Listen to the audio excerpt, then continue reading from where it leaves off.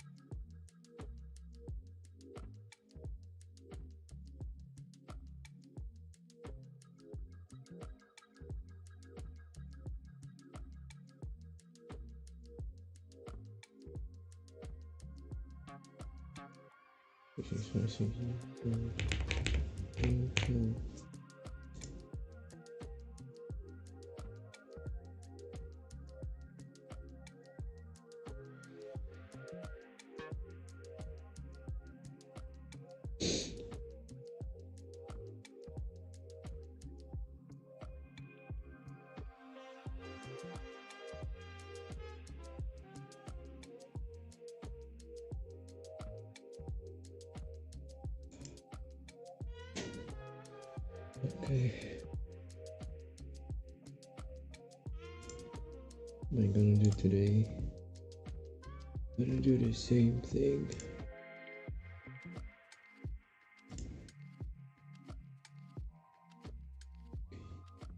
Okay.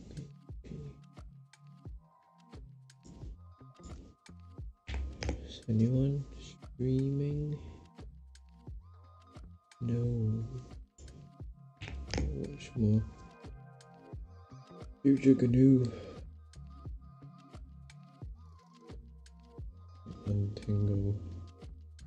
Untangle.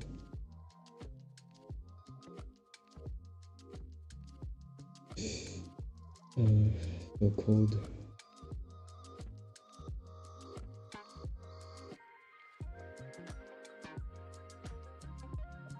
I did a thing.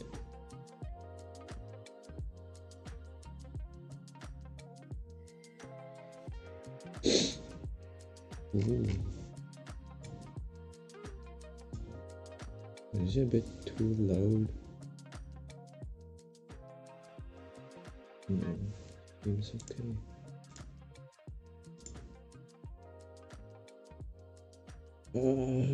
Future Canoe, Future Canoe. Not only the Here's a sack of potatoes. It's not only the main ingredient of the day, but also the inspiration upon which all of my high school nicknames drew upon. We'll explore viral potato recipes divided into 3 categories: baked, pan-seared, and deep fried. Let's get started. You know, now that I think about it, I've never peeled a potato without some sort of deformity. Like, what is this? It looks like an apple. Feels kind of granular on the inside, and here's like a crack on this one. But anyways, we'll cut a few into large chunks, put them into cold water with a little salt. You see, most people just put a lid on and boil till fork tender, but I take it one step further on this channel. I boil till ligma fork tender. We'll season it real quick before mashing, and this will be used for the next 2 recipes.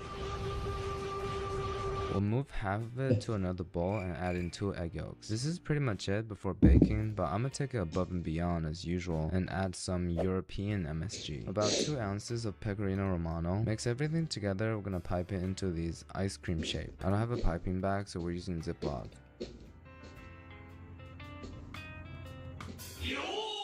You know, without a star tip, the shape didn't come out as desirable as I wanted them to be, but I'm counting on you guys' manners to keep the comment section sanitary. We'll put it in the oven at 375 for 8 minutes. Same setting for air fryer, I think. Didn't look any better. This is a classic French dish. It is a little strange. I'm not sure, but I assume this is like a hack for using leftover mashed potatoes. But mashed potatoes is pretty easy to reheat, you know. But anyways, let's give it a taste and rate it 1 through 10. It's a lot fluffier, kind of tastes like my pillow, without all the grease and the hair follicles, of course. It has a lot more structure and body than mashed potatoes, but ultimately there's no difference. So cold water with a little salt one. But anyways, we'll cut a few into large chunks, put them into cold water with a little salt. You see, most people just put a lid on and boil till fork tender, but I take it one step further on this channel. I boil 2 recipes. Season it real quick before mashing, and this will be used for the next 2 recipes.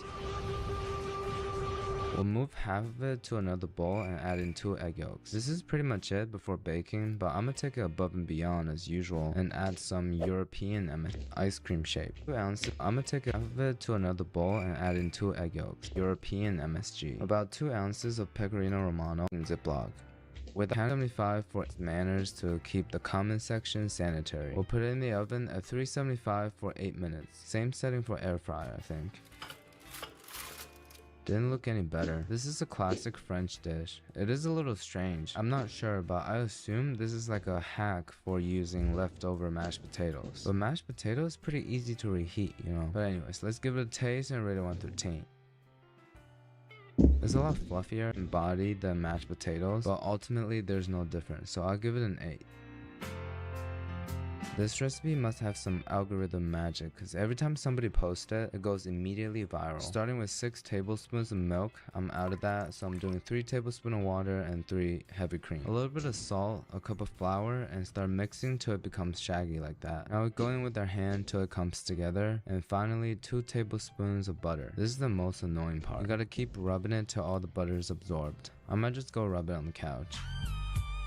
When it's smooth and oily like that, we'll fold it a couple times, cover and let it rest in room temp for 30 minutes. Take it out of the bowl, fold it towards itself till the surface is really smooth. Then we'll just roll it out as thinly as we can. Obviously, the thinner, the better the experience, and if it rips, I guess we'll just risk it. And judging by the amount of cheese I'm laying on top of this dough, you might think we're making a pizza. But we're actually making a giant cheese potato dumpling, or a full-sized pierogi if you may. The beginning of the wrapping process seemed pretty smooth as I'm layering in all the edges, but towards the end it's coming up a little short. But no need to worry, we'll do some stitching, pinching, and squeezing, and also the most important part of dealing with the problem is hiding it underneath. We'll give it another roll out, and the dough should be elastic enough to conceal itself.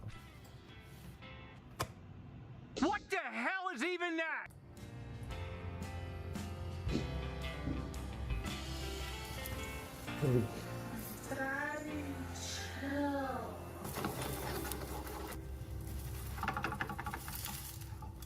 I didn't expect this episode to include a segment of pimple popping, but here's what happened. Once both sides are cooked evenly and the cheese melted, we can take it out and just look how beautiful this side is. Can't believe we're getting a cheese pull going on here. The outside layer is crispy and thin and is filled with potato and a thick layer of cheese. This turned out so much better than I expected, except for this one. The potatoes fluffy at the same time creamy, and the flavor of the cheese complemented really well. Overall, it's extremely comforting, but the flavor profile I think is a little too mellow. It needs like a acidic marinara sauce or some hot sauce. Still, it tastes really good though. It already has a high score of 9 out of 10. Entering the pan fried category, our first recipe is an eggless hash brown. Well, it's not technically electrically powered, so it doesn't qualify as a machine. It's just another way of hand slicing. Then we'll soak it in cold water to wash it a little bit to get rid of the natural starch. Season with white pepper and premium salt. And since we took away the potato starch, we gotta add back in, but with corn. This step confuses me too, but I'm just following the recipe here. Seems like an unnecessary move, as I said it before. It's just like how I take my pants off to fart.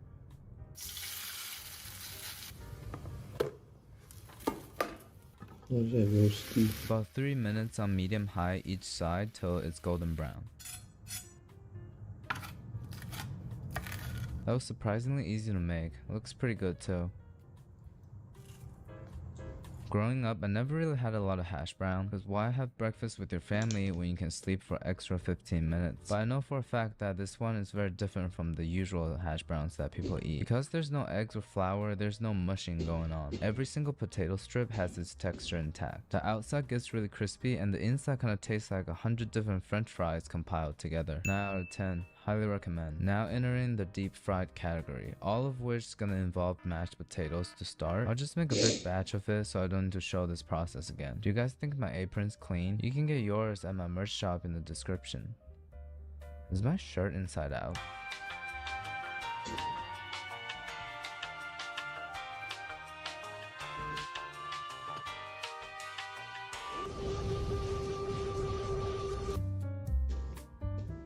To 160 grams of potatoes, we'll add 15 grams of sugar. I do find it a little weird. Shouldn't it be salt? Let's just add a little bit then. 35 grams of cornstarch. I think a tiny amount of baking powder can make it puff up a little bit. Mix it together and just roll into small spheres. Once again, it's still forbidden to comment on the handling skills.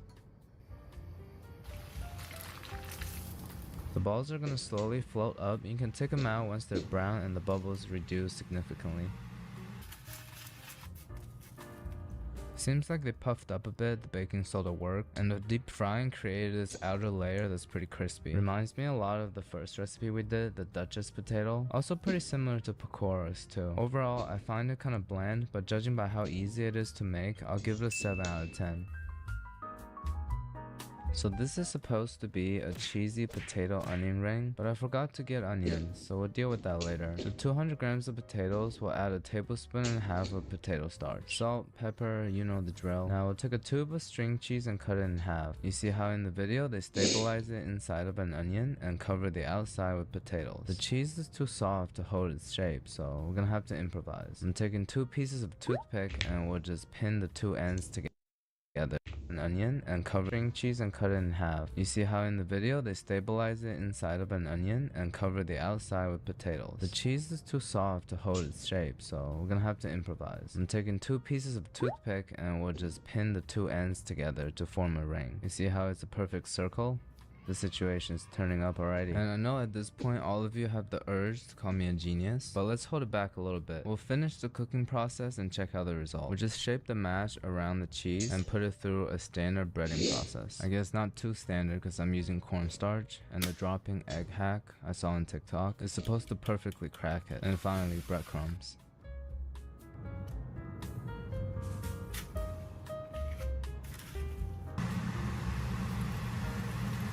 I guess the best part about frying these potato recipes is that when they're done, they just float up by themselves. This one's got a pimple on it. So far, they're holding its shape pretty well. I already can feel it. This is gonna be the cheese pull of the week.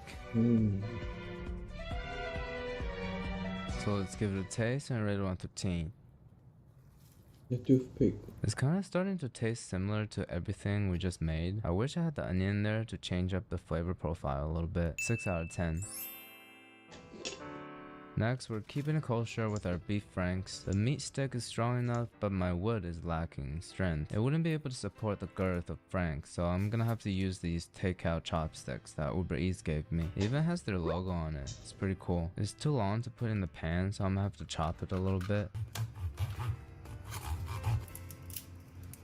Didn't expect to do woodwork while making a potato video. I also sharpened it a little bit with my pencil sharpener. Now it's the stabbing part. We're gonna cut the beef franks and the string cheese into halves. Have the cheese on top and the dog on the bottom where it belongs. As I'm putting the chopstick into the frank, I kind of felt some sympathy pain for some reason. It kind of reminds me of that scene from Friends where Joey gets a kidney stone. Which means we can either wait for you to pass them or else go up the urethra. But anyways, I also did some skewer ones just in case the chopstick ones completely split open. Now just flatten out some mashed potatoes, which I season with salt and pepper, and just wrap it up and shape it into a corn dog. To make the surface more flat, you can roll it a few times on the surface. Now again is the breading process. I should have kept the stuff from the last recipe. Now I'm just wasting food.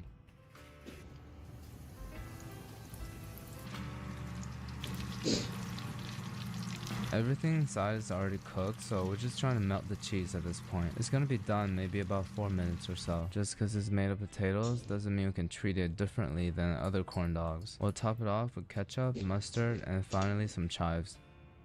Look at this. Don't they look straight out of a restaurant? I mean, more like straight out of a food cart on the side of the street. And look, another cheese pole. Getting excited, let's give it a taste.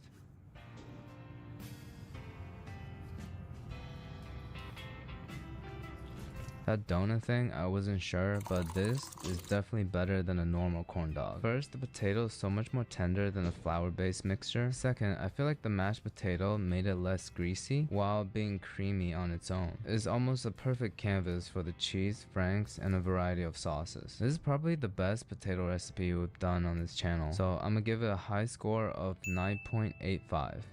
Actually 9.9, sorry. Our last recipe is the cheese potato mochi thing from Demon Slayer. I can't seem to find the mochi flour, so I'm using potato starch again. This is technically a pan fried recipe, but I got lazy and just deep fried it. First, we're gonna cut 2 slices of monster cheese. It's for the stuffing. And then we'll lay out a piece of mashed potato, press it out into a circle, lay the cheese in, and then enclose it with another piece of wrapper. The recipe requires it to be a square, but I guess you can do any shape you want. After enclosing it, we'll just press the edges against the counter and let gravity shape it into a square for us. So as I said it before, we're supposed to fry it in a saute pan with a decent amount of oil, so only the 2 sides will be golden brown and the middle is still kind of like soft, but I feel like it doesn't really matter. We're just trying to melt the cheese at this point. The end product isn't going to be crispy regardless. You'll see what I mean in a sec. In a separate saute pan, we're going to combine mirin, sugar, sake, and soy sauce. I'm too lazy to do that, so I'm just going to use this Costco sauce.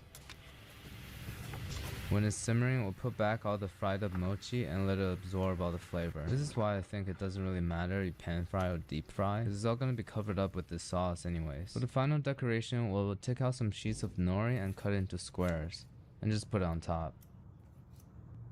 Here it is, the potato cheese mochi. This is my first time having mochi with a savory sauce. Let's give it a try.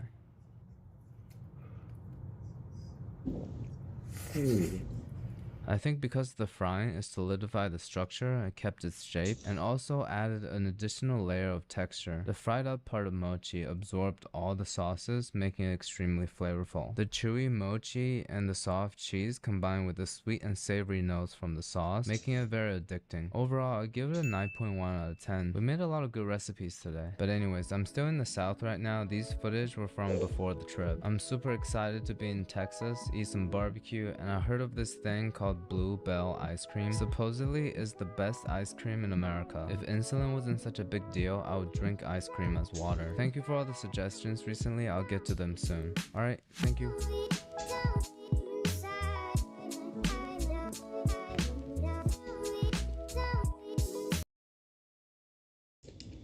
Here's a sack of potatoes.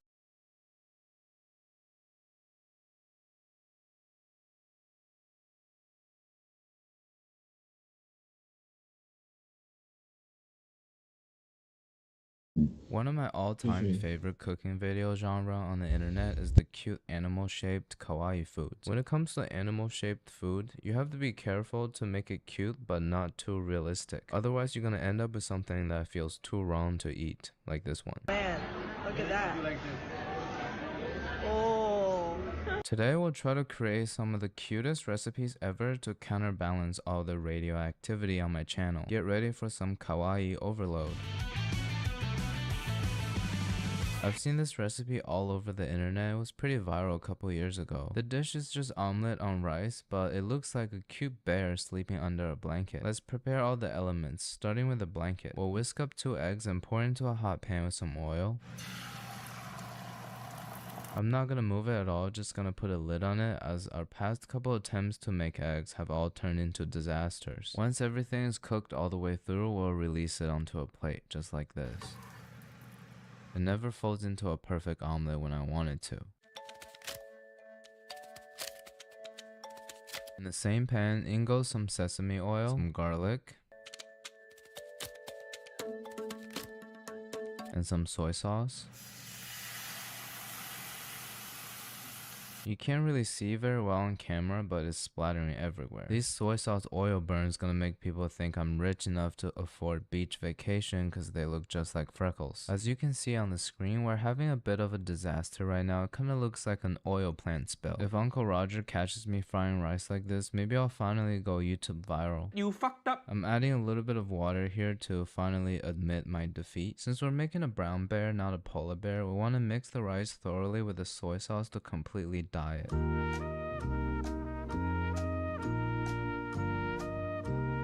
I don't think we should stir it anymore because we're breaking the rice grains too much, so this is the best I can do. Now we have everything ready, let's move over to the assembling station.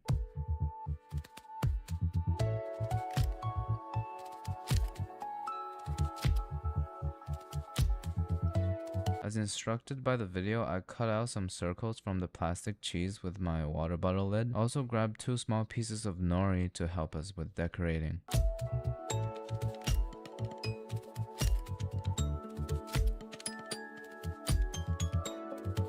I have to be honest, these steps look a little too complicated, so I'm just gonna wing it and use my creativity to put together this bear. How hard can it be? This is some little kid stuff. All we need is a solid body, some strong arms and legs. Just a little reminder, if you don't want the rice to stick all over your hand like I did here, make sure you put some water or oil on your hand before touching the rice. The biggest piece is gonna be its head, and make sure you don't forget the little ears on top. Now we have a rough shape of a bear, time to decorate the little details. I cut out these nori triangles to resemble the ear holes. I was gonna use the cheese slices as eyes, but then it looked too much like it's wearing sunglasses. So I put 2 pieces of egg whites as the pupil. And for the actual eyeballs, I used these tiny nori strips. It's kind of flat because our bear is very tired. And finally, I cut out a smiling carrot because it's a sweet dream kind of day. This is our bear.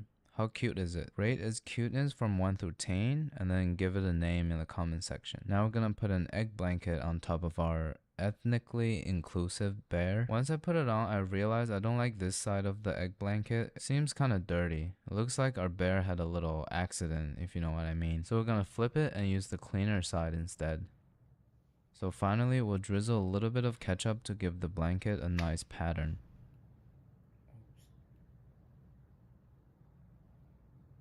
What do you guys think? Is it cute? I think there's one more thing that can make this better.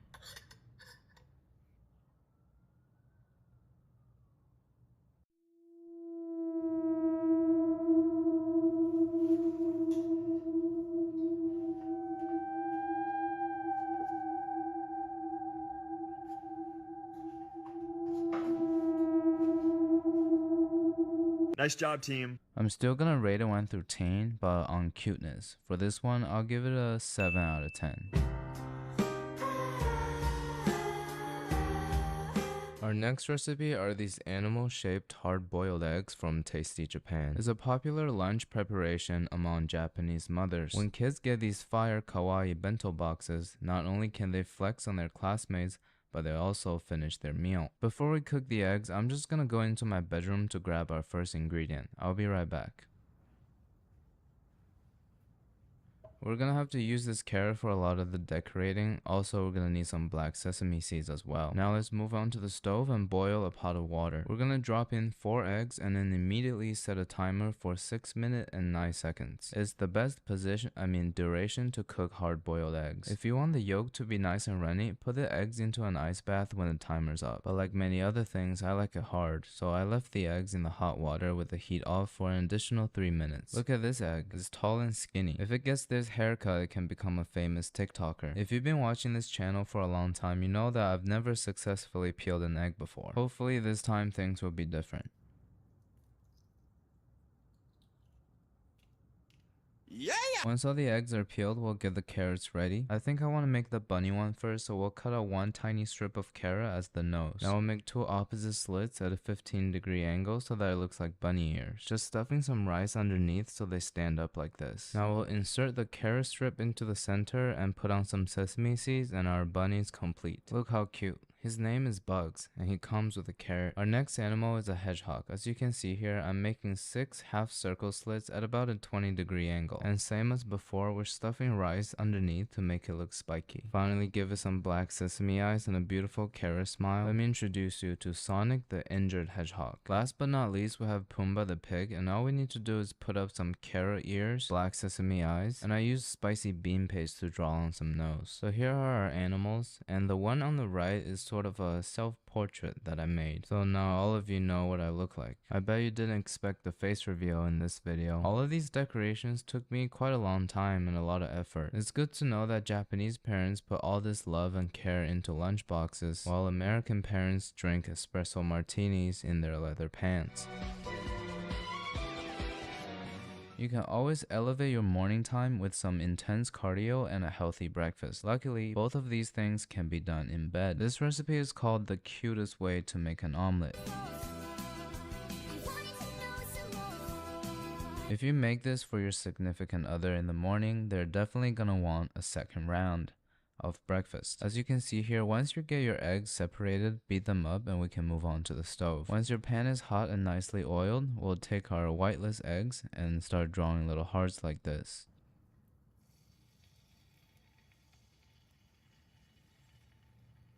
When enough love is demonstrated, we'll pour in the whites and turn it into an omelet.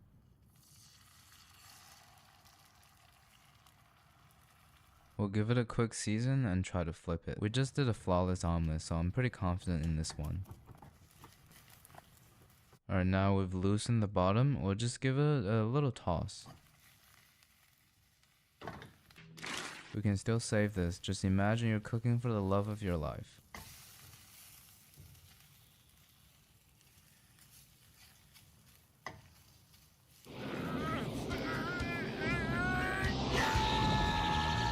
So this is what we're left with. You know, I really thought this was gonna be the easiest one. I mean, you can still see some of the egg yolk hearts. So I'll give it a 5 out of 10. I think a Teflon pan might be a prerequisite. Now we're gonna try to make some brioche buns in the shape of a really cute sea otter. We've made brioche too many times on this channel, so I'm not gonna show it this time. But you can use any French brioche recipe on the internet that's easy for you. So we'll first divide the dough into a few different pieces. Keep in mind we need a head, body, tail, and 4 legs. Just start with the snowman and add a tail to the left. Now we're gonna follow along the video and put a hot dog or a sausage in the middle of the bun to make it look like the sea otter is floating with a wood log. As you can see, we're back at it again with my mysterious pink sausage. I feel like it's too long and starting to look a little dirty, so I decided to cut it in half. It's a family friendly channel and I can't let that stuff fly, you know. Now we'll put on the 4 legs so that it looks like it's hugging it and floating with it. I feel like whenever I see otters in a documentary, they're always floating on their back. Cover it and let it rest for an additional 20 minutes. After that, we'll just brush it thoroughly with egg wash and put it in the oven at 350 for about 17 minutes. So this is how it turned out. I don't know why it looks overbaked and underbaked at the same time, but I think it resembles the fur pattern of otters pretty well. We'll poke in the carrot strips as the eyes, and I cut out a piece of cheddar as the mouth. It's smiling because it's saying cheese. Let me just post this masterpiece on Instagram and see what you guys all think. What's poppin'? Brand new whip, just hopped in. I got options. I can pass it like Stockton. Well, personally, I think it's pretty cute and not dirty at all. So I'm gonna give it a taste and rate it 1 through 10.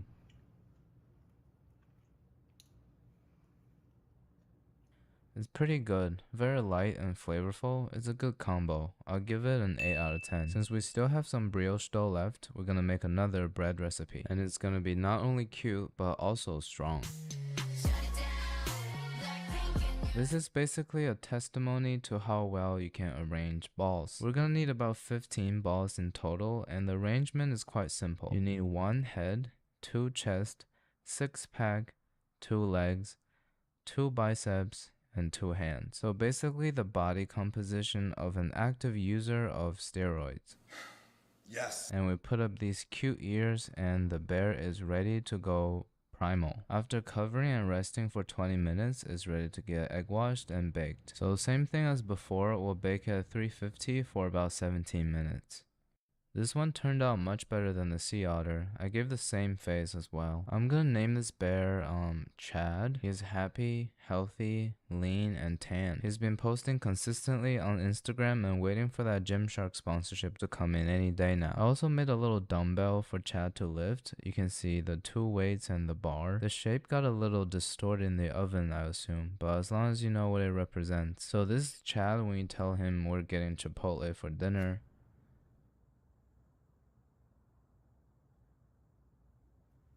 And this is when you tell him he can't have any carbs for the next 2 months. Hey, stop holding that wood log. What are you gonna do about it? I'll show you what I'm gonna do. Oh. Primal. Now I'm gonna get on top and curb stomp you. Anyways, I feel like food is not always about prestige and expensive rare ingredients. Sometimes it's good to cook like a kid and make food in the way that's funny or the most enjoyable to you. I hope you liked some of these kawaii recipes today. I think this might be the strangest video on this channel yet. I'm really sorry, it won't happen again. Alright, thank you.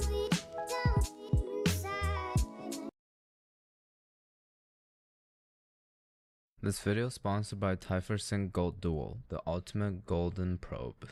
'Tis the season of giving thanks. Family time, Native Americans, not so Native Americans, powerful people virtue signaling, powerless people virtue signaling. Since I started going to school to learn history, I don't know what Thanksgiving is for anymore. However, as a wise drunk man once said, life is a subscription and Thanksgiving is your yearly charge. Today we'll take a look at some of the most viral Thanksgiving recipes over the years, and at the end I'll show you some of my own recipes. So while watching these, let's ask the age-old question, does this influencer cook better than my mom, or am I just an ungrateful child? Don't think too hard though, cause it can give you a heart attack. I guess influencers making turkey and sides is like musicians making Christmas albums. It gets recirculated every year. So when we hear the holiday bells, all they hear is cha-ching. But anyways, look how juicy this breast is. Welcome to episode 4 of my Thanksgiving series. Today we're tackling turkey. It's a dry brine recipe. It's the night before cooking, so I got this whole frozen young turkey. Unfortunately, it's not frozen, not young. It's just the turkey, and it's a boy. And frozen young turkey is also a premise to my rapper name, Ice Cold Young Canoe.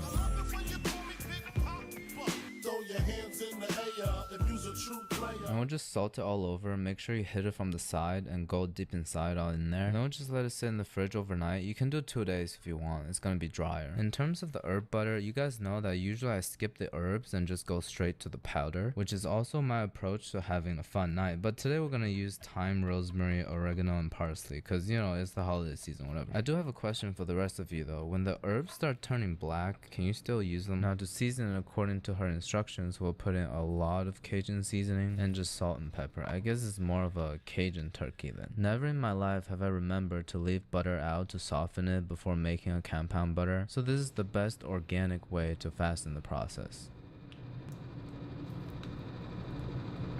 But I'm just the master of thermodynamics. And once the butter is very well combined, we'll put it back into the bowl. After I mix the butter by hand, I put it into this container only because it looks good, not because I use the machine or anything. At this point, the surface of the turkey should be very dry. This is gonna make it more tender and easier to cook. I forgot to add lemon to the butter, so I'm doing it now. To completely flavor the turkey, we gotta stuff the butter underneath the skin. And to make sure the butter is gonna properly fit, we gotta go in there, stretch it, and make it more loose. This seems a little gross and might make you uncomfortable, but trust me, the turkey suffers the most in this exchange. Also, what is this? Why would you put it there? Anyways, now we have the skin on top nice and loose. We'll start oiling it up. We'll take a little ball of butter, place it at the opening of the turkey, close the end, and spread it with the back of our hand all over the breast. You want to do this a few more times, pretty much as much butter as you can stuff underneath the skin. It's going to protect it from drying up and flavoring it at the same time. And if you find these hard pieces of butter, we'll put it in the middle of the breast so they can have these like little nipples. If you still have butter left over, we'll massage it all over the inside and out of the turkey till you start wondering, wondering, am I feeding my family a bird or are we drinking butter together? It's ready for roasting. We'll cut some aromatics for the inside and on the bottom. Roasting trays nowadays are so flimsy, I feel like it's falling apart already. The roasting tray at my parents' house is from their wedding. It withstood the testament of time and becoming the only result of their marriage that's not disappointing. With the oven on 350, we'll put it into the tray, stuff it with all the herb stem from earlier, aromatics, and half a lemon. Pouring half a cup of wine and chicken stock, it's time to get to know Typhur Sync Gold Dual. This is the world's most stable wireless cooking device. A lot of thermometers are around it, but Typhur Gold has never given me an issue. One of the eating your phone. For example, here I'm gonna put one probe at the thickest part of the breast and one at the intersection of the drum and thigh. With 6 sensors on each of the probe, I'll be able to track the internal temperature and the ambient heat very accurately throughout the cooking process. And with a huge turkey like this, you want to take it out a little before 165 Fahrenheit internal, so Typhur Gold makes it very easy to monitor and make sure it comes out tender and juicy. Another huge perk is its durability. The probes can withstand up to 932 Fahrenheit and is waterproof, meaning you don't have to worry even in extreme high heat or accidentally splashed by oil. If you're busy in the kitchen, you'll love the long-range connectivity. It has an unobstructed 3,000 feet range. You can monitor and cook across the house and still get accurate reading. The link is in the description below and use code FUTUREC20 to get 20% off your Typhur Sync Gold Dual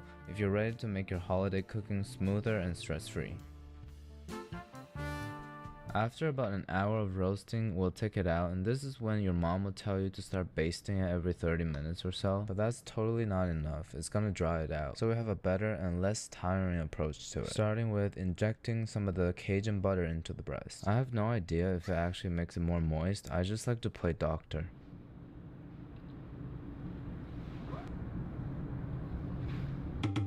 Here's my secret. I top the turkey with a nice damp buttered up cheesecloth. This gives it so much flavor and makes sure it's moist with that beautiful top. I ran out of cheesecloth, so I'm gonna put a used piece of paper towel into the Cajun butter, let it soak all over, and just put it on top of the turkey. This feels very maternal. It's like tugging in a baby. Now back into the oven at 350 for about another hour and a half or so till the thermometer reads 155. The bigger the piece of meat, the longer we should rest it, and during that hour of resting, it's gonna go well over 165. Why do I keep emphasizing the required internal temperature for chicken and turkey? You might have noticed I don't usually teach you guys how to cook. I don't feel obligated to, since this is not a real cooking channel and all. Hope you noticed that by this point. But I think the bare minimum I can do on this channel is to prevent both of us from dying. But anyways, what I'm trying to say is cook your birds to 165. I rested it for 2 hours and it's still really hot inside. This is a beautiful looking turkey. I really like the color. I was worried that it got cold, but look how steamy it is. Hot moisture coming out of its legs. Now thanks again to Typhur Sync Gold Dual. Let's carve this turkey up.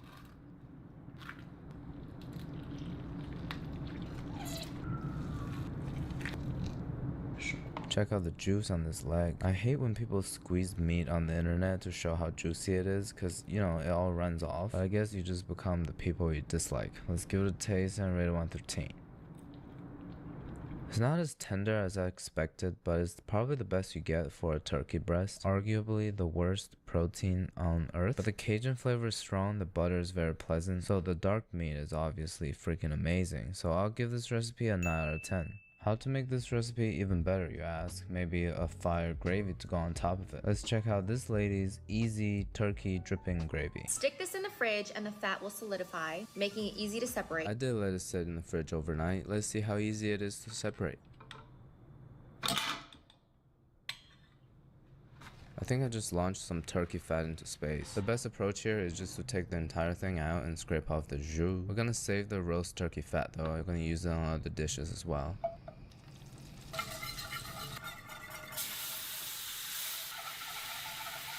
So that was about 3 tablespoons of fat and 2 tablespoons of flour. Usually should be 50-50, but I really don't like thick gravy. It doesn't taste like a sauce, it tastes more like a dough. Once again, I'm pouring hot liquid straight into a plastic container. I do see all the hate comments on that, but it's my channel. I get to be as stupid as I want. Maybe it's a little too thin. There's no flavor needed though, because all the work is done while roasting the turkey. I don't think I'll have it straight up, so let's move on to the next one.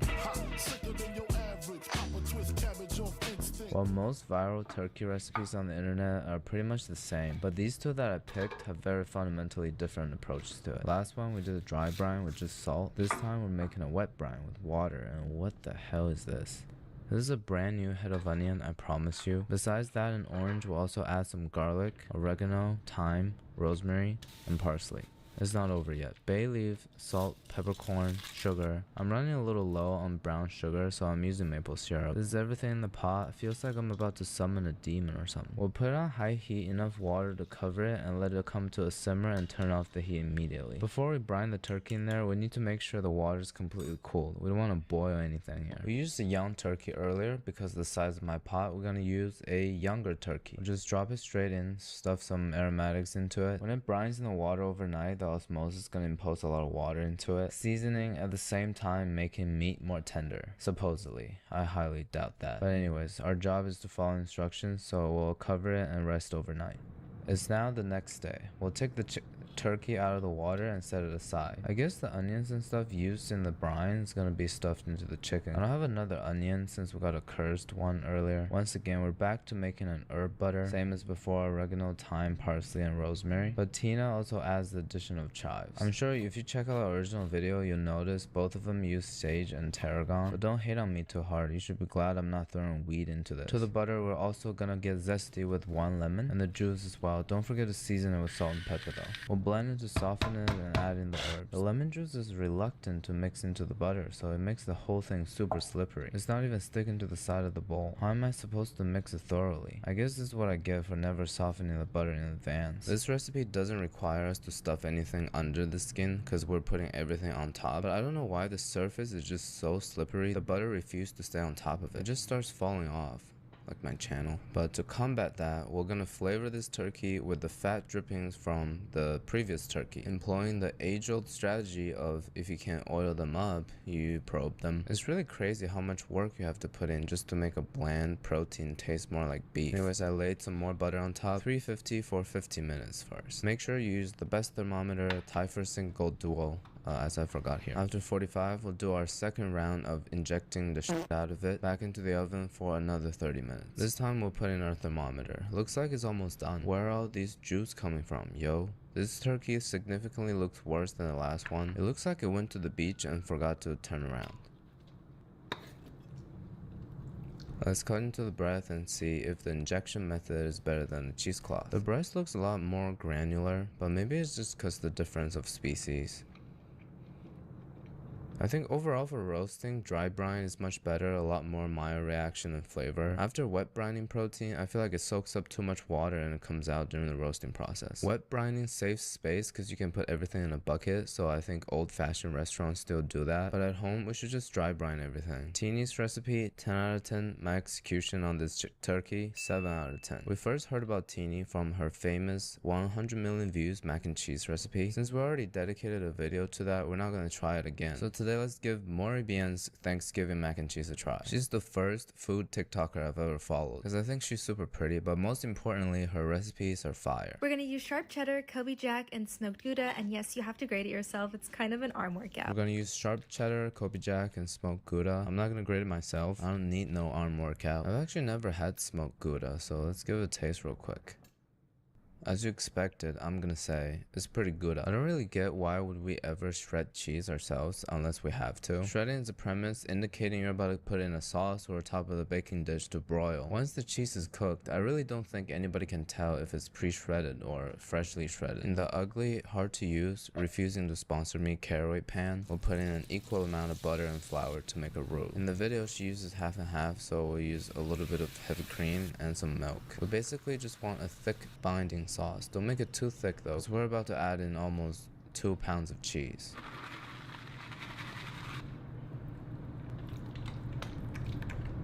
It doesn't have to be perfectly smooth because we're baking it later, everything's gonna come together. After mixing into the macaroni, we'll top a layer of cheddar. Max broil till the surface is crispy like this.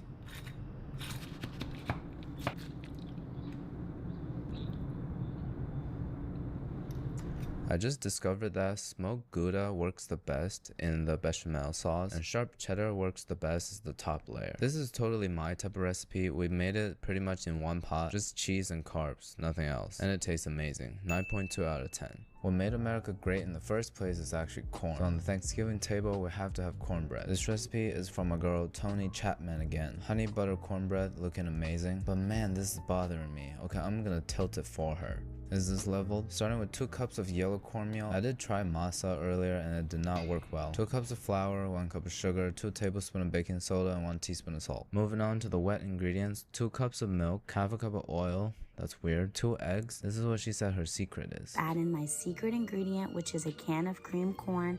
Stay with me. Trust me. This is my secret ingredient. It's cornbread, so I feel like cream corn really makes sense here. She said it like it's gonna be something crazy, like we're about to put ketchup in it or something. The amount of stupid ingredients I've used on this channel, I've never offered any explanation, mostly because there is none. But anyways, this cornbread batter looking nice. Once we whisk in the egg and the cream corn, we'll combine the dry and wet ingredients. As I'm mixing this, I realized at the end I can't really tell if the lumps are flour or just cream corn. So if you make this at home, maybe don't add the cream corn till the very end. We'll ladle the batter into the mold so they can be nice little muffins. Bake in my 375 for 45 minutes. Halfway through the baking process, we're gonna brush on some honey butter. Doesn't really require any explanation, but honey is expensive, so I'm gonna replace it with some maple syrup. Painting honey butter on cornbread is so therapeutic. Smells like the preface to a dramatic family conflict. We'll put that back in there. Once it finishes baking, we're gonna put more on top. Nice, warm, freshly baked cornbread. And it's medium rare. As always, I'm one of those people that only eats the top of muffins, so let's give it a taste and rate 1 through 10. When you make it, bake for at least 30 minutes, but medium rare cornbread is gonna be a thing. Back in the duck fat video, we also loved the medium rare donut. Maybe we should do a video tasting and rating all the raw batter of desserts and see which one is the best. Give me some suggestions in the comments. Don't just say cookie dough. Where are your vegetables, future canoe? You might be asking right now. Coming right up. The next recipe, the first step is to prepare some candied bacon. On a wired sheet rack, we're gonna sprinkle brown sugar and pepper all over some bacon and put it in the oven at 400 for 5 minutes. After 5 minutes, we'll turn them and put on more brown sugar. I'm a little low on it, so I'm using maple syrup. In the end, they should be crispy and caramelized just like this. It's gonna be a recipe from Max the Meat Guy, and the video looks awesome. Let's take a look.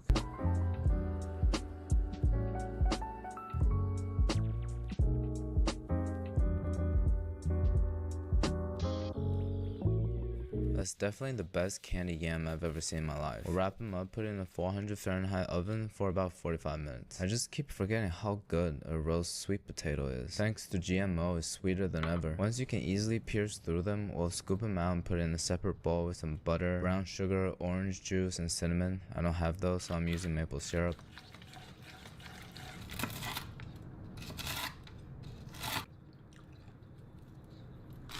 We'll carefully lay down each one upright so they all stand uniformly. Actually, I give up, just pile them. And I don't really want to wait for it to broil, so we're just gonna torch it.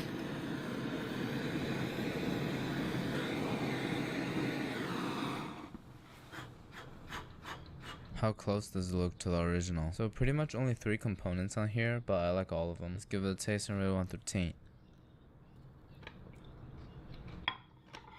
This is stimulating dopamine in a really interesting way. It doesn't feel like I'm eating a dessert, it feels like I'm eating like a whole meal, but it's much more satisfying than a traditional candied yam for sure. So I'll give it an 8 out of 10, highly recommend. Our next recipe involves actual vegetables like asparagus. Even though skepticism is my default state of mind, but every time after I eat it, I go, it does smell weird. This recipe is from our boy Jose, and no way he said this at the beginning of the video. We're gonna put grandma in a wheelchair this year with my bacon and puff pastry wrapped asparagus. My grandma's already in a wheelchair, so my objective is pretty singular. But I don't think the process of making these needs that much explanation. You just wrap everything around the asparagus and you bake it. You do want to cut the bacon in half though, otherwise it's gonna be too large. After doing the same wrapping process with bacon, we'll brush with egg wash into a 375-degree oven for 20 minutes.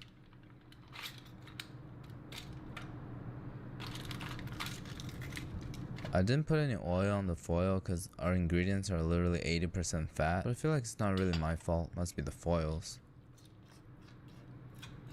Everything's amazing besides the asparagus, so I'll give it a 6.6666 out of 10. You might be asking at this point, Future Canoe, what do you contribute every year to Thanksgiving? Well, besides disappointment, I actually put a lot of effort into the potatoes. We have to use Yukon Gold because it doesn't have that dirt flavor that russet has. We'll cut and cover with water, season it a little bit, and boil with the lid on. Here's the complicated step. When you can easily pierce through them, we'll run all of them through a tamis just to remove any unpleasurable mouthfeel. In my experience, spatula doesn't really work. You either want to use a spoon or a plastic bench scraper like this. And another thing is you only want to go a couple pieces at a time. Having too much at once is going to spill and it's going to take you forever.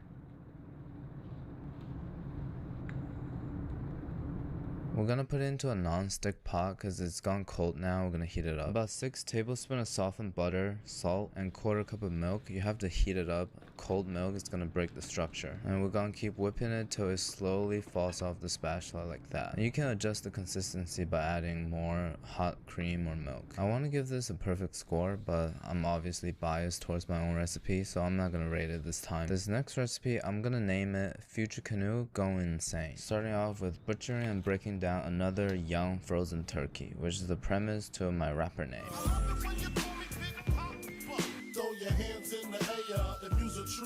We're only gonna deal with the thigh for the video, so we're gonna salt all over and brine overnight. This is gonna make it drier, hence safer for what's gonna happen next. We played with non-Newtonian fluid the other day and I had a lot of fun, so we're gonna make it again. Starting with 2 cups of potato starch and 1 cup of water. Continue stirring it until it becomes like yogurt, and then we'll take the salted turkey leg and drop into this batter. In the dry brine process, you can flavor it with whatever spices you want. I mean, not that I expect you to make this or anything else on my channel though. And then you guessed it, drop it into 355-degree oil.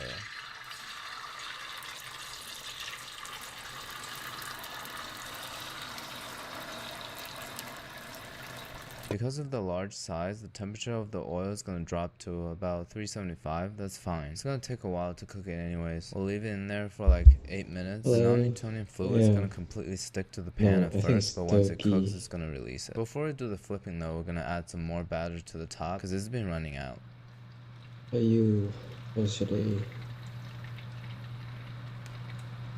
I'm basting to speed up the cooking process, but why does it look like it caught some type of infection?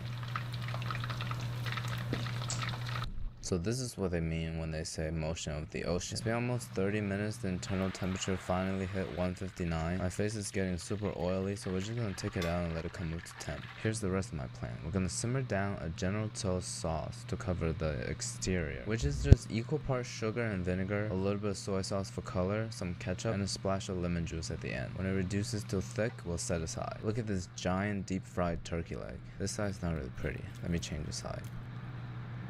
This side's not really pretty either. Alright, let me cover it with sauce then.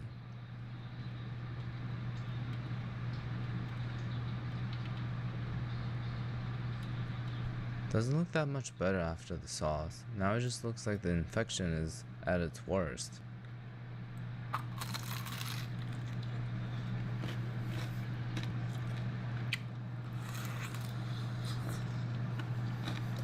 Those were some satisfying bites. It's like Korean fried chicken on steroids. I think I told you before, but I'm a big fan of the gaminess of turkey. I don't think this is much better than the traditional deep fried turkey that causes explosions and stuff. So I'm gonna give it a 5 out of 10. Anyways, I'm particularly excited for this Thanksgiving because a lot of things in my personal life are not going my way this year. As a lot of you know, I'm applying to schools right now, and this application season has not been my friend. Feeling more anxious about the future than usual. Exactly the time to replace the fear of future uncertainties with the gratitude for present blessings. That's what Thanksgiving is going to be about for me this year, and I hope the same for you. When you're able to find things to be grateful for, your world lights up a little bit. And no matter where I end up in a year or so, I'll still hang out with all of you here, possibly with better lighting though. Alright, thank you.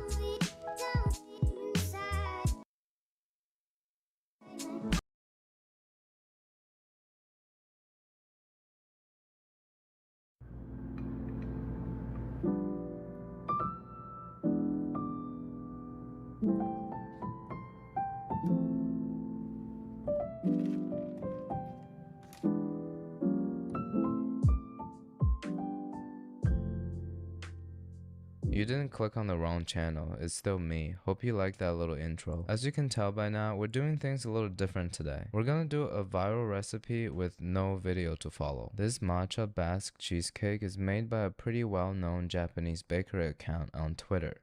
Oh, sorry, I mean X. Anyways, all we have are these handwritten recipes in Japanese, but no need to worry, as you guys all know, I'm an expert on all languages. I'll show you the process and list all the ingredients and instructions in English at the end. Let's get started. My first step is getting triggered by a 2-ounce matcha powder bag that I paid $20 for.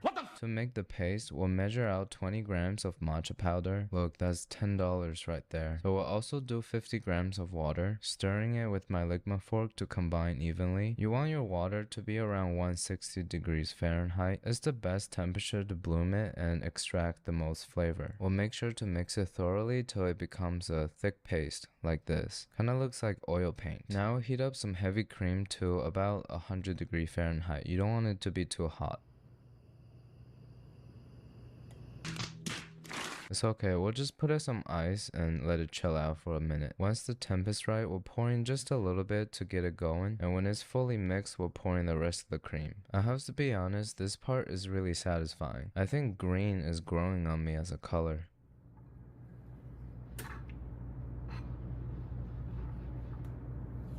Once it's nice and smooth like this, we'll set it aside and move on to the main character. Ideally, you're gonna want your cream cheese to be completely room temperature, but if you're like me and never prepare for anything ever, you can just put it in the microwave for 40 to 90 seconds, depending on the power. So right here, I'm just gathering about 350 grams of cream cheese, and just fold them a little bit to get them even softer. If it gets a little bit difficult to work with, you can always just put it aside and deal with it later when you're in the mood. So that's how I treat all my problems in life. In the recipe, it called for 110 grams of Japanese cane sugar, which is just like American cane sugar without the brutally racist history. And to the sugar, we're gonna mix in about 10 grams of cornstarch to help everything bind together. Now we'll pour it into the cream cheese and continue mixing it till everything's fully dissolved. Mine's still quite clumpy, but as I said it before, we can just always put it aside and deal with it later. Time to get cracking with the eggs. 3 whole eggs and 2 egg yolks. The recipe calls for exactly 200 grams of egg mixture, so if your eggs are a little bit on the smaller side like mine, you can just add an additional egg yolk to make up for the weight. I'm beating it with a Ligma fork over some warm water to make sure it's the smoothest texture, and we'll pour a little bit of the egg into the cream cheese mixture and fold it in. We'll repeat it for about 5 times. The reason why we're folding instead of beating it on the couch like usual is to avoid making it fluffy. We want to make sure our cheesecake is as dense and creamy as possible. The process might take a really long time, but you know, therapy is expensive. There's a slight problem of my mixer being unusually clumpy, so I'm gonna run it through a sieve real quick.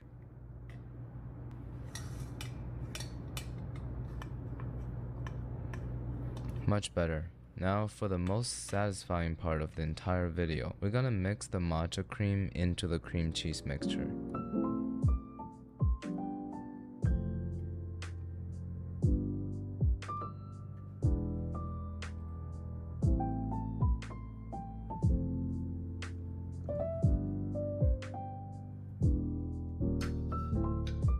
You probably can already tell I'm putting in a lot of effort into this video. I even got a new springform cake pan. Before we pour the mixture in, we gotta prepare the parchment paper. Usually I just crumble it into a ball and just use it like that, but apparently there's a much better way to do it. So starting with a square piece, we'll fold it by the corner 1, 2, 3, 4 times till it looks something like this. Now we'll use this piece to measure out the radius of the cake pan. It's about 3 inches. I'm really familiar with this length.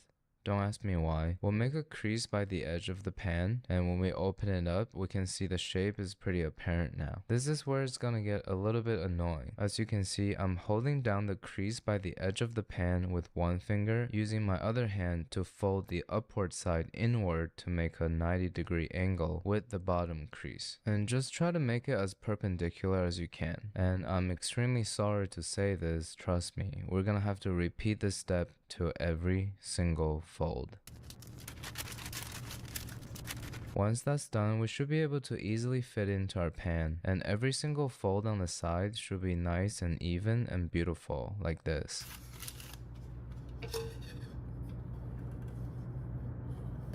So, do you guys think all that work was worth it? Let me know in the comments. Alright, from now on, all easy work. After all that folding, at least I get to watch this satisfying pour.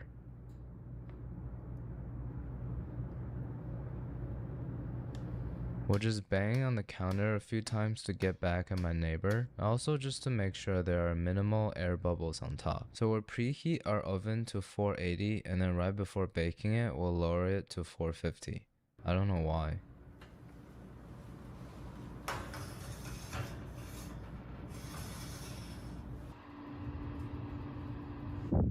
Setting the timer to 28 minutes.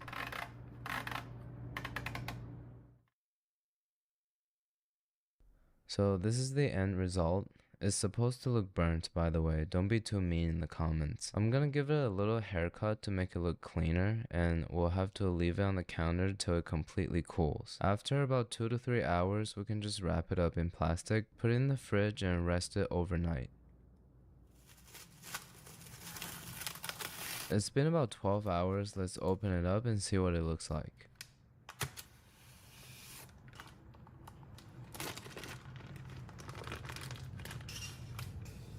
Kinda reminds me of nuclear waste, or you know, infected elephant shit. It's okay, it's supposed to look like that. Right now I'm thinking about cutting out the middle piece, but I don't want to make it look any worse.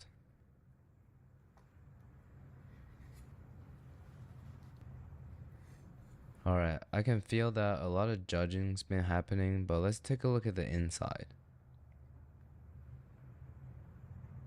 It looks very creamy. But I just don't understand how is green and brown supposed to look appetizing, man.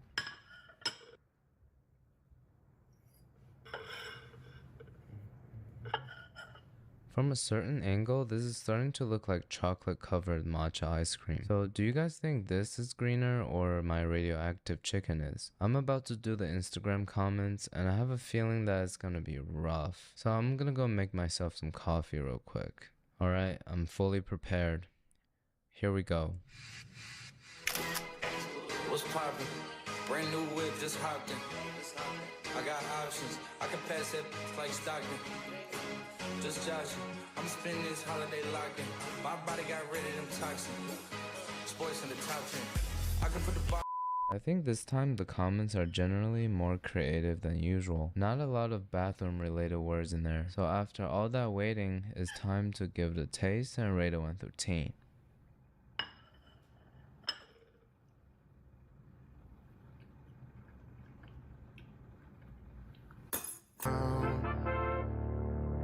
baby. I think I overbaked it a little bit because the texture is not as creamy as I expected, but the flavors are very impressive. Generally, I think this type of cheesecake is a little too sweet and dense. Like the first 2 bites are amazing and then you feel a little bit sick. But with the addition of matcha, it adds a little bit of bitterness and herbal aroma to balance everything out. Well, theoretically, you can take 1 bite after another and never get sick of it. I'm not doing it right now because it's too early in the morning. Also, it doesn't taste that good. It's a little bit on the hard side. So I'm gonna give it a 7.8 out of 10. If I ever do it again, I'll probably bake it for about 8 minutes less. Should I retry this? Let me know in the comments. Alright, thank you.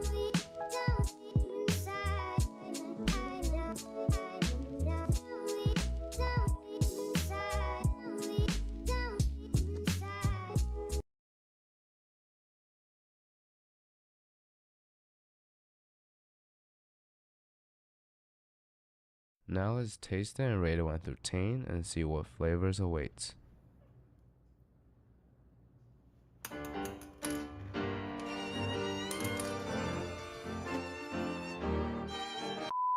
Like my extremely flexible standard of dating, we've all tried to satisfy our needs with low quality means. You might think that a struggle meal is out of desperation, but with creativity and passion, it can actually taste like a normal meal. Whether or not you're still struggling, you should keep these recipes around because you never know when life is just gonna kick you in the crotch, give you a wedgie, and spit on your face. So a lot of you on Instagram give me your recipes, and today we'll make them, try them, and rate 1 through 10. And the winner is gonna get a prize. That is this apron right here. We have on the menu today 3 appetizers, 4 entrees, and 3 desserts. Let's get started. So our first appetizer is popcorn chicken, but instead of fried chicken in the shape of popcorns, it's popcorn covered in chicken bouillon. Well, excuse me, it's actually better than bouillon. Nice job, team. Since the paste is too thick, we'll incorporate some butter into it to make it like a sauce. Once it looks sort of homogeneous like this, we'll move on to the plating. Pour the popcorns into my mug/cup. Give the sauce a little stir so it doesn't completely look like throw up. Finally, we'll drizzle it over. You gotta make sure it's elegant because it's a struggle meal, but we still have our dignity over here. And carefully mix it up, make sure nothing spills. And now it's time to grab a handful and give it a taste. We'll rate these dishes on 2 scales today: the taste and how easy it is to make.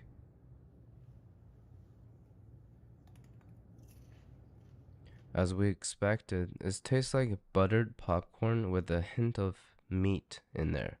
So it makes me feel like I'm not eating a snack, but rather a legit meal. But it's definitely not filling and a little boring. Popcorn chicken. 3 out of 10 for taste and 4.5 out of 10 on easiness. Moving on, I named our next recipe cinnamon bread. Basically, you take a piece of white ass bread. Yes, I use the end piece here because it reminds me a lot about myself, how everybody wants to toss it before giving it a chance. We'll put a slice of cheese and top it off with some cinnamon, but as I'm putting it on, I realize my cinnamon smells kind of weird.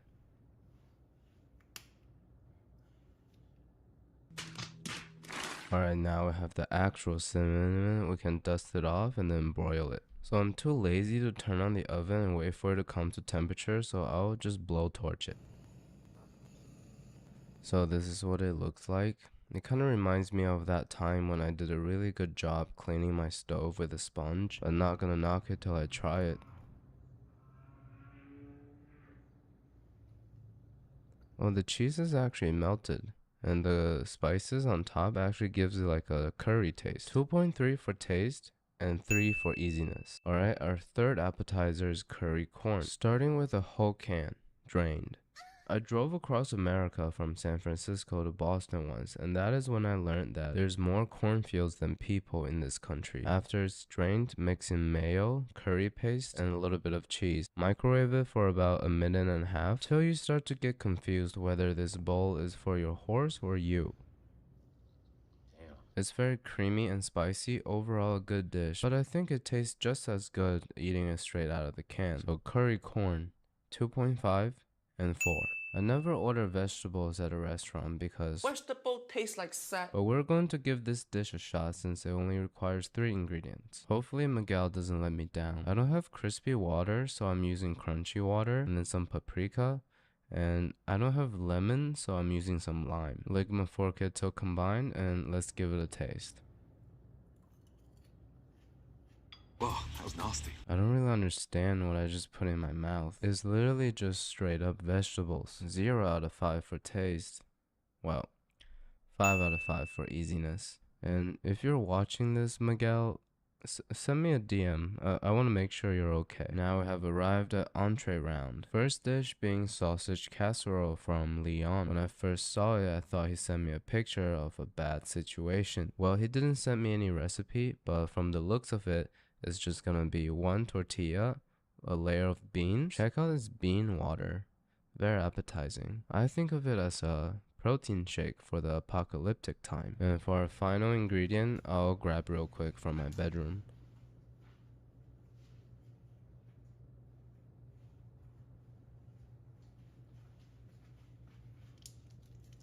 Alright, now let's unwrap it so we can have some fun. We'll gently push it on top and voila. Do you guys think I should send a picture of this to the Michelin guide? Let me know in the comments. And just to be consistent with Leon's picture, we're gonna garnish it with some franks. Now it's time to get the party started.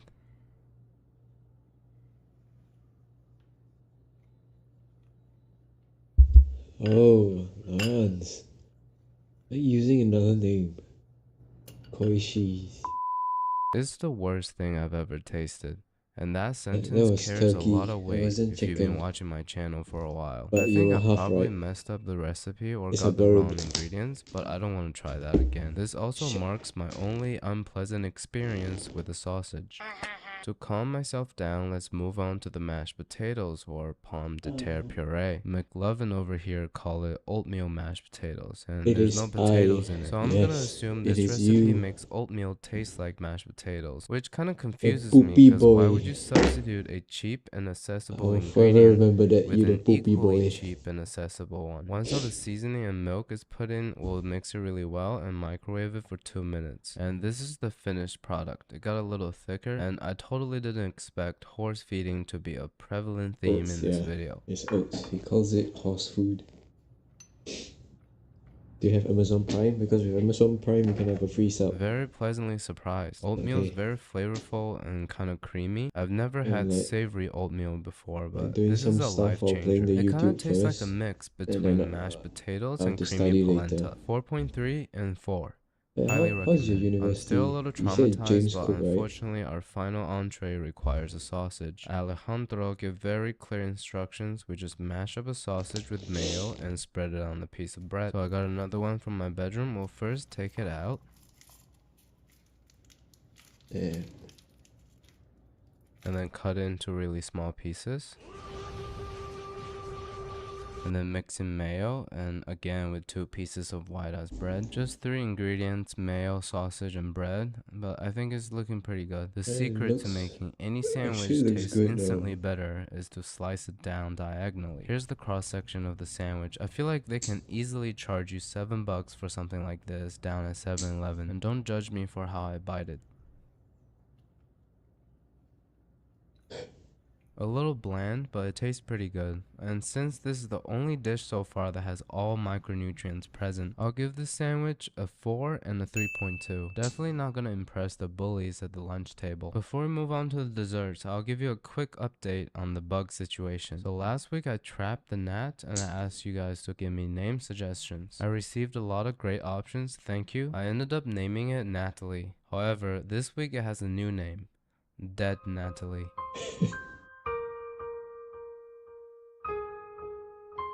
Now I'm gonna quickly wipe these tears away and start our first dessert, a Oreo cookie crumble. Since I don't have Oreo, I'm gonna use the cookie dough that I made 2 weeks ago. So the idea is we crush up Oreos, add baking soda and milk, and microwave for 2 minutes. Since there's already a lot of baking soda in my cookie dough, I'm just gonna cut it in half, add a little bit of milk on it, and microwave. Oh. So this is what it looks like after 2 minutes in the microwave. It looks more like a cookie than a cake. And I already see the comment section correcting that sentence to it looks more like a dookie than a cake, which I agree. So the texture is not nearly as good as a cookie or a real cake, but it is a really fast way to make a cookie. You don't have to like preheat the oven or anything, and it has a lot of sugar in it, which I'm addicted to. So cookie crumble is gonna receive 3.7 and 4. Now it's time for the healthiest dish of the video, the apple pie. Cutting up an apple, cook it in a pan along with some sugar and cinnamon. Too lazy to move to the stove, so I'm gonna use a burner. Once it's getting a little caramelized, we'll cut off the crust of some white ass bread, lay down the filling, and seal it up nice and tight with the Ligma fork. I guess the recipe is going for more like a McDonald's type of apple hand pop. This really just shows that you can turn white ass bread into anything you want, like pie crust, puff pastry, pizza dough, couch cushion, you name it. You can also sniff it to get high. And the surprising thing is, if I close my eyes, this actually tastes like a McDonald's apple pie. The warm apple filling and the soft bread. This deserves a fork throw. 100% on taste and 3.5 on ease of making. Here comes the final recipe, which requires the most amount of ingredients as well. All you need to do is mix all the ingredients together and microwave it. Pick a spoon to measure. I'm going with tablespoon and mix in 1 egg, 2 tablespoons of milk, 1 tablespoon of sugar, 2 tablespoons of flour, and a small pinch of yeast, which I do not understand why, 2 tablespoons of cocoa powder, and 2 tablespoons of oil. I ran out of oil, so I'm gonna put in a little bit of butter and just stuff it down there. Once homogeneous, into the microwave for 2 minutes, it should look like this. Ooh, It kind of looks like one of those brownies the creepy guys used to sell in front of my high school. And just like back then, my instinct tells me to shove it in my face.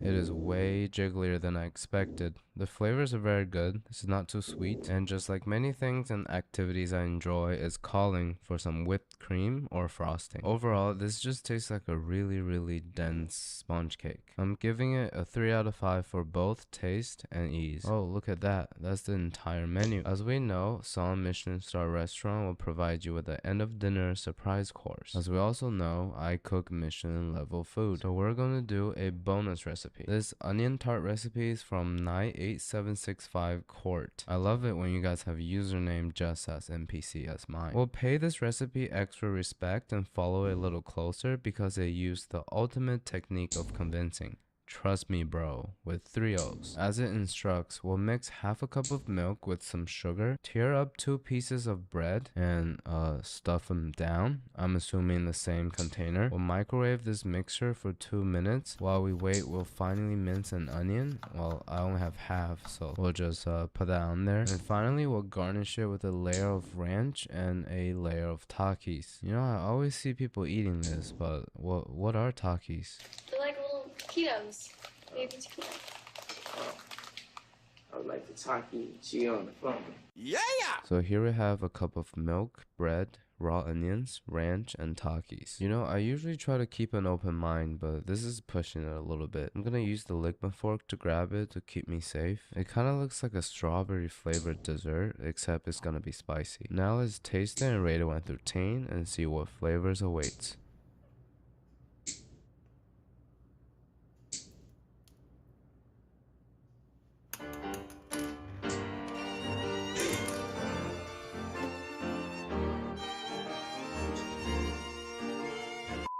Before I completely go away, I'd just like to announce the winner of today, the apple pie recipe. Congratulations to Sovio. I'll contact you to figure out a way to give you the award. Thanks to everybody who shared the recipe with me. Didn't get to all of them this time, but would love to in the future. A struggle meal doesn't need to look good, doesn't even have to taste edible. It serves us as a reminder of the time of life when things cannot get any worse. To be grateful for what we have now. I hope you never have to make any of these recipes I just showed you, but if you ever do, remember, the most important part of a struggle meal is eating it with a heart full of hope.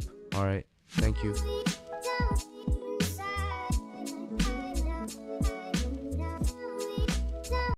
Okay, I probably just need 1 more video and then I'm good to do other stuff.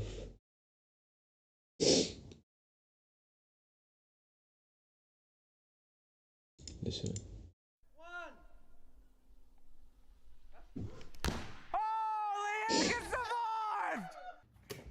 As you know, this summer is slipping away from us. It's already the second half of August. I feel like 2023 has been the fastest year I've ever lived. So to make your summer a little bit more memorable, I found 5 of the most creative watermelon hacks for you to do. The first one is a TikTok hack of infusing a watermelon with a bottle of vodka. It looks pretty interesting, so let's get started.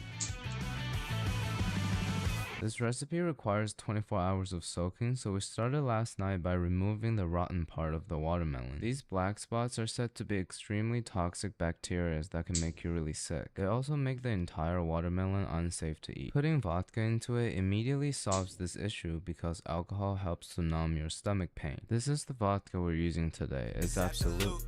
So we'll basically dig out a little insertion hole and then just stab the whole bottle into it.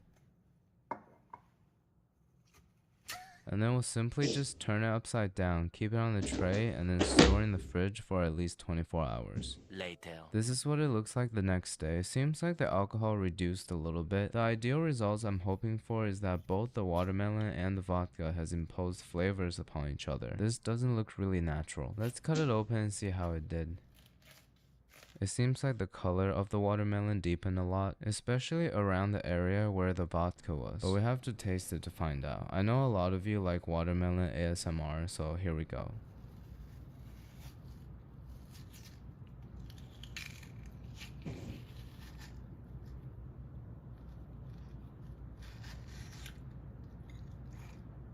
Here's a message to the ladies. If your man doesn't offer you this bite, leave him ASAP. That ain't true love. Now I'm gonna taste it and give you the inside scoop.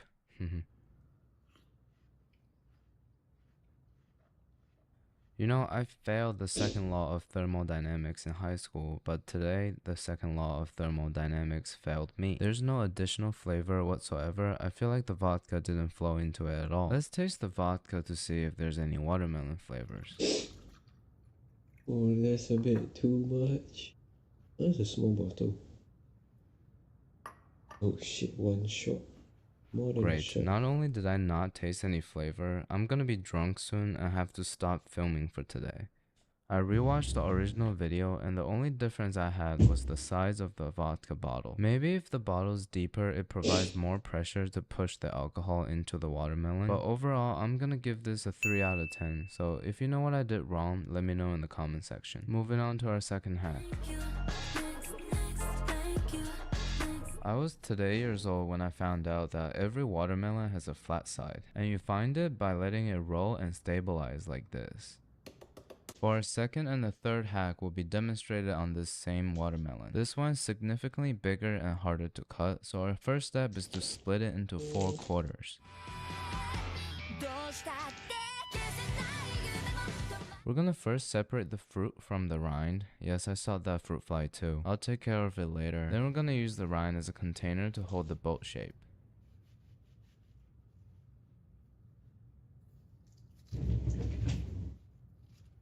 Oh, that wasn't a good cut. After the rind's been separated, we'll cut the flesh into about 1.5 inch pieces. Turn it towards you and then push it one each opposite to the side. This might trigger your traumatic Jenga experience, but remember, don't push it all the way through. And in the end, you should have something that looks like this. It sort of looks like a pixelated watermelon, like what Minecraft characters eat. Here you have it. That is the pixelated watermelon boat. Or I call it the watermelon future canoe. This shape makes the watermelon more appetizing, so I'll give it an 8.2 out of 10. Alright, I'm starting to have more faith in this video, so let's move on to the next one. For this one, you want to hold the watermelon quarter still so your knife is perfectly perpendicular to the cutting board. This way it ensures that our final product is the best looking. And here's some more watermelon ASMR.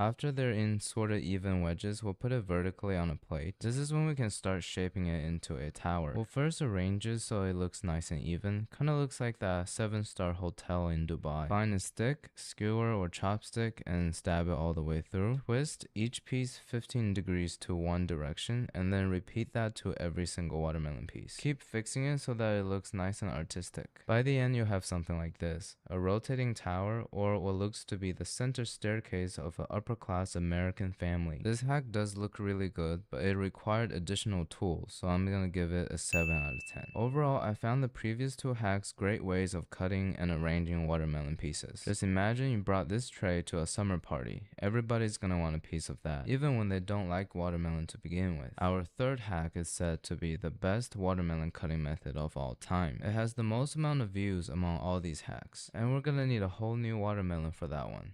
Let's get to it. As I mentioned before, this is the one I'm most excited about. We're gonna try to cut out a watermelon bowl that looks like it's holding a bunch of fries. First, you gotta locate the center point of the watermelon and then slowly move your knife about a half an inch towards the left or right. I use my finger here to measure. Once you get a good grip, cut straight down. See how my knife got skewed over here? You don't want that to happen. This is going to result in one side being too small and the other side being too large. You want sort of equal pieces. Ideally, we want the 2 pieces to be almost indistinguishable in size. But I don't live in a perfect world because I always suck, so we're going to have to work with what we have. We'll just trim down the bigger piece a little bit to make it more even. Then we'll set the bigger piece aside and start scooping the smaller piece.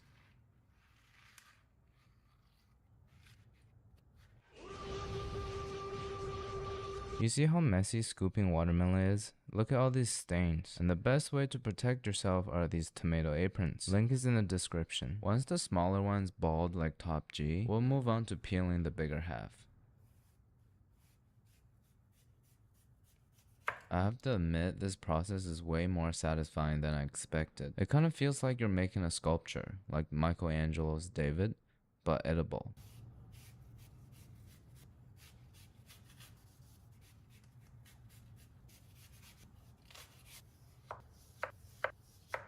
You want to try to get it as clean as possible because the white part isn't really sweet at all. Before we continue, we're just going to put the other half on top of it to see if it fits. If it looks like a cyclist that's about to get really injured, that passes the test. Our next step is pretty easy. You just cut it into about 1 inch thick pieces and then turn it 90 degrees and repeat the same thing.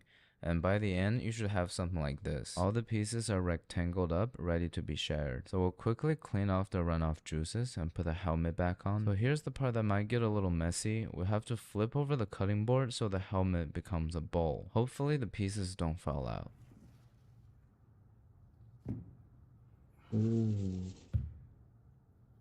Nice job, team. So here's the result, a watermelon bowl with watermelon pieces that look like fries. Personally, I think this is the best way to present a watermelon because it makes me want to eat it a little more. I feel like this could be one of those Facebook ads that goes, do you want a healthy French fries recipe that's low carb, high fiber, and only a fraction of the calories? Click on this link and we'll show you how to make that happen. And when you click into it, and it's this. But anyways, my cousin's been doing this method for years and this is the only way that she can get her kids to eat watermelons. You can kind of just pick a strip out with your hand or with a toothpick and, you know, just eat it like Yagami style. But overall, I'll give this hack a 7.9 out of 10 because it's a little bit hard to do. And also you kind of have to waste a little bit of watermelon in the beginning. Alright, time to move on to the last one. You're about to call me the sustainability steward because we're about to turn trash into food with this recipe. We're gonna start by slicing off the waxy part of the watermelon rind. I tried it with a peeler earlier and it doesn't work at all, so you need a pretty sharp knife to do that. You want to trim it pretty well because the outside peel of the watermelon is super hard. It's pretty much inedible. Once the rinds are in your desired shape, you can measure it to come up with the best kimchi formula. I changed my mind about the long shape. I'm gonna chop into cubes so it absorbs more flavor. Here's a basic kimchi formula that I use. You can scale up or scale down accordingly and add any additional flavorings to your preferences. I have 1 pound over here, so that's half a tablespoon of salt. We'll shake it to get it all covered up and let it sit there for about 15 minutes. We'll rinse it under cold water to get rid of the salt and the excess water. Grate in 2 cloves of garlic, 1 tablespoon of rice wine vinegar, and 2 tablespoons of gochugaru. I don't have it, so I'm gonna go with some gochujang. Let's see if it'll work. Lastly, we're gonna need a 1/4 cup of watermelon juice to give it some sweetness. As you can see over here, I'm using premium handmade watermelon juice. My secret method is just to finger it a lot till the juice gets everywhere. Now is the time to add any additional flavoring you desire. I'm going with fish sauce because it reminds me of my ex. Massage it all together to get it nicely coated in the sauce. Into the fridge for at least 24 hours or up to 2 months. It's the next day and before I taste it, I'm gonna try to let Instagram guess what it is. What's poppin'? Brand new whip, just hopped in. I got options. I can pass it like Stockton. That's true, it is a little more watery than it's supposed to be. It smells pretty good, so let's give it a taste and rate it 1 through 10.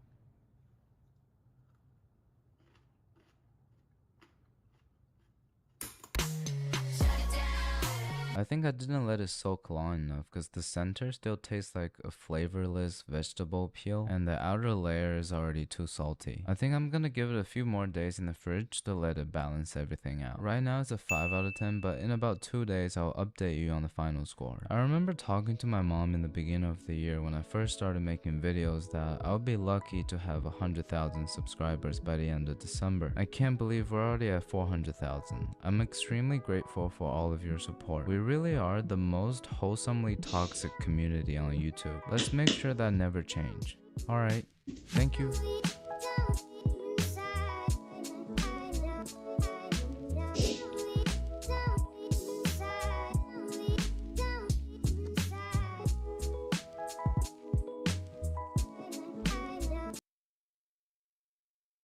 Wait. Today we're cooking my dog and I's favorite food, Spam, aka the aloha meat. People's opinions on this product is pretty divided, even my family. I'm obsessed with it, but my judgmental older sister criticized me for eating a can full of chemicals, and then she would proceed to drink a gallon of Diet Coke. I have 5 of the most viral recipes for us, and the first one, of course, is the musubi. Let's get started. Unfortunately, this Hawaiian classic requires us to use a machine. I don't like making rice on the stovetop because it's really hard to control the temperature and it kind of drives me cuckoo. We're gonna just follow the normal procedure for making sushi rice here. Japanese cuisine is very prominent in Hawaii. It's so cool to see unique cultures arise out of immigrants and locality. That is 1 cup of rice. I don't wash my rice because I live on the edge like that. And I fill the water to the line where it says 1 cup. Just use finger. Now we'll just close it up and let it do its thing. While it's cooking, we'll prepare the rest of the ingredients. First being the sauce. We're making a simple teriyaki, but you can use anything that's sweet and involves soy sauce. So 3 tablespoons of that and 2 tablespoons of mirin and about half a tablespoon of sesame oil. 1/3 of a cup of brown sugar. I don't have it, so I'm using cane sugar. Mix it thoroughly in a sauce pot, bring it to a light simmer, and you're done. Now I'll cut the Spam into slices. I know you guys enjoy it, so I'll give you a little bit of ASMR.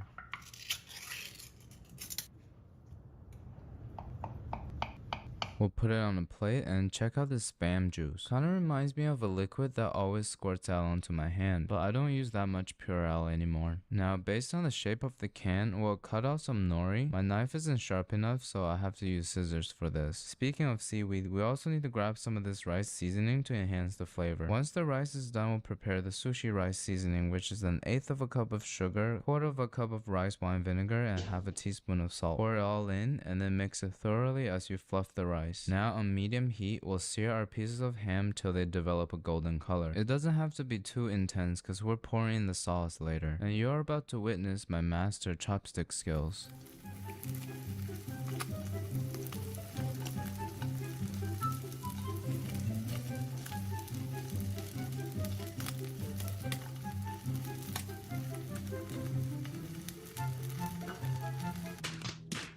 Once they're all evenly colored, we'll put in the sauce and let it reduce a little bit. This is when the Spam piece is going to take on that shiny color. In less than a minute, it should look like this. We'll put it on a plate and move on to the eggs. A little oil, 3 eggs, swirl it around, and now it's time to believe in myself.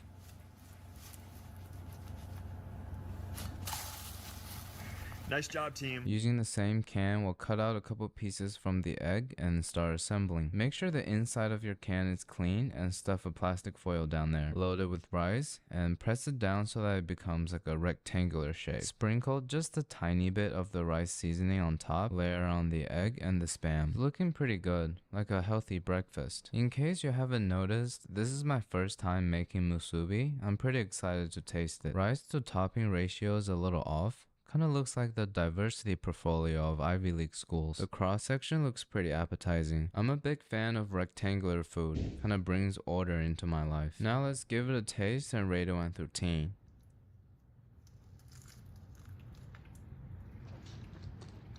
The Spam is sweet and savory, and the egg provides a lot of good texture. The rice builds a great foundation for the toppings, and the acidity from the rice wine vinegar cuts through the fat. Overall, it's a very simple and balanced dish. I'll give it a 9 out of 10. Now we're gonna attempt to make one of the most viewed recipe of all time.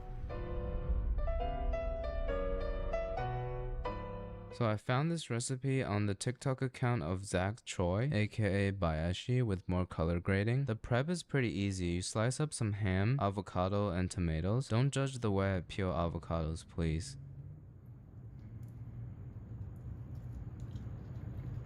Just like he did in the video, we'll slice it into strips and push it flat. I'm gonna try to cut the tomatoes as thin as possible. 3 eggs beat together with a Ligma fork. And I don't have any bread, so I'm just gonna use the burger bun we made last week. Even though usually the tip is my favorite part, but I have to shave it off to make it more flat. Now we'll move everything to the stove just to make sure we don't make any mistakes. We'll watch the video as we do it. So we'll start with a clean pan and 2 slices of cheese. Put the 2 pieces of bread on top of it as it melts. In goes the egg. We'll poke it just a little bit to make sure it cooks faster. And now we'll lay in all the toppings.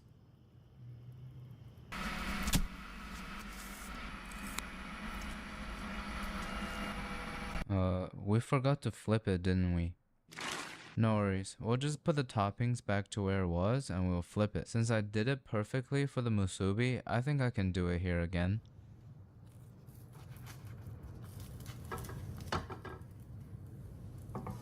I'm starting to have a bad feeling about this.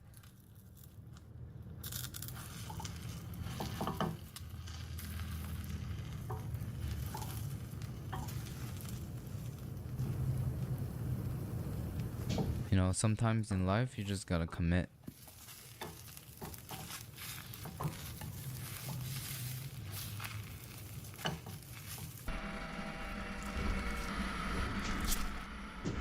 Once it's flipped over, we'll add on the toppings, season it with ketchup, and then try to stuff the eggs into the bread. Alright, the next step is closing the sandwich. It's gonna be the most difficult step, so we gotta be really careful. Let's just consolidate everything one last time.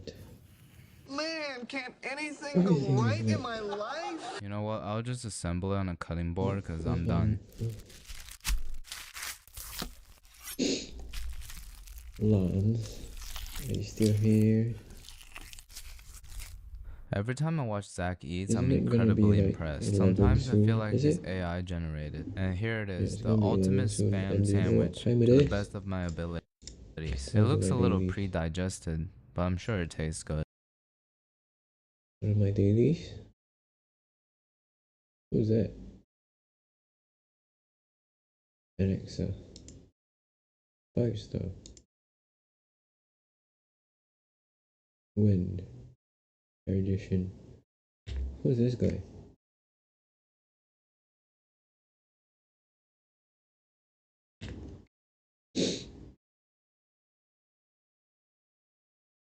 Oh, has he came out in the story yet? Got like flame in his eye. Cypher. Cat girl. Yes to men and tights and attitude.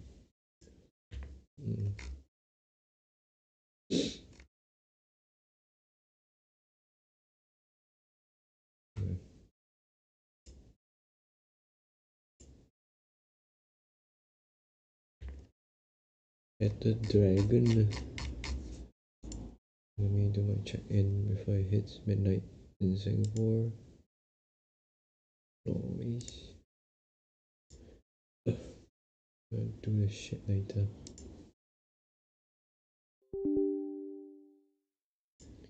Bear the black screen. I'm gonna play Wuthering first. Just because. Okay. Please hook into my game.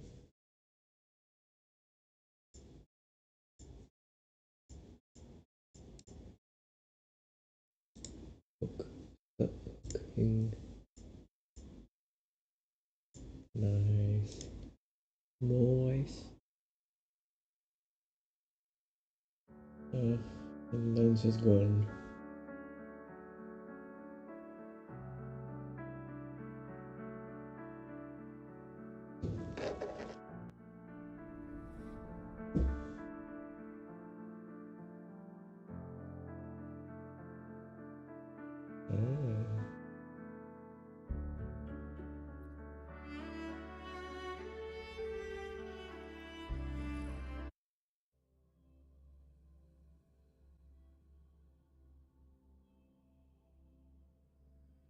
I've been streaming for an hour and a half.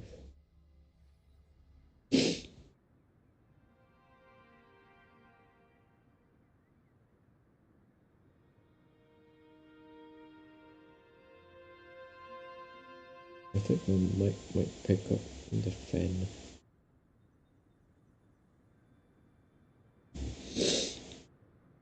Okay, it's the first order of business to spend all my energy. Anything I should... Am I done with this? Yes.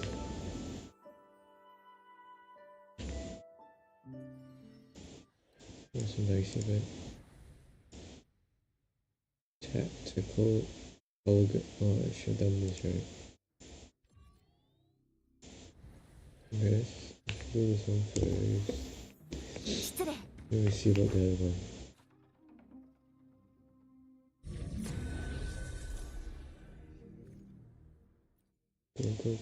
Go.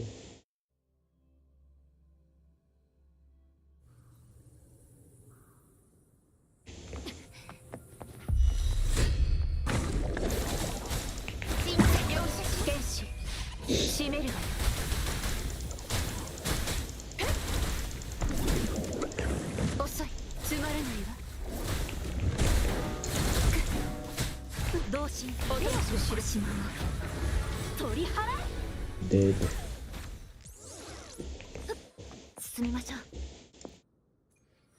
One more. 2 more.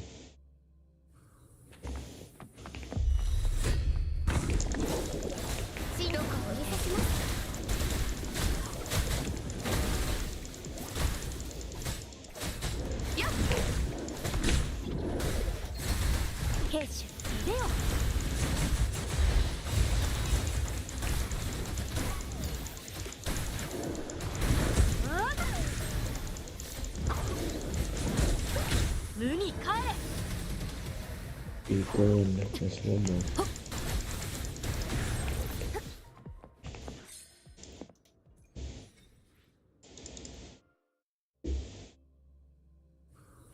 Come on.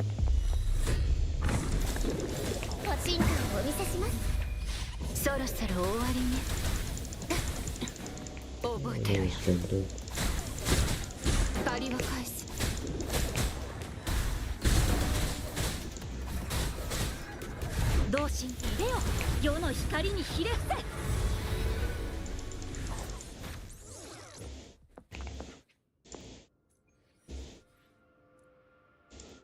Again.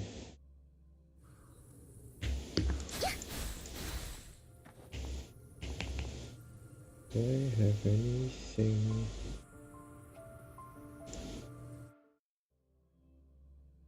Might have some bosses. Maybe worth spending them. Where Camellia? Here. Here. I don't have a weapon, but I got this one. And it's like at the rank 2. I got 2 in a row, I think. Yeah, this and this one's my 2 5-star. And then I don't have any 5-star weapons. I'm a broke juggling student. Yeah, I'm broke. And the banner's gone. 40. Yes.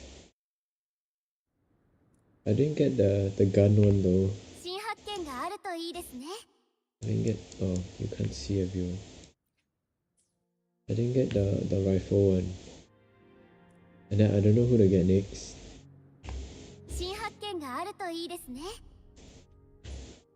5, 6, 4, 6, 1. Okay, the play might be Scar. Have you got the... what's that called? A costume? For Sanghua?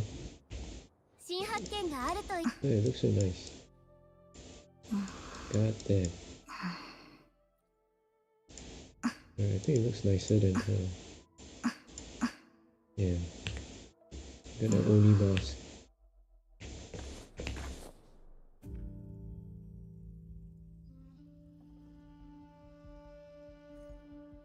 Am I able... Have I used up my... No, I got 3.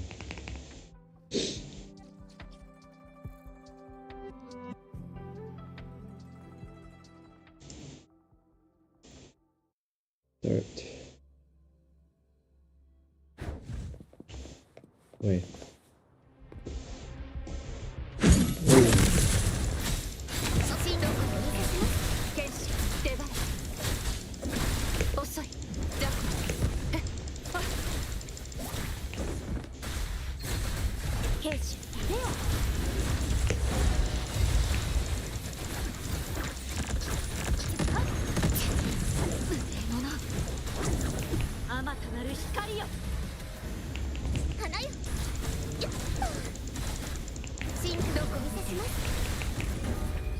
そろそろ終わりね。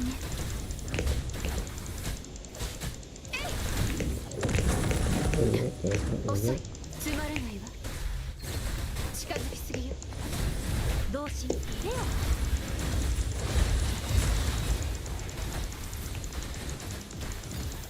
オ。よ横島に取り払え。 One second phase. 世に任せよ。虹に身を寄せ。ルーティンの先へ。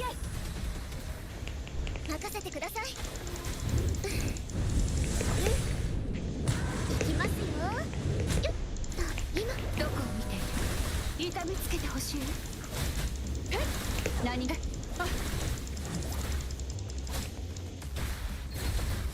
I've seen so much.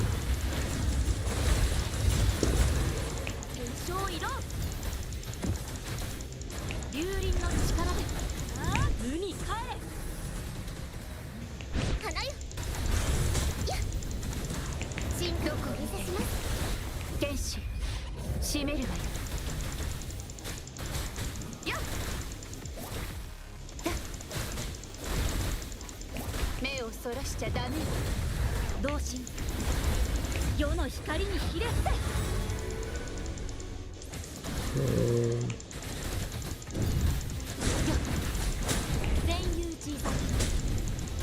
Oh! Okay, another 2 more times. Oh, 1 more. That's enough.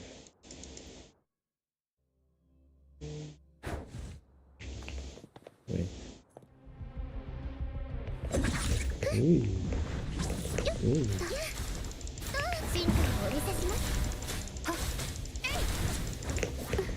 つまらないわ。どいてもらおう。入れよ。竜輪の力で。あまたなる光よ。任せてください。大丈夫。真どこ見せします。よし飽きたわ。さようなら。やっ。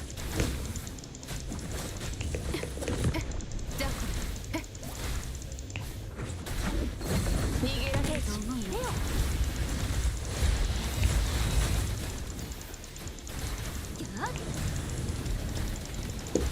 無に帰れ。 Second phase. No. 世に任せよ。花よ。進化をお見せします。Oh shit. やつら潰しなさい。借りは返す。これで私が諦めるとでも。太平を迎えるために入れよ。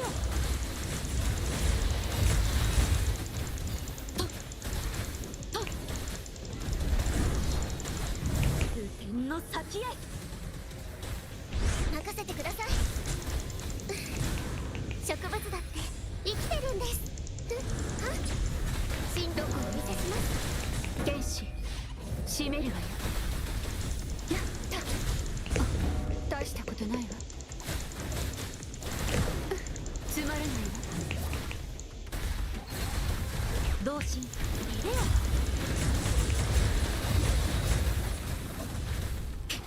占有自在。無に帰れ。花よ。やっ。真どこをお見せします。剣士出番。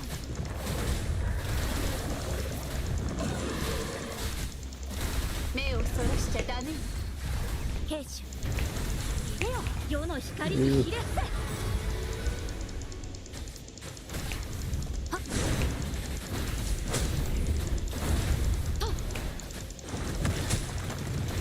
風天の先へ。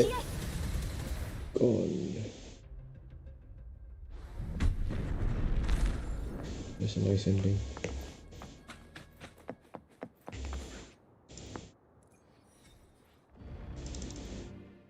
Okay, Done with dailies for this one.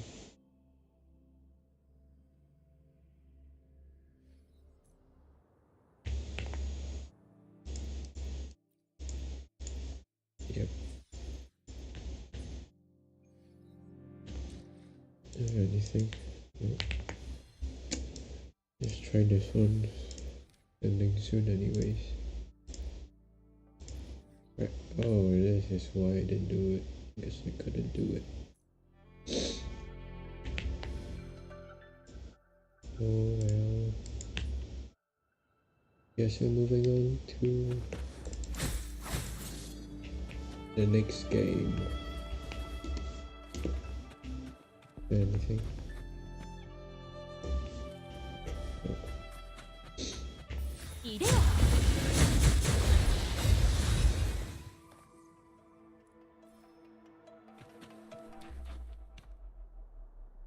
Okay, next game it is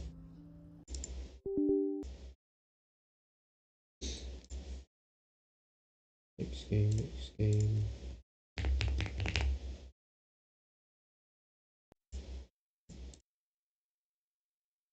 There's Wuthering Waves.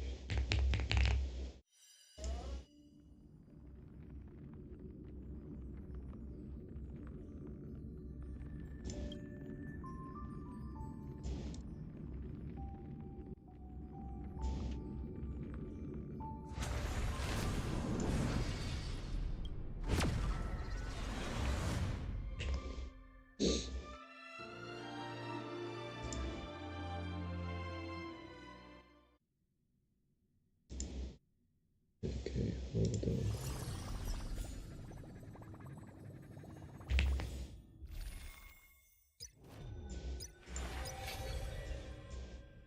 I should have time for all those, right?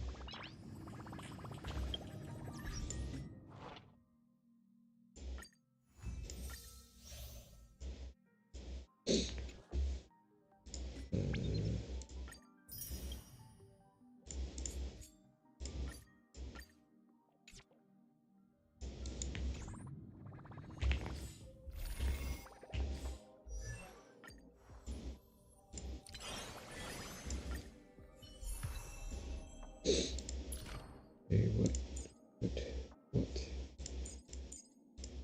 Just need this one.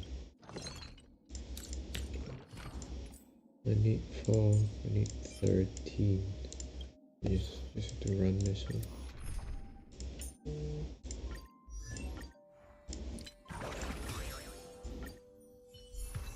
Hello people. How are you? Do you sleep? Or were you like awake since then? 緊張しないで。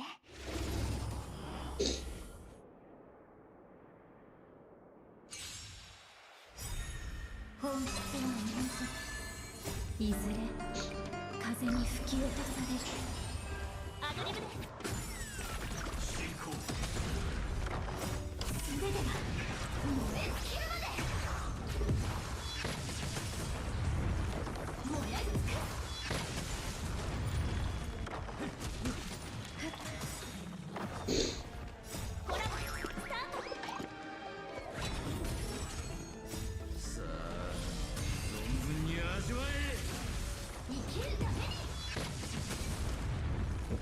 Slept the whole day. It's like what? Oh, it's 11 now. Oh, you're actually you're quite tuned in to a different time zone. いずれ風に吹き落とされる。燃え尽く。生きるために。アドリブで。根は巡る。燃え尽く。生きるために。燃え尽く。Wait, so I'm on US timer. Oh, so I'm assuming that your job is only required on the US timing. Well, it doesn't make sense for you to sleep and wake up so late, and then after that, readjust. That would be so tedious.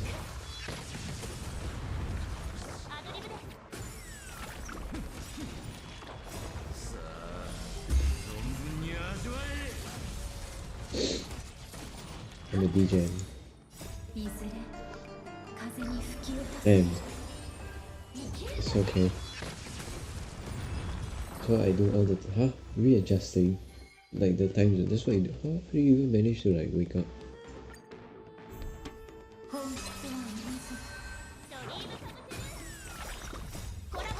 I feel like I can do it for a while, and then after that, I think I'll just fall out of the loop and I'll start sleeping in.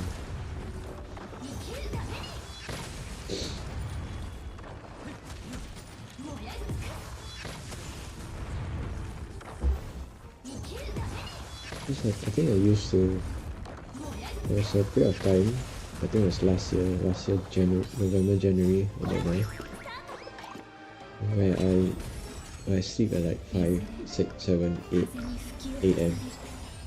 and then I wake up at like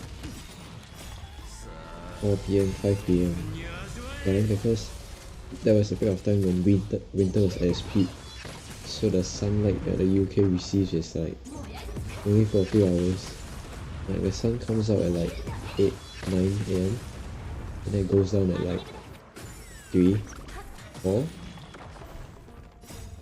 So with that sleep schedule that I was having, I wasn't really seeing the sun much, and it was I felt like it was kinda depressing. Because there were a few days where I actually got to see the sun. I had to wake up for a reason, and then it felt so much better. So since then I've been trying to adjust my sleep so that I can enjoy like the sun, like right now. Yeah. Lifestyle changes.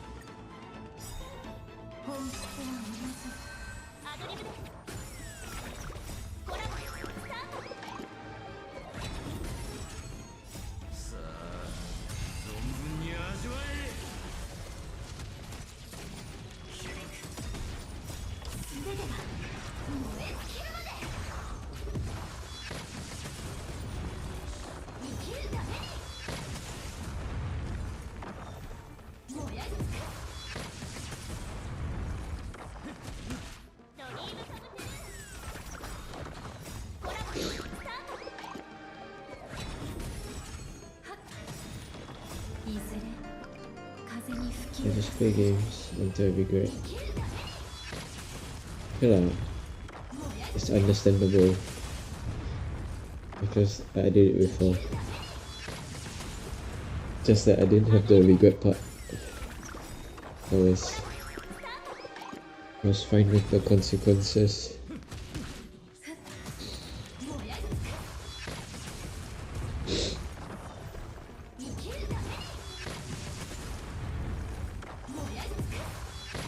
But you said you study overseas, right? Your uni, like how long was it? Was it like 4 years? Like the whole 4 years? Remember you said before, I can't remember, 3 or 4 years, was it? Was it with honours? Because I know my friends in Australia, so the Australia's university, the bachelor's is a standard 3 years, is it? Then honours comes separately, like an add-on after you graduate. Is that how it goes? No, they won't do honours. Oh, so you can choose. Because I know a couple of my friends, they studied at Queensland. And then after they finished their degree, they came back Singapore. And after a while, I saw on their Instagram, they were back in Queensland doing honours. Which felt kind of weird, like why not just do it together unless the uni doesn't offer? Right, if not, you're just gonna waste money on a two-way trip. Then you have to find your accommodation all over again. Oh, you're also in Queensland. It's quite a good uni, right? I think I applied there also, and I think I was accepted, but I didn't choose it, I think. I think it was because of like more of like a financial problem. I calculated it was, I think it was more, either it was more expensive or the degree they offered, the exemption they provided was too much. Because I know one of the universities I applied, they given me too much of an exemption to the point where it didn't hit the requirement to apply for further studies because they consider it as studying too short of a period of time, which is weird. Honours was unnecessary. Oh, I mean, that's so for you is in the context that you already know what you want to do lah, right?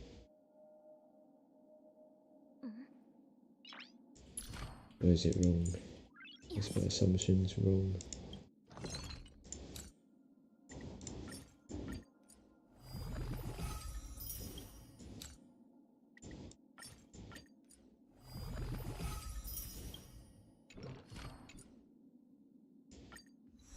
Oh, you didn't know what you want to do? Then how do you know that honours is not enough? I knew what I didn't want to do. Oh, I mean, yeah. Which was to work in the lab. Isn't honours just like value added? Which might also help in the industry.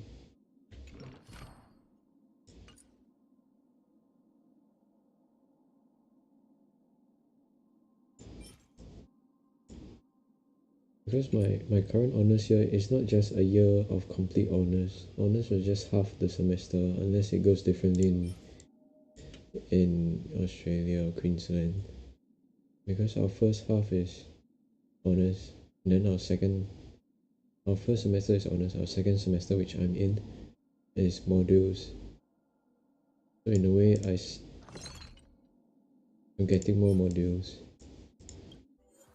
which I would assume.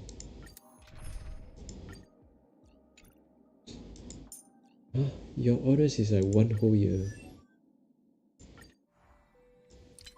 That is quite intensive. Wouldn't that mean your thesis is gonna be like so long? Is it the same as a master's? The master's is also about 1-2 years, right?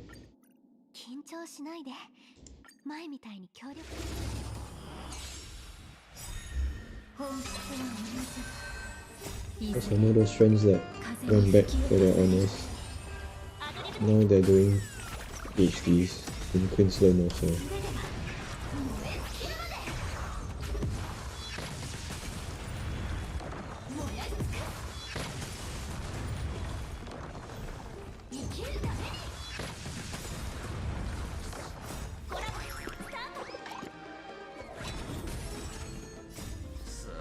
It's okay lah.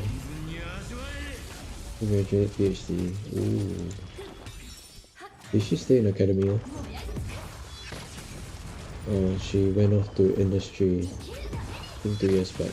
Oh, so she's either in the industry or she's a postdoc now.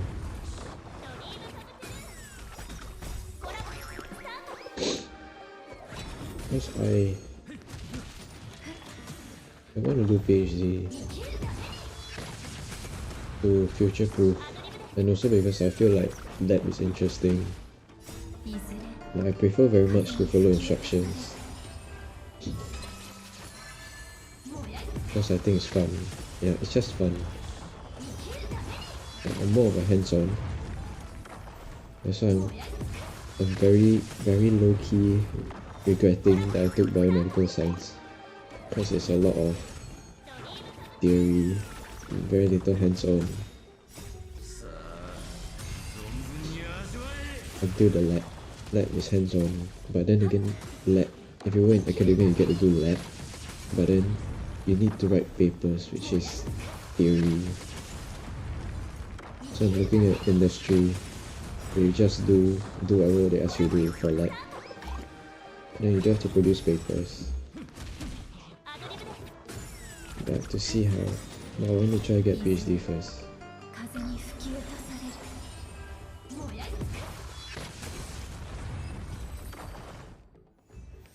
That's why just ask if you enjoy it, because passion goes a long way. But yeah, I enjoy the practical aspect of it, just not the theoretical. And biomedical science, I feel like it's very general, so we learn a bit of everything, which makes it very tiring. Right? Like if you go into specifics, like for example pharmacology or microbiology or neuroscience, all these are more specific, like you know what you're learning. And what you learn is confined within those four walls of that specialization. Yeah. But biomedical is like everything. I mean the good thing is you can go anywhere. It's like jack of all trades, but you're not a master of any. It's like last time when I first picked it up, it was like a good prospect lah, like oh I learned this. That means I can go anywhere, because I still didn't know what I want to do. But now as I go up the educational hierarchy, then it's like wow, might as well I study medicine, because they also learn a bit of everything, just that more in depth.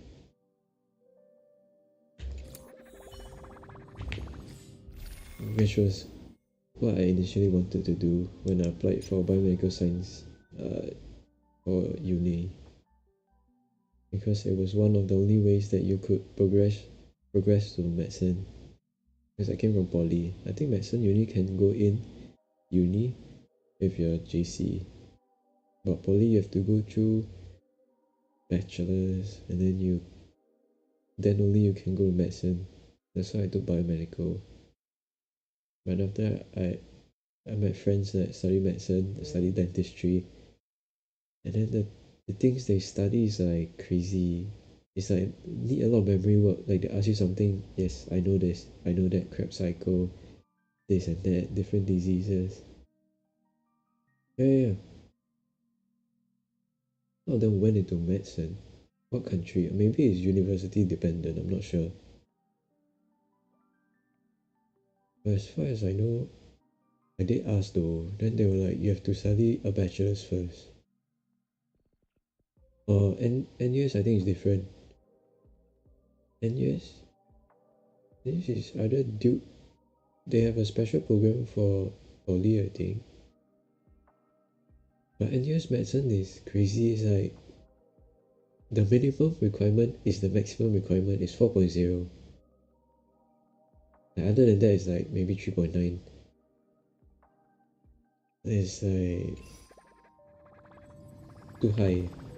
I mean like it's possible lah, but it's like scoring a perfect GPA lor. It is like that now lah. I'm not sure what's our age gap. So I don't know if it was then. I'm not sure if the GPA requirement was lower or the same. But the last I checked, NUS was 3.9, 4. Essentially it was a full GPA. 31, not that far off from 26. 5 years. Yeah.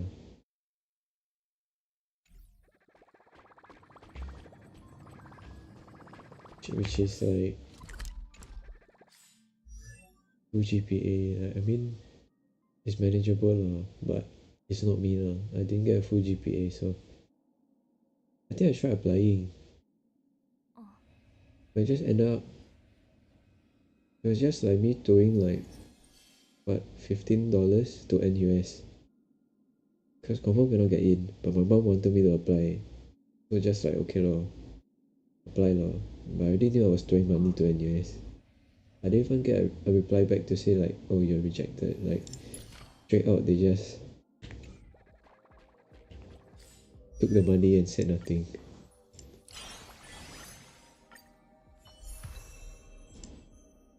I've got a few friends that went through medicine from poly. Yeah, it's possible. If they got like a really high GPA, I would assume. If not, I think it's quite hard. Because I think one of my friends did raise it up to me before. Then I tried to Google it. I even tried to ask like my friends who graduated from medicine, my seniors who graduated from medicine from NUS. And then he was like, no, you can't do it anymore. I'm like, okay. Oh well.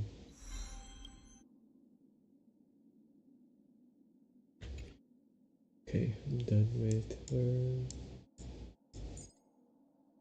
Done with her. I'm done with him.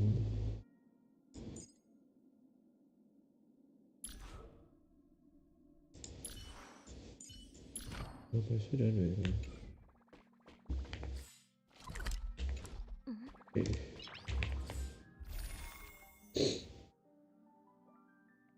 Yeah.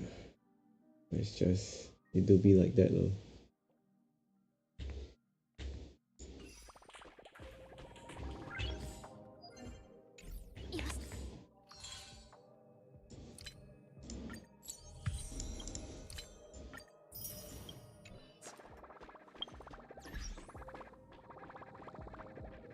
I really want to play, but I shouldn't.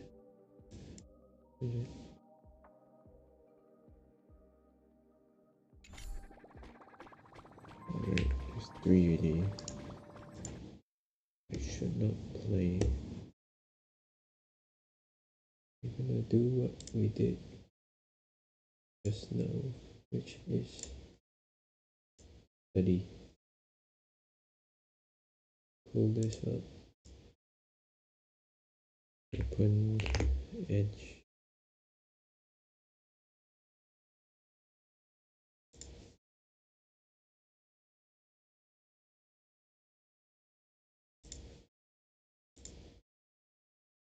What if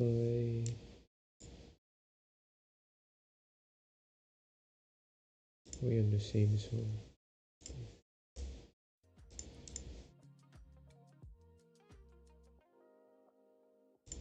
We isolate the audio.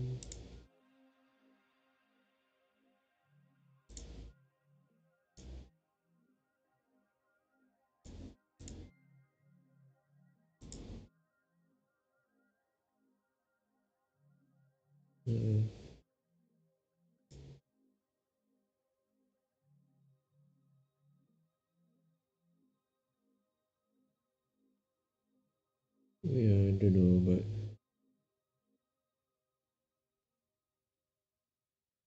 it's quite interesting though, like to see.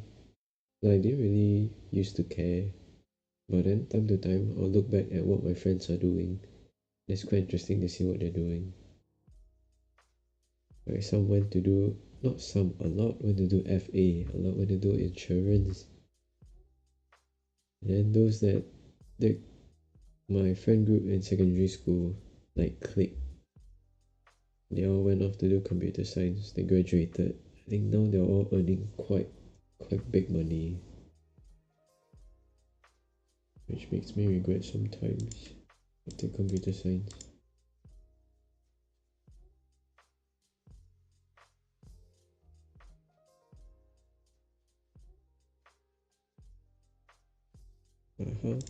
I'm already too far in this.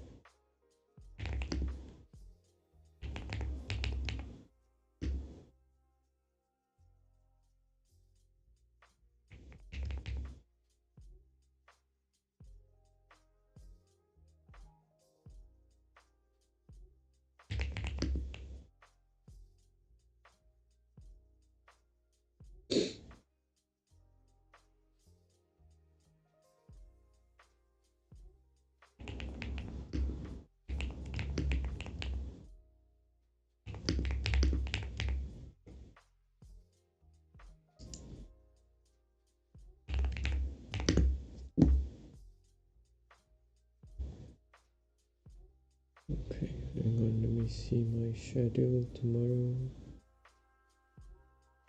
11.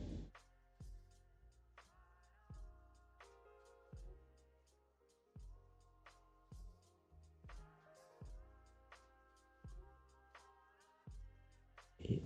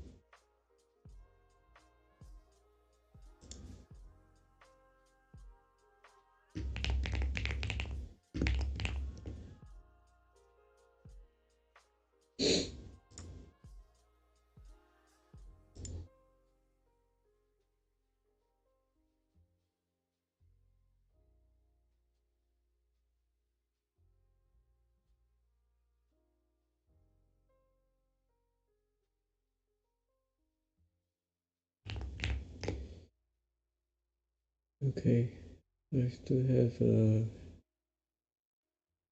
segue from studying later, and I have like a drafting segment for PhD application, and I should write it on a post-it so that I won't forget it.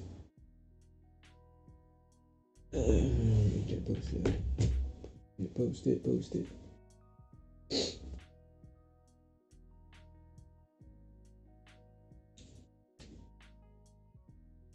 Why did I tie off first?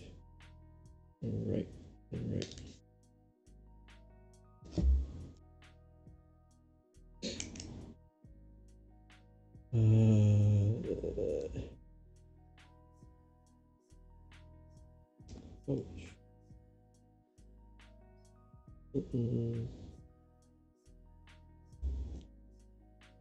Drafting segment.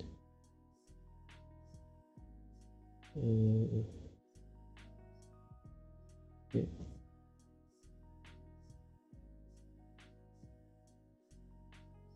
Email and create an intro email draft.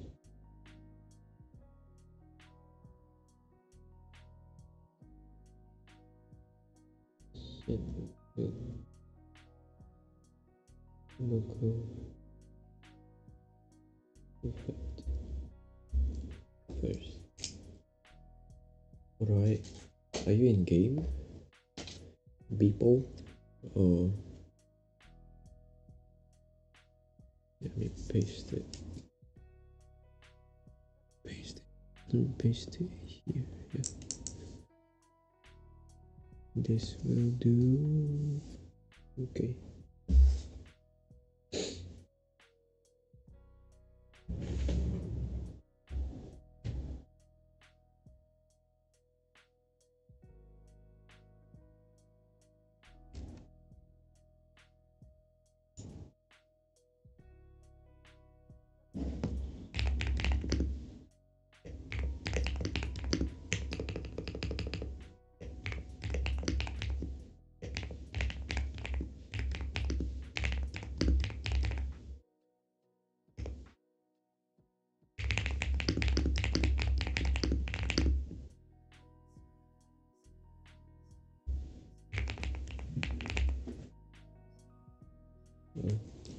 Well, I found a PhD last night, University of Glasgow. It's from the same professor that I wanted to work with. I think I'm drafting the email later that I send to Moko. Huh? Yeah, and then I think I'll call your mom tomorrow. I told her already.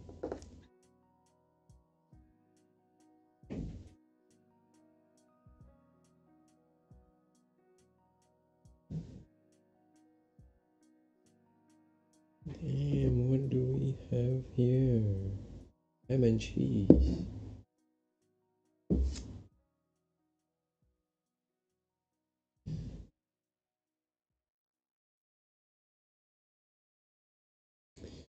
Should I eat it? Okay, I'll eat it because it's warm. Because yesterday I wanted to eat after doing work. Work ended up taking longer. And then my toast, untoasted, wasn't crunchy anymore. I'll learn from that. I'm gonna have my toast first because my lovely gas has made them for me. Ah.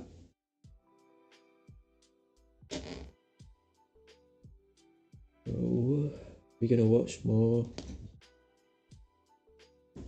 We're gonna watch more Future Canoe because he's my favorite YouTuber as of late. Let me send a few replies first.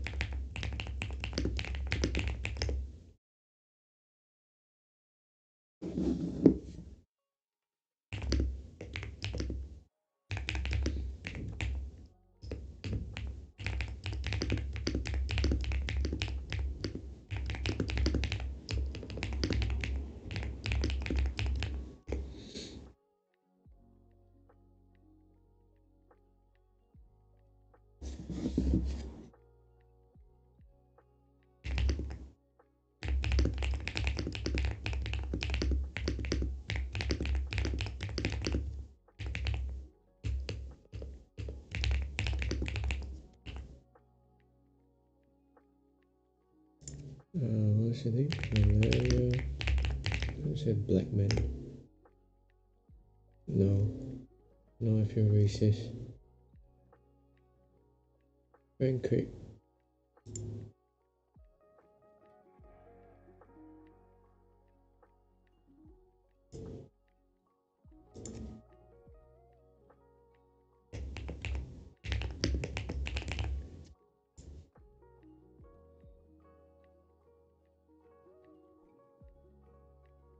Oh, something wrong.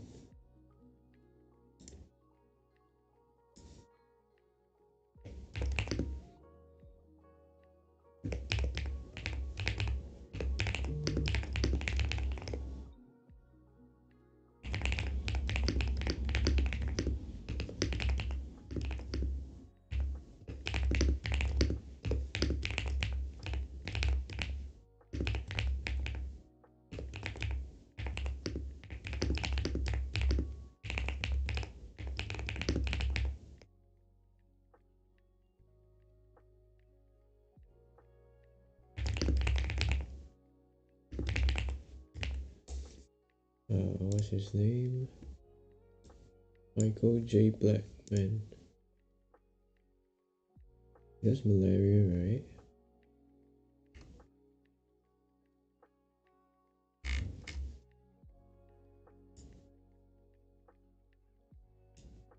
There's something wrong with my mouse.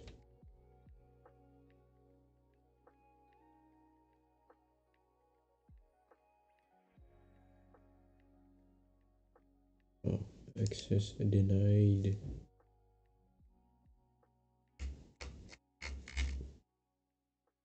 A big shot.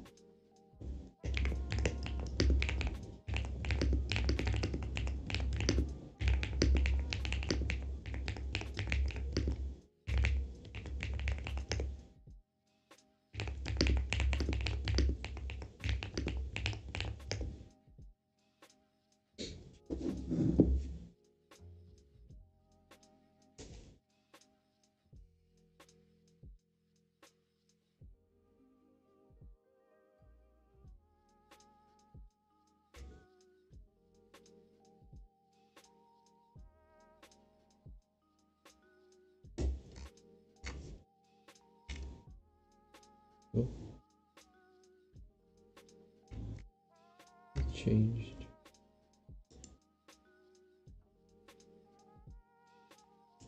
Oh, my mouse is bugging out.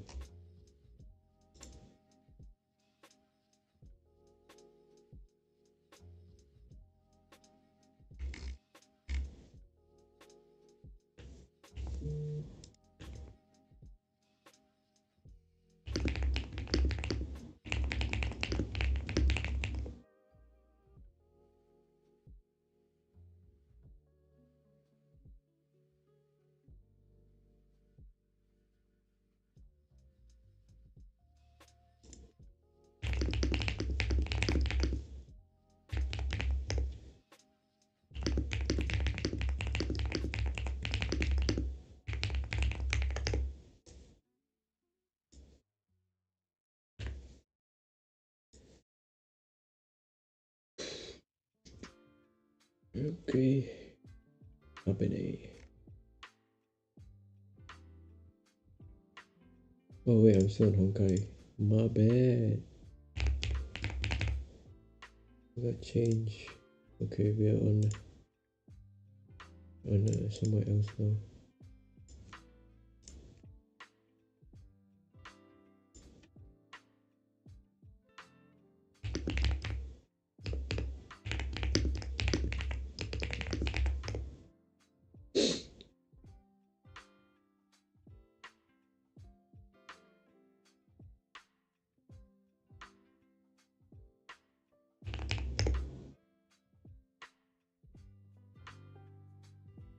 Where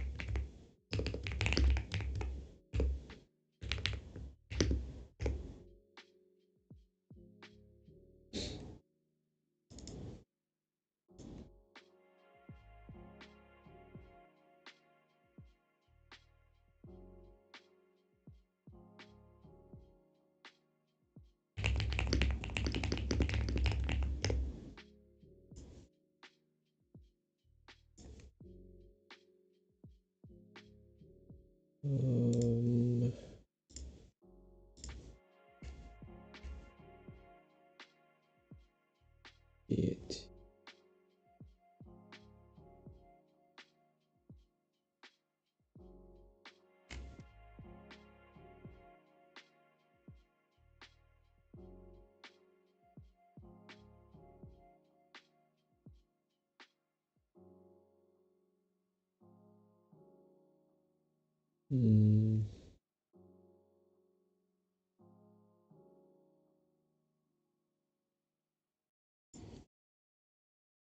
Oh. I don't see.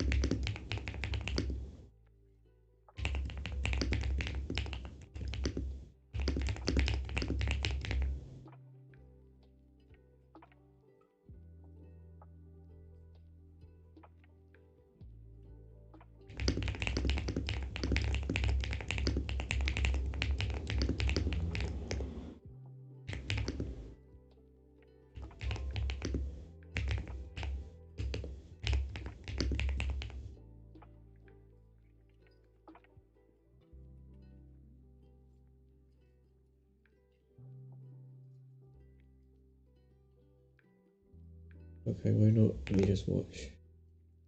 You just watch. Will I have my MNGs? MNG. Well, let me put this up. Study break. Even though I haven't started.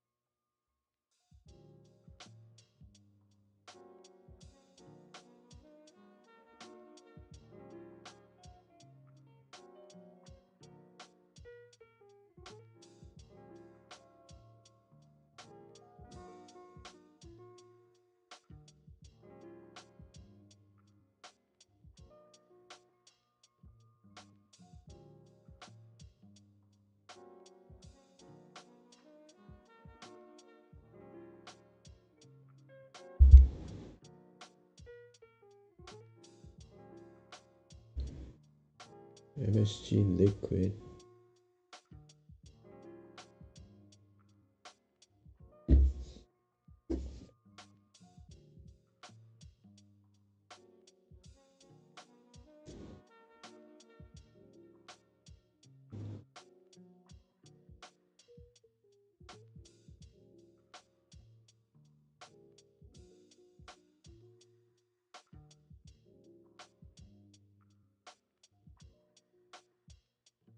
Oh, I need to sharpen my knife. It's been so dull.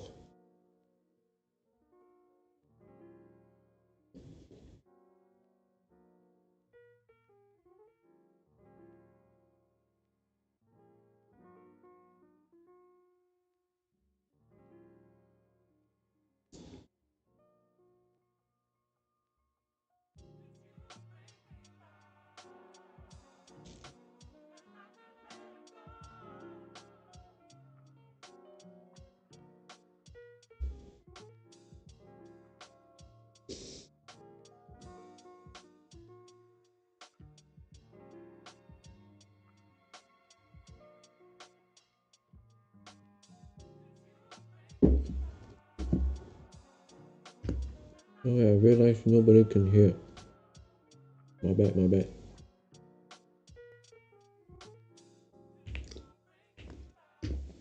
Okay, now everyone should be able to hear.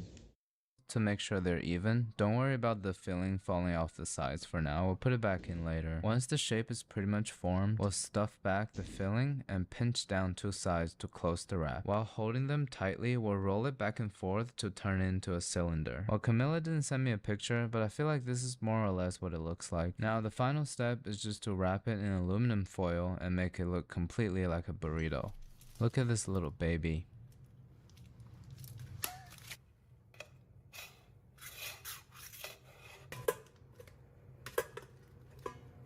Like any wrapped meat, it's too big for the pot. We'll let it steam for 45 minutes. After 45 minutes, I feel like it got even heavier. Now we'll unwrap our present and take the plastic off the meat. As usual, don't let any of the liquid in the plastic get on you, because it's kind of gross.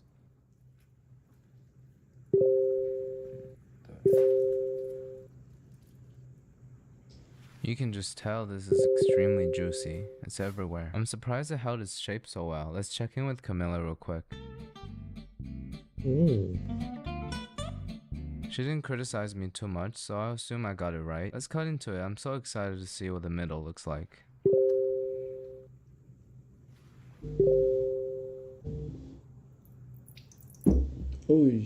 I think it actually looks really good. But I've never seen anything cooked like this before. Closest being beef Wellington, but I feel like the nature of 2 dishes are completely different. So here it is, the middle section of the chicken roll. It kind of gives off the vibe of fine dining / prison food, but I'm just overall impressed at how well it's holding its shape. Now let's get some of that juice on there, give it a taste, and rate it 1 through 10.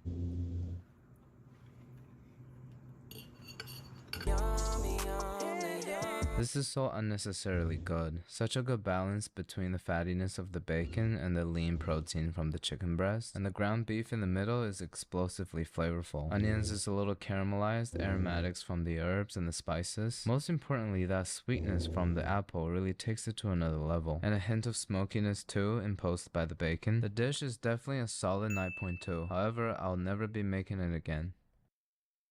Whenever I'm offered liver, I always eat it and enjoy it, in a pate en creux or like a mousse or something. But I just really don't like touching and cooking it because it looks kind of weird. The recipe calls for some chicken liver. It's kind of jiggly, like a blood jelly. You wouldn't believe me, but it actually smells better than my radioactive chicken breast. Ryan's recipe also has a huge amount of bacon, which is always a good sign. So equal part bacon and chicken liver in a blender. I guess the process is pretty similar to a pate. People usually blend liver up with something else before eating it. Yes.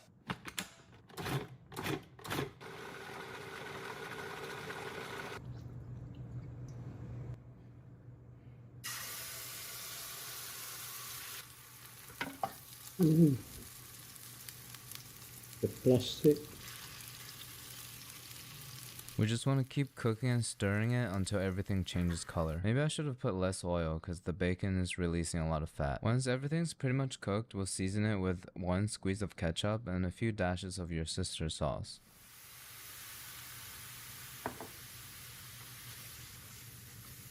Now some cracker crumbs to turn it into real stuffing. Let me know if you like my method. Mixing the cracker crumbs thoroughly, let it soak up some moisture, and we're pretty much ready to serve. Kinda looks like an infection. I didn't really season it that much because the bacon is super salty and we have the sauces too. Alright, time to show Ryan and see what he thinks.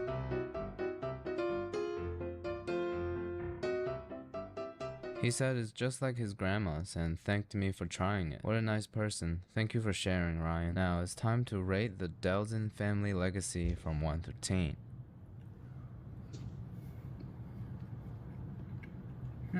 Sorry for showing emotion. It's a lot better than I expected. For some reason I was a little put off by the raw liver earlier, but I don't even taste it. It's mostly just bacon, cracker, and seasonings. While I still prefer cornbread stuffing, this is definitely a good alternative. 8 out of 10.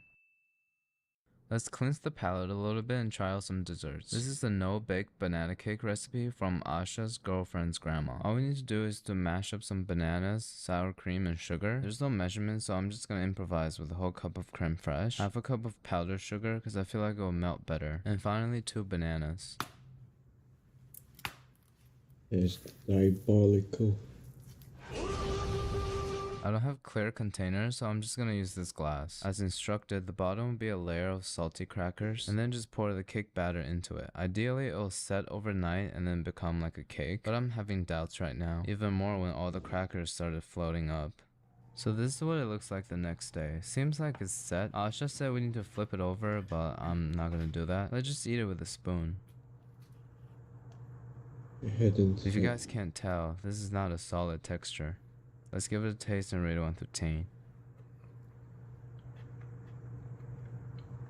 Obviously, the amount of dairy and sugar in it makes it really good. It's like a really unhealthy but super delicious banana smoothie. Taste-wise, it's definitely a 10 out of 10, but I don't know how to rate it as a cake. Let's ask Asha. So it looks like his version has way more crackers. Maybe that's what holds its shape. Also, he said can't see kiwi, but I don't see kiwi here either. Regardless, it is the best smoothie I've ever had. Let's move on and make a tart.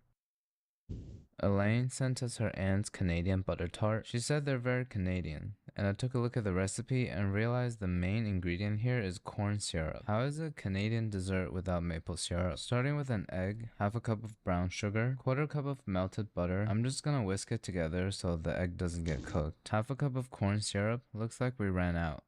Perfect. Now I'm gonna make a Canadian with the rest being maple syrup. A splash of vinegar, I'm using rice wine vinegar, and a splash of dessert MSG. Mix together and that's it. I guess if you live in a climate that doesn't grow any fruit for the majority of the year, this would be a pretty handy recipe if you're feeling a tart. I don't have a tart pan, so I'm using these gluten-free pre-made pie shells. A pie is just a big tart, just like how a pizza is just a really big tart. The recipe also called for raisins, aka the evil seeds of Halloween. It's been terrorizing children since 1912. Because of the traumatic memories of Sun-Maid, I'm gonna use golden raisins instead. I'm doing maybe about 20 sprinkled evenly across the bottom. Now we're pouring the filling into the oven at 350 for 10 minutes. It's bubbling up a lot. Still seem really liquidy though. This is what it looks like after 10 minutes. Got a lot more solid, but definitely needs more time to chill. The filling's still kind of bubbling, so don't touch it, it'll hurt really bad. Don't ask me how I found out. After 12 hours of resting, we can send it to Elaine. She's impressed by the size and the raisins she sees, but she doesn't know there's like 40 under there. I'm not cutting from the middle today because I'm afraid that it's not going to hold its shape. It was super runny the day before, but now it's all solidified. It's basically just baked, sugar, butter, and syrup, which sounds amazing. So let's give it a taste and rate it 1 through 10. This tart makes me realize that the fundamental truth about dessert lies in sugar, butter, and syrup. Dopamine at its purest form. Forget about the fruits and stuff, it's all for show. Even raisins can taste good covered in all that. This can even be a struggle meal too. Giving it a 9.5. You guys should try this at home.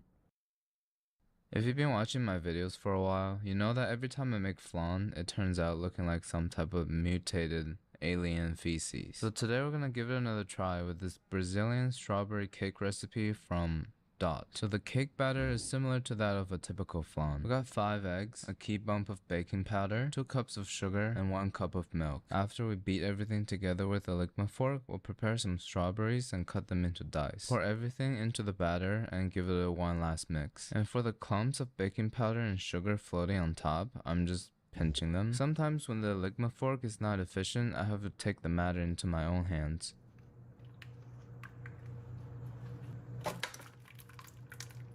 Into the oven for 35 minutes. No temperature provided, so I'm assuming it's 350. Looking a little pre-digested. I feel like flan is usually cooked in a double boiler with the lid covered, but this one is just baking in the wild convection. While it's baking, we'll make the Brazilian brigadeiro. In a pan, we'll combine 3 tablespoons of butter, 7 tablespoons of cocoa powder, and a can of condensed milk. Look how satisfying this is.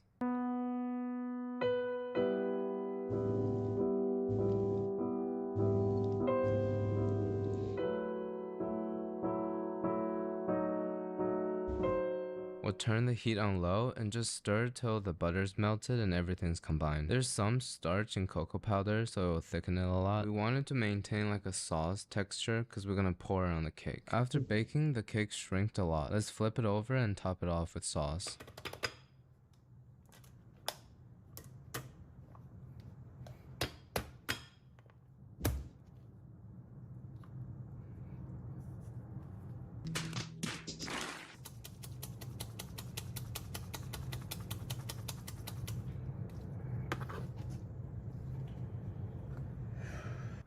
Why is it moving? Just in case you're wondering, this is not a memory foam pillow, this is a Brazilian strawberry cake. If you're from Brazil, let me know in the comments if you're proud of me. Like any good cake, it's always better to be topped with a thick glaze. So here's the finished product. I'm gonna turn it to show you guys the pretty side. Why is it leaking water? I don't think I'm gonna post this on Instagram, because I already know you guys gonna get really mean. But I'll send it back to her to see what she thinks.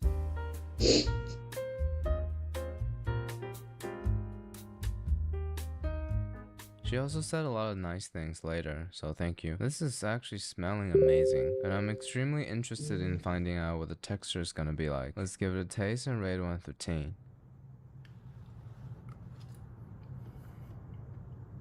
Despite its not so pleasing appearance, it tastes really good. A light, fruity cake with bouncy texture, paired with a thick chocolate glaze. I think if I ever manage to learn how to make a proper flan, I'll always have it with brigadeiro. I'll rate this 8.5. You should try it too. Thank you to everybody who sent me their family recipes. It was a lot, but I did read through all of them. It was really nice to get to know you better through the food you grew up with. I think food is the best way to connect with others. I don't get to see my grandparents anymore, but I preserve their recipes really well. I feel like that's a part of life that I'll always share with them. Family traditions and your grandma's cooking is such an important factor of all of our identities. With the holidays coming up, I hope you get to learn more about your home's cooking and connect deeper with the people that care about you.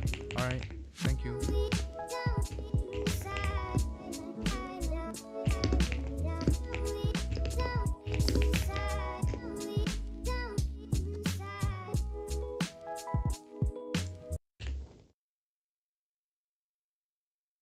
Okay, I'm gonna study.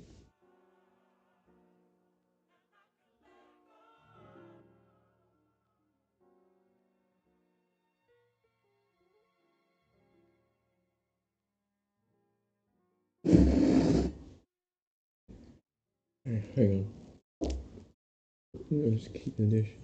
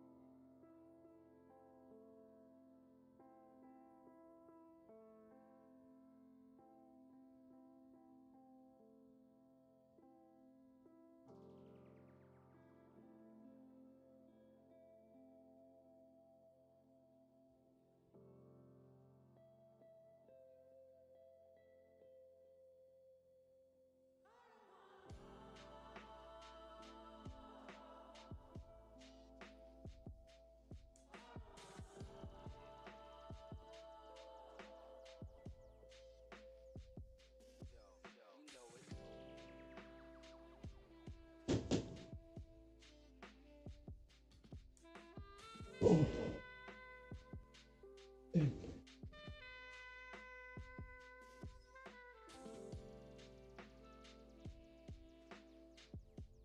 Did I do my daily? Yes, I did.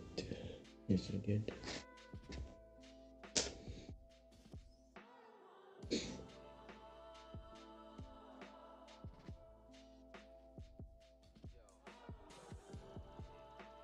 Alright, yeah.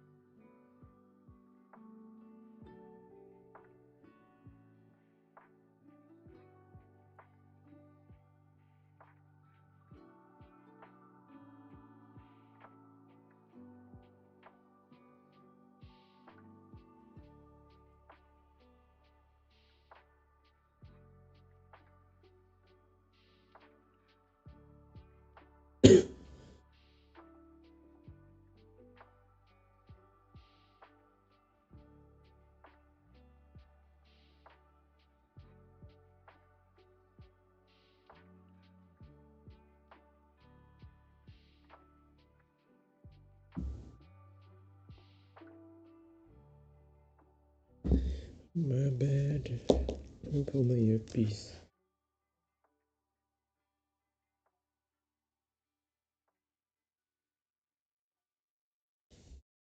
Was there no audio? Oh, okay, there's audio.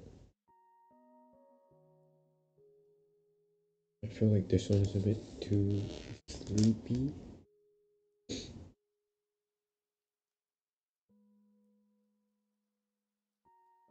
Is it?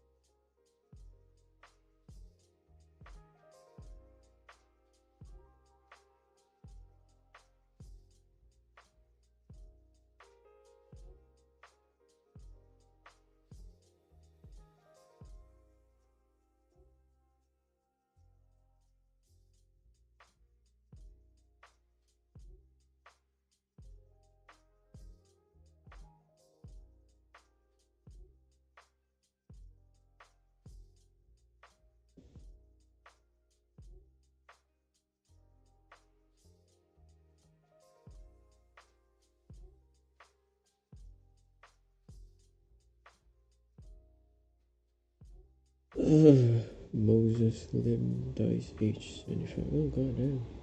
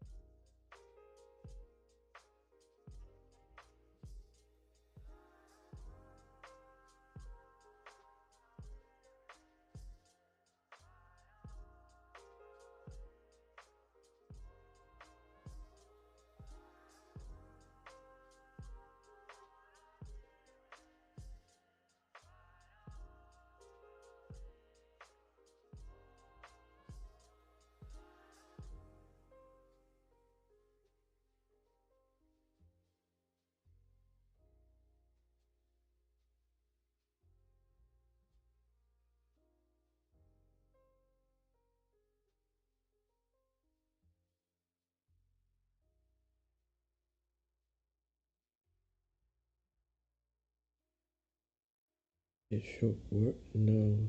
Okay. Let me see if it works.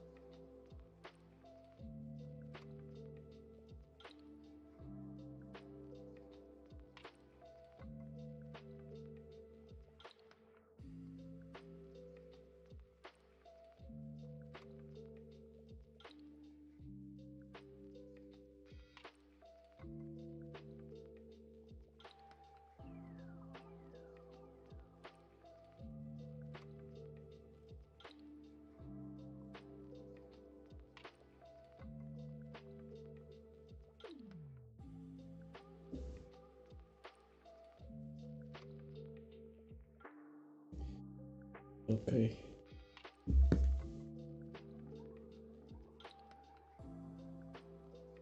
Time to get working.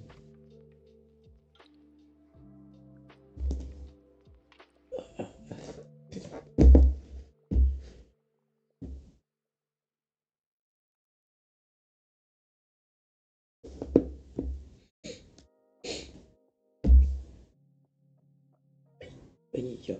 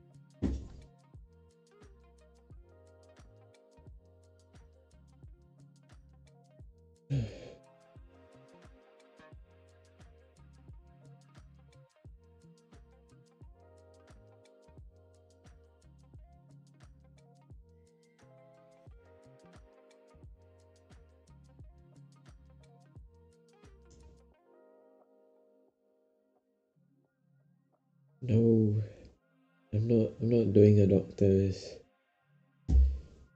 My course is only 4 years with honours. And hello. Really, right? Is that what I should be calling you? Or is there like any other? Oh no, I'm not doing doctors. Then it's not 7 years. Okay, my uni, doctor, okay, medicine and dentist. Medicine and dentistry, 5 years. A normal degree with honours is 4 years. A normal degree with no honours is 3 years. So it's 3, 4 with honours. And then 1 more year for dentistry and medicine, 5. I'm doing a normal degree with honours. So I'm doing 4 years. But because my course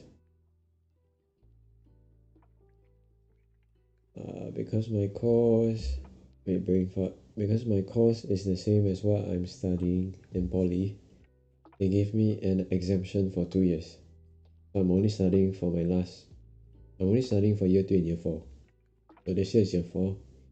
I'm graduating soon. And then afterwards, I'll apply for a PhD or apply for a job. Either one, right? Because I don't have the choice to not do anything as much as I want to. Money. Always about the money.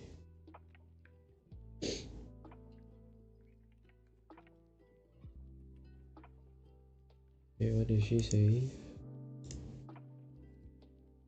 Yeah. Modules.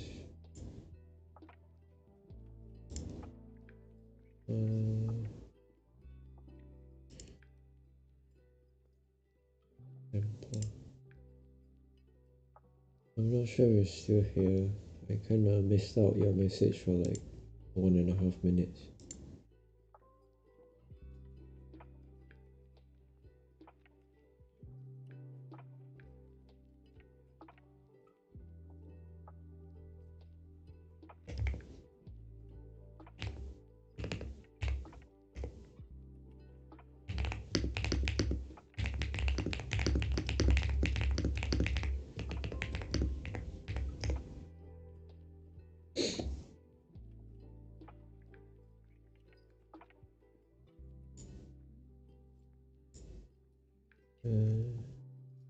Did she allow me? Oh, okay.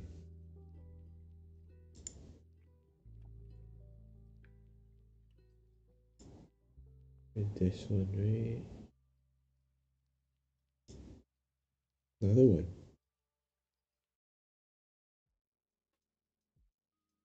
Oh, this is a continuation, okay.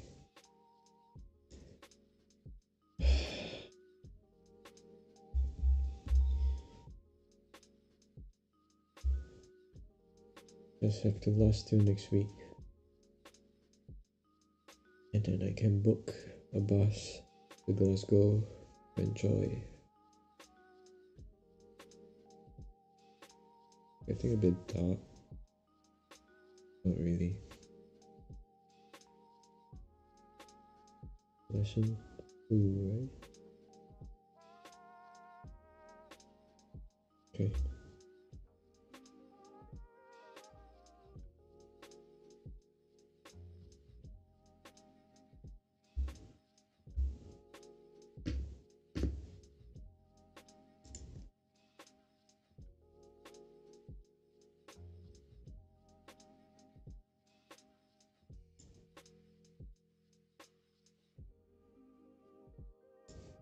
Okay, it's working.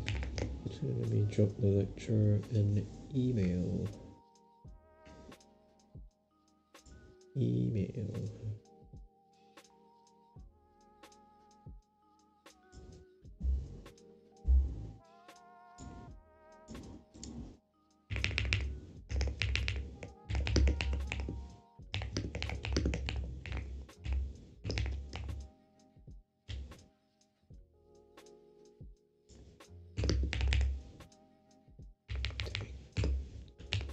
Thanks you.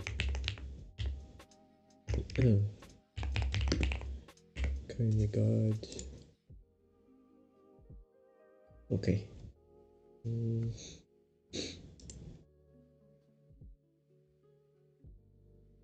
Right.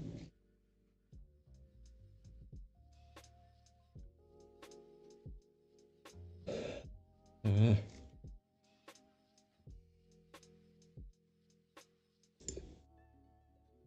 Alright. Do I have everything?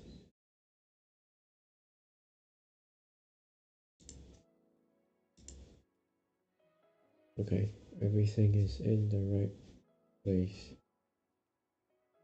Good, good, good.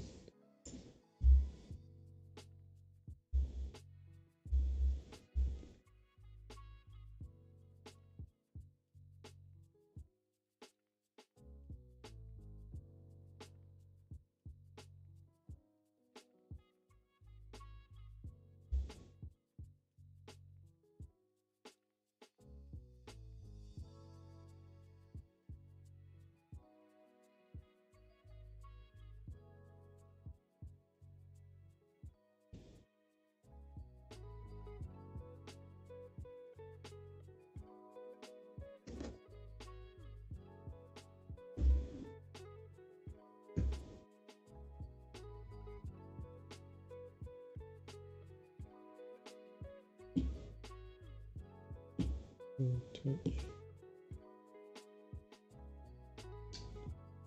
Why is it so thick?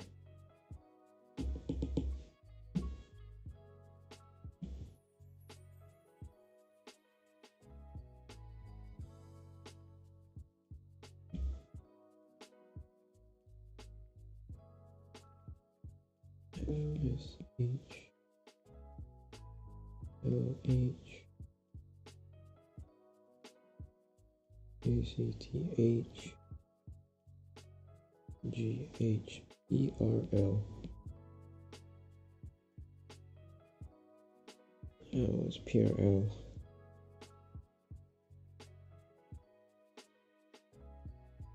They prolactin. ARL hormone. Ah, it's prolact. Oh, prolactin. Let me a bracket.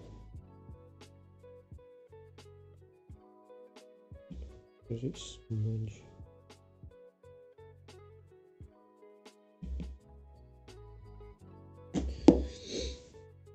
Oh, I got so much to do today.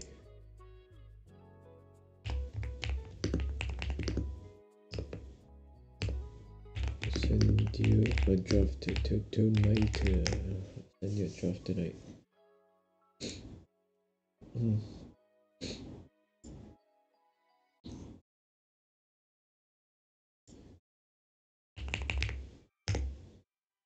Let me sidetrack a bit. Do you think you're better than the best model of ChatGPT? Think about it. Okay, I'll get back later.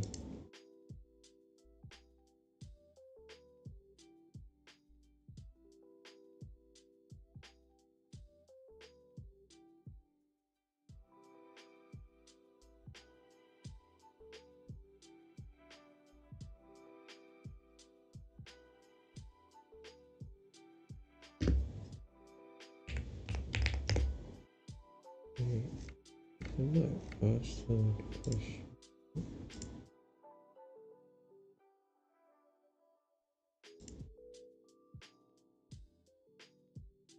I don't know. You don't need to know about details beyond first and second order neuronal regulation of food and energy balance. Okay. Give me a thumbs up.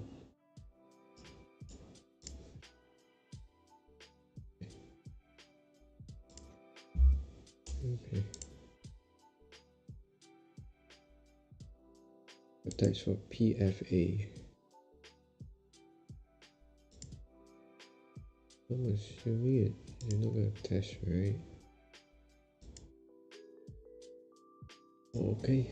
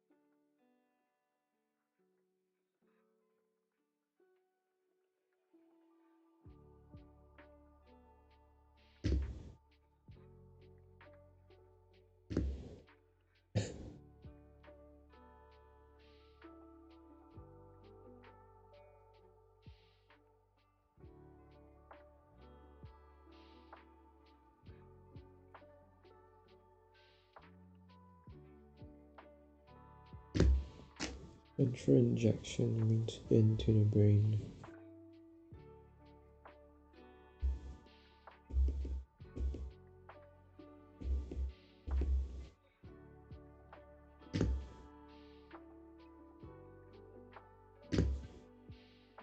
Increase food intake.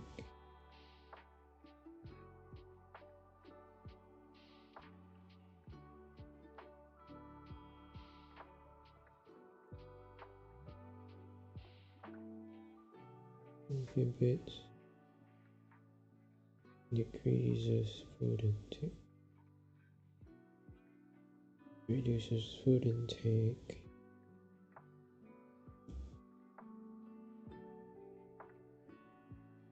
Okay.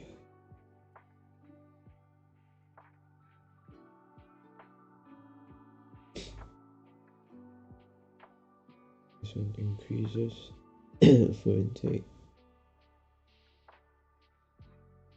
Increase food intake.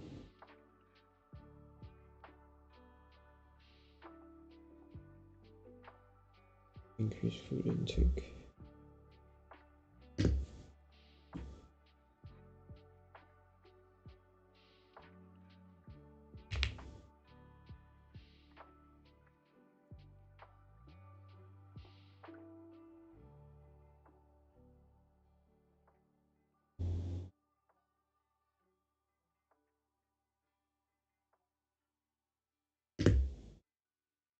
Most deficient eat less because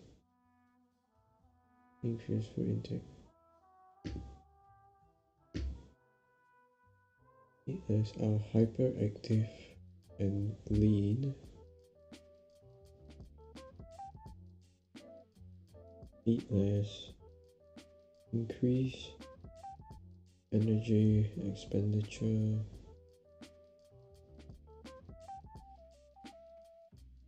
Okay.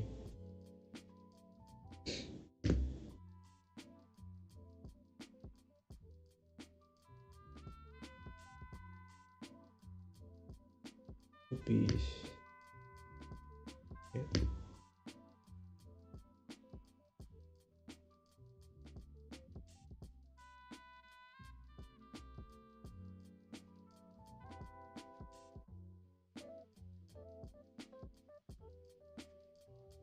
Right. Because A and B.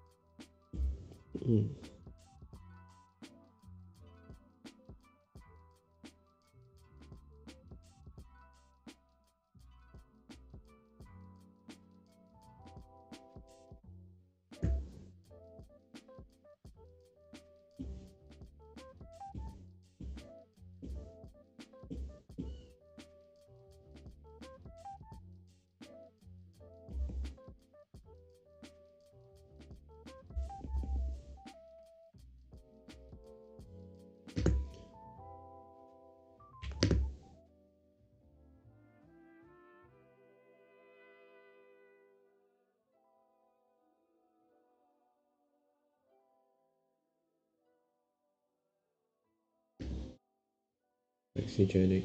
Yeah, it's oxygenic. It's food intake.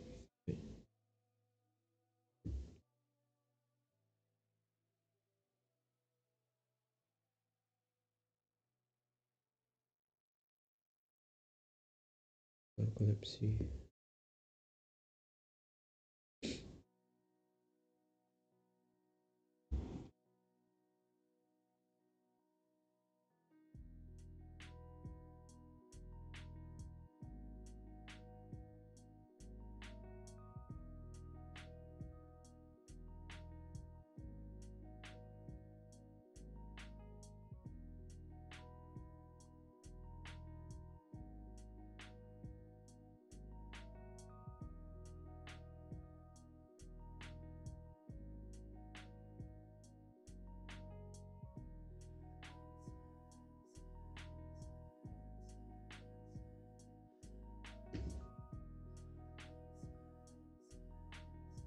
What?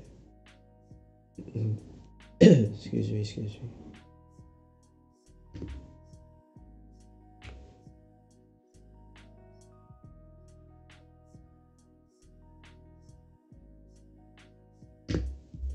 Right ventricle.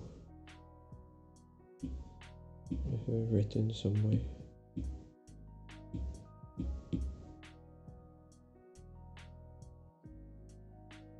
Median eminence. Third ventricle. I should just write it for all. Right?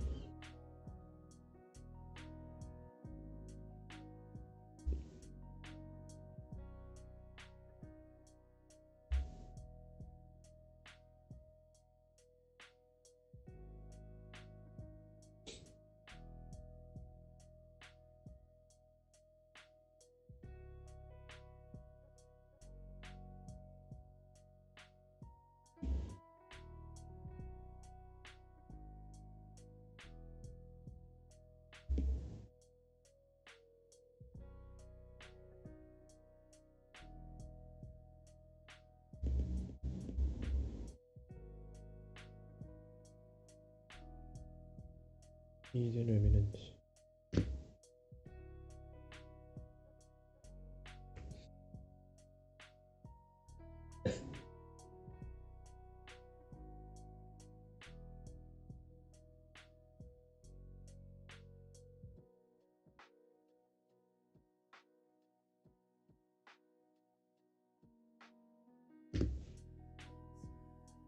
NRP, AGRP, POMC and CART.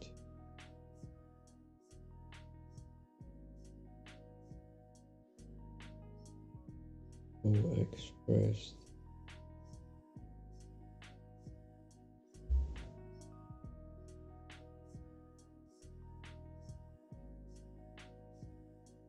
NYP stimulates. Okay.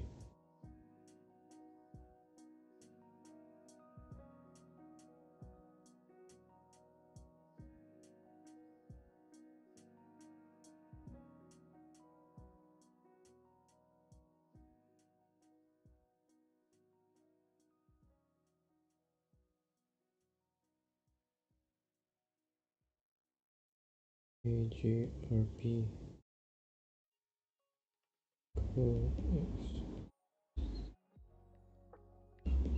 with NP, right?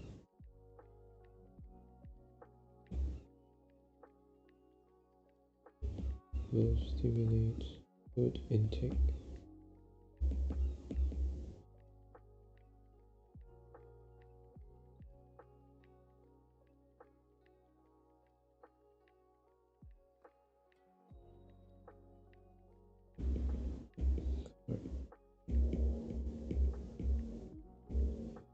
Expressed with POMC. Both inhibits food intake. EVN. EVN inhibits NHA-PFA stimulates PVN switch.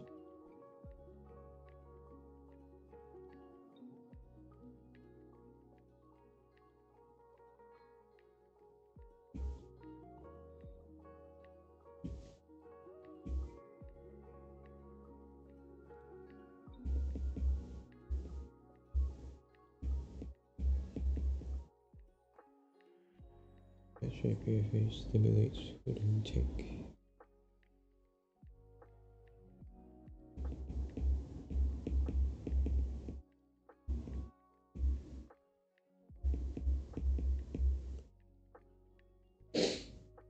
Okay.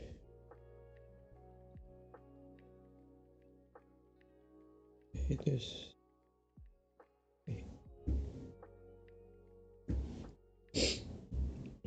Um.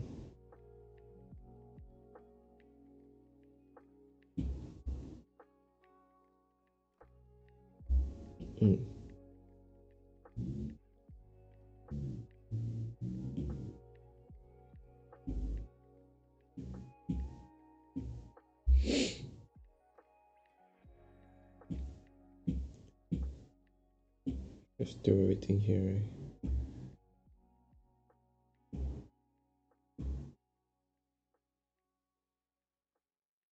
Copy. Paste. Hello.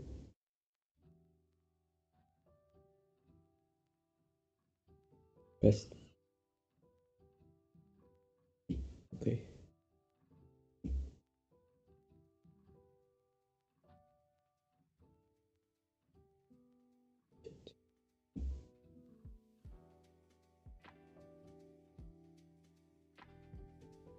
What the? It's not working properly. Mirror. There's too much blue in here.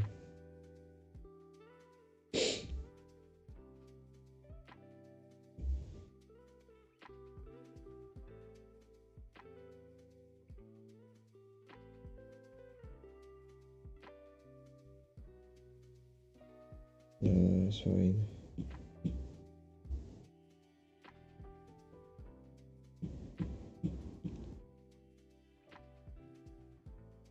First order neurons. Second order neurons, PVN, PFA, LHA. PVN, PFA, LHA. Should just email again, right?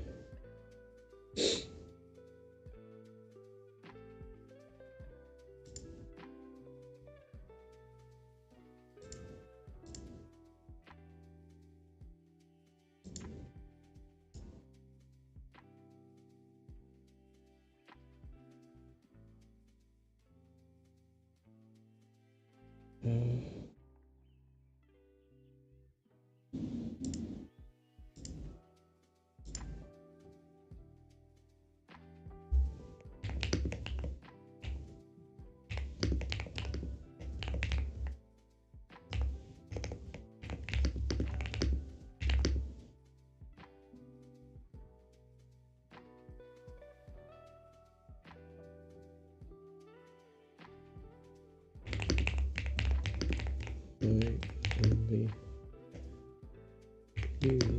and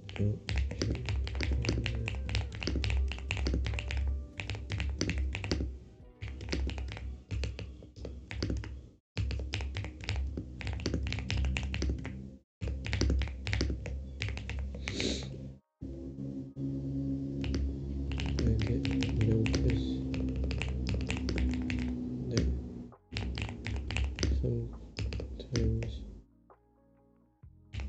LHA and PFA are written with the slash like this.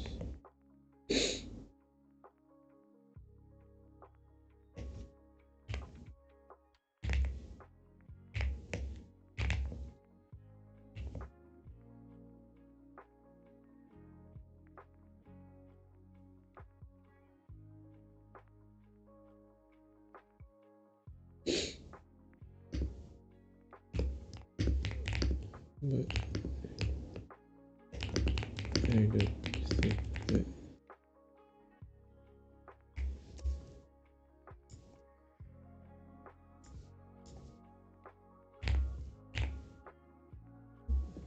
they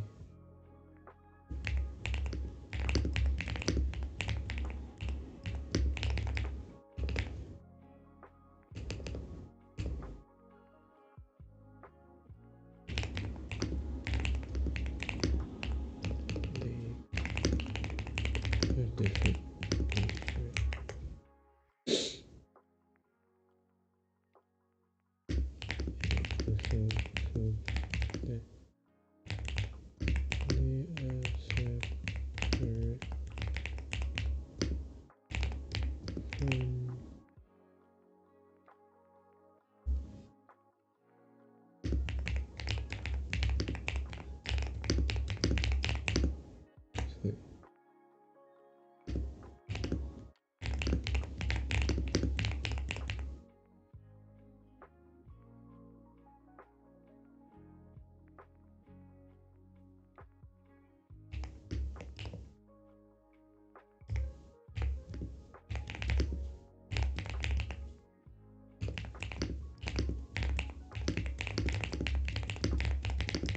But with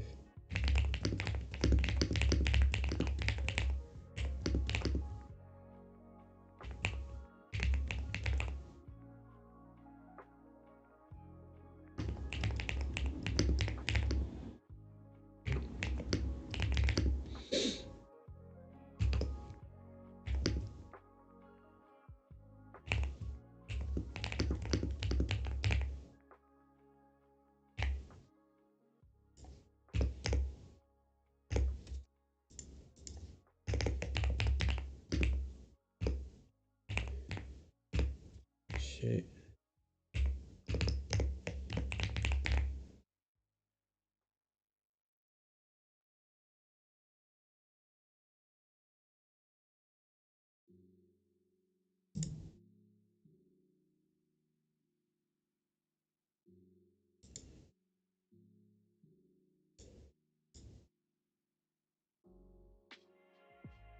Why is it getting so dark at only 5?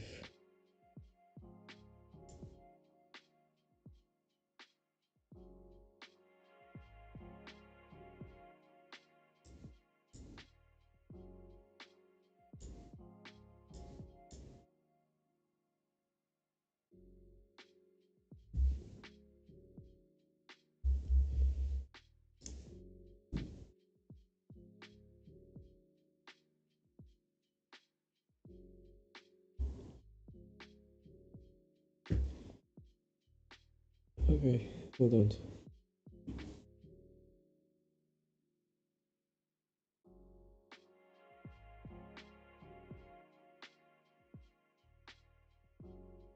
First contains first order neurons. Well, they are first order neurons.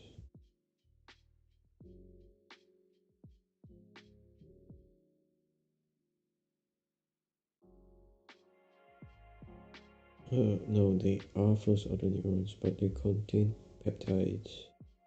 That's what I'm understanding.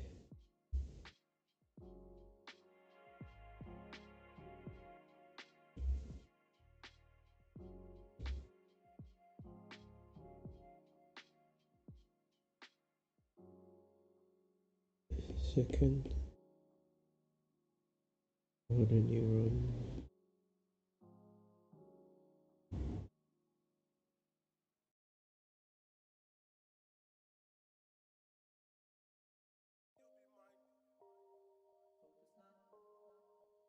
Bit messy, but I think I understand.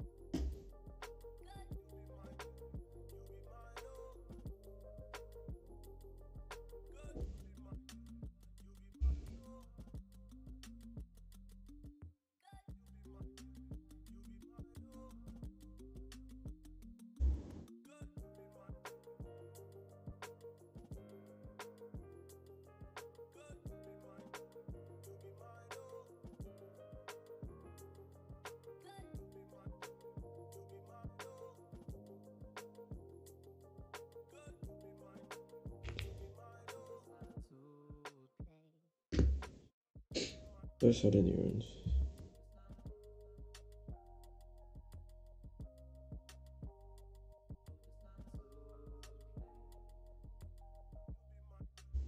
Okay, so it's just so it's with AGRP and COP. Right, alright.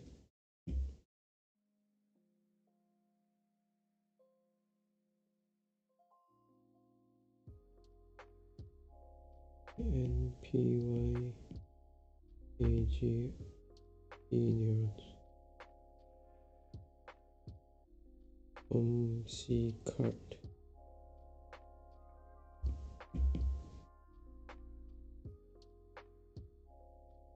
Okay.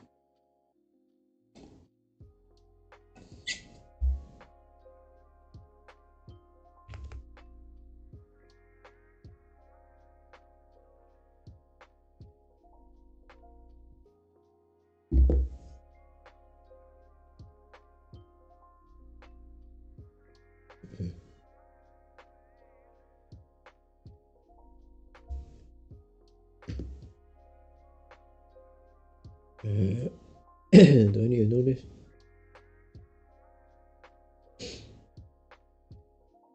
I'll just write it down since you said it.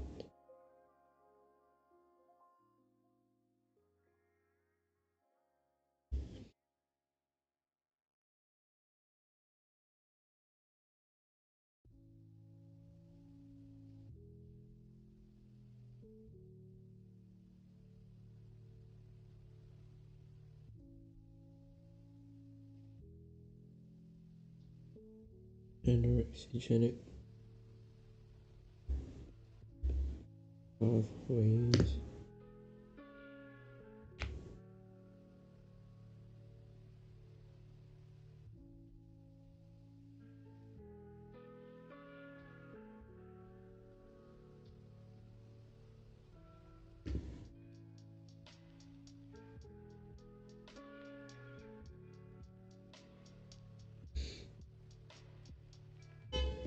And projections to the pituitary gland.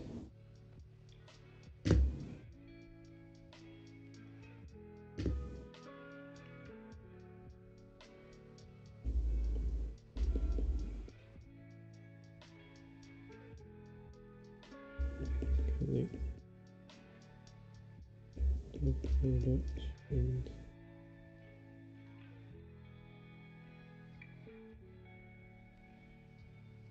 release. And release.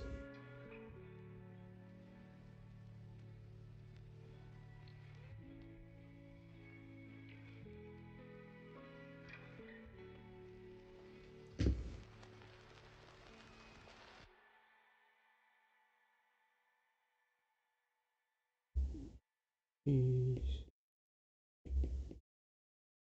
other peptide.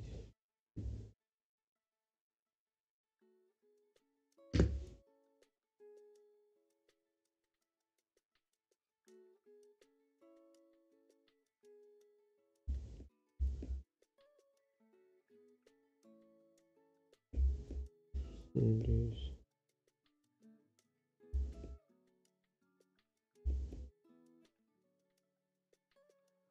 Okay, I feel like this one should be a bit the other side.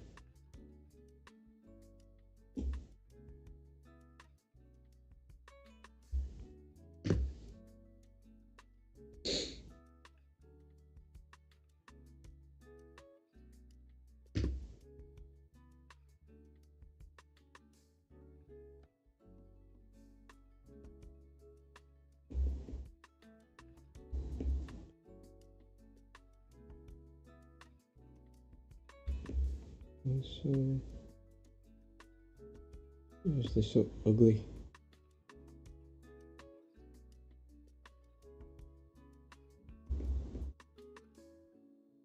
And also,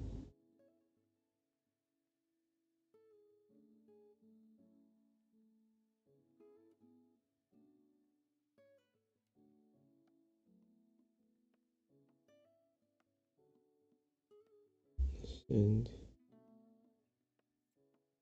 Rexogenic pathways project and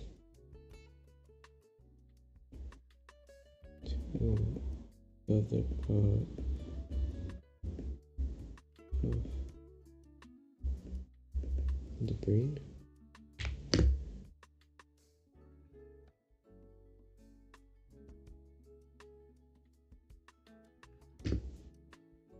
The centers of the brain.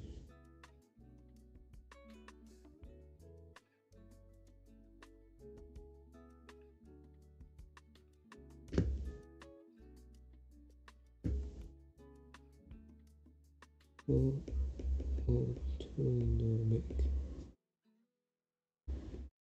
response.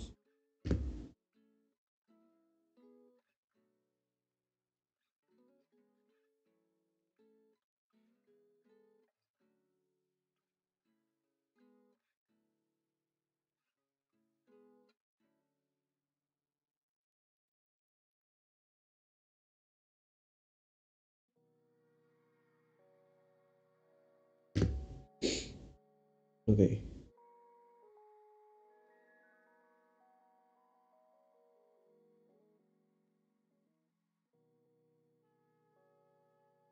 OHAPFA.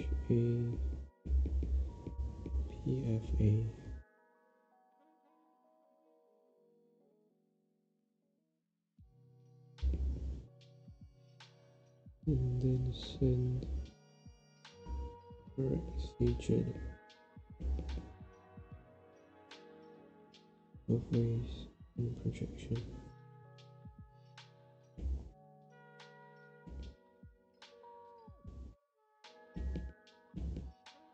To the cortex.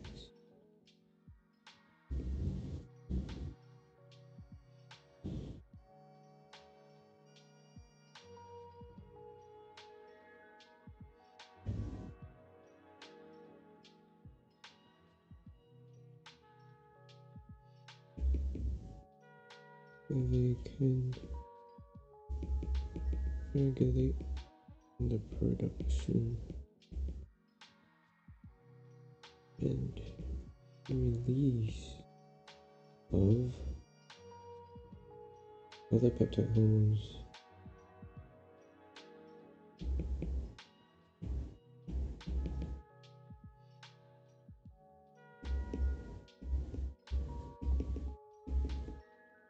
To produce behavioral responses.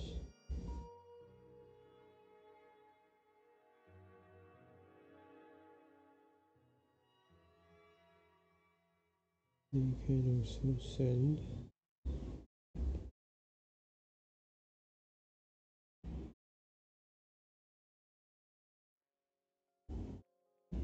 Rexogenic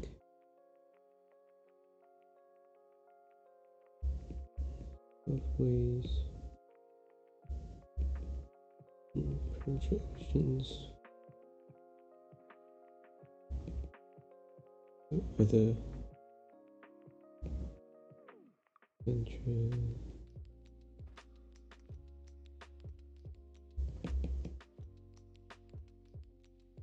of the brain, or autonomic responses.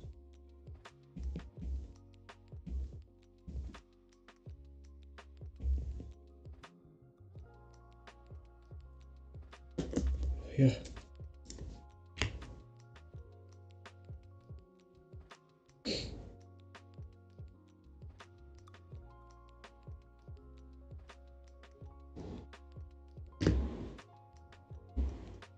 Okay, so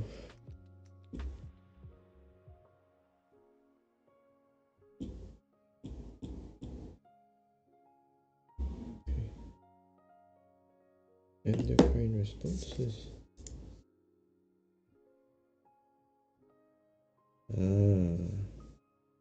Right.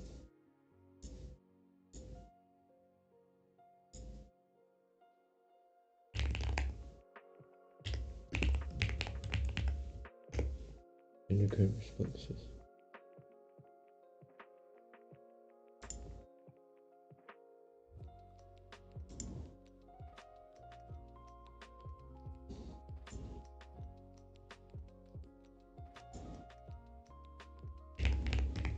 Autonomic responses.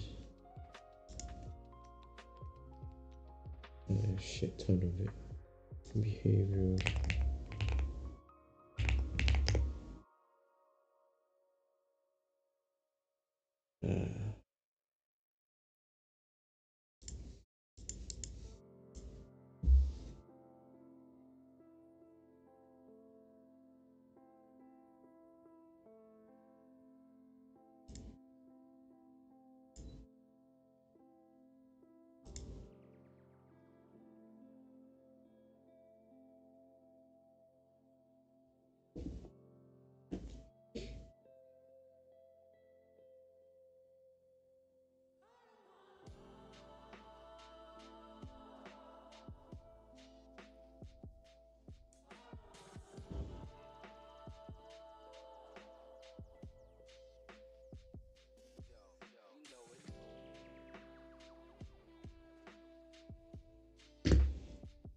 What's NTS again?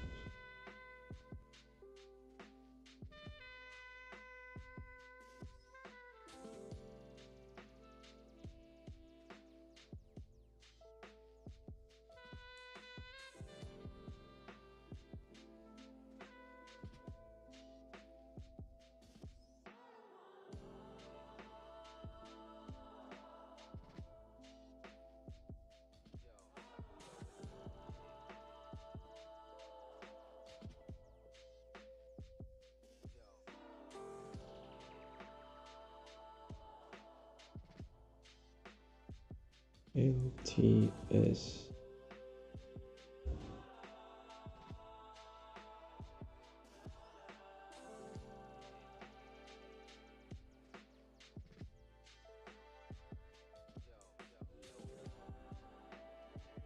It's not here.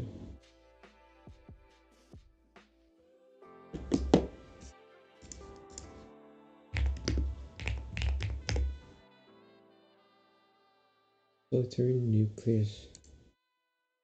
Okay. Oh, thanks for the follow, Douglas Richard. I'm not sure if I got your name right, but how are you? How's your day? How have you been? I'm just catching up on studies. I've got three tests due next week. Yep.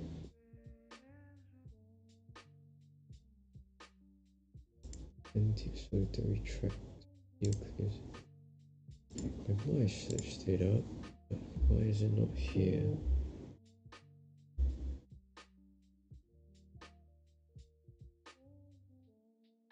Was in my previous slide? Could be. Let me check.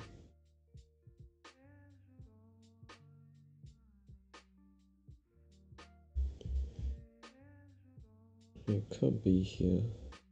Nothing about the brain.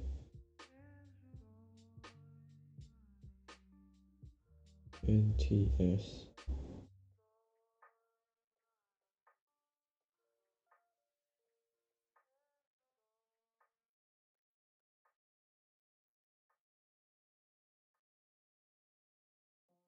No, it's not here, it's not here. Could it be the third? No, it might be actually. Oh yeah, it's here. NTS nucleus of the solitary tract. Okay, I was thinking whether I've seen that before.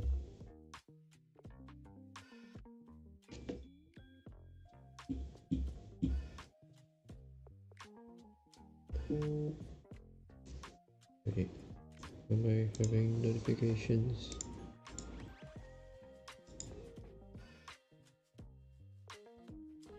Okay, this one. Nucleus of the solitary tract. Right, go.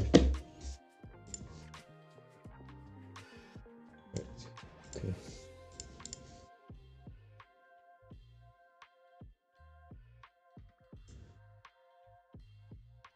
What does it do? Nucleus of the solitary. Cardiovascular, visceral, respiratory, gustatory, or tactile.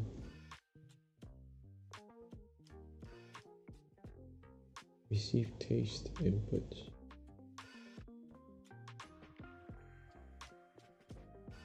Hemostatic, or something with the blood, right? Yeah.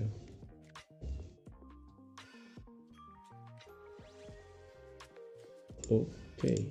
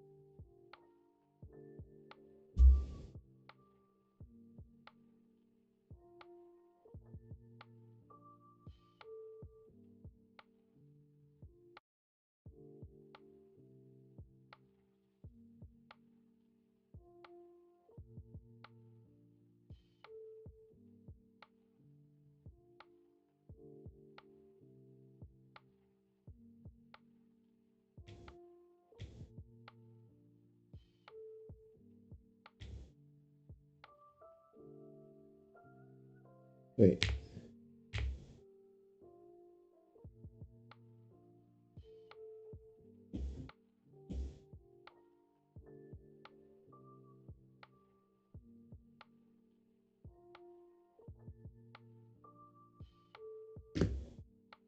The hindbrain includes the up. Oh, I've got brainstem and wrinkled ball called the cerebrum.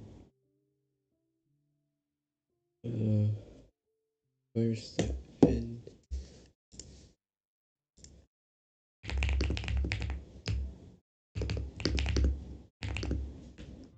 Where is it located? What? Dorsomedial medulla oblongata of the brainstem.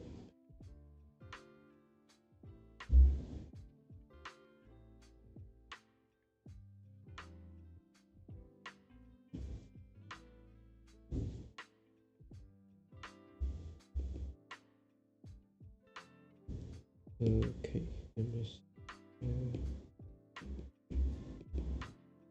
located in the hindbrain. Okay, so this slide will then make sense.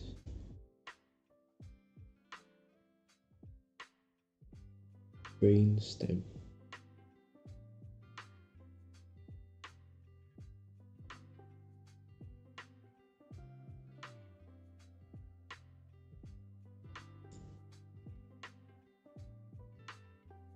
Brainstem, okay.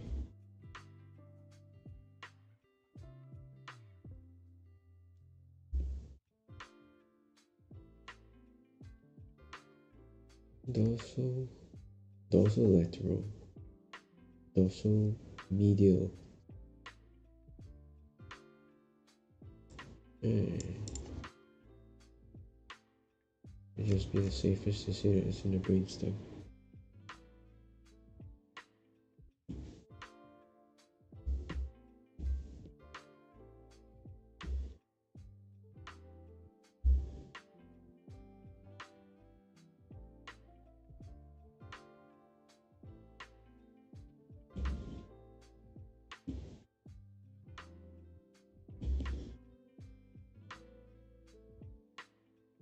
She skipped.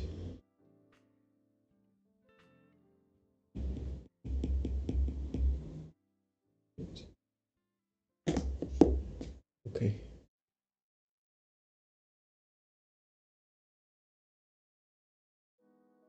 Right.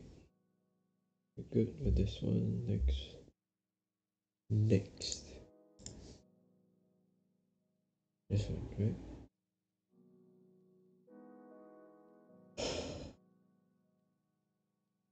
Where are we at? Monogenic obesities.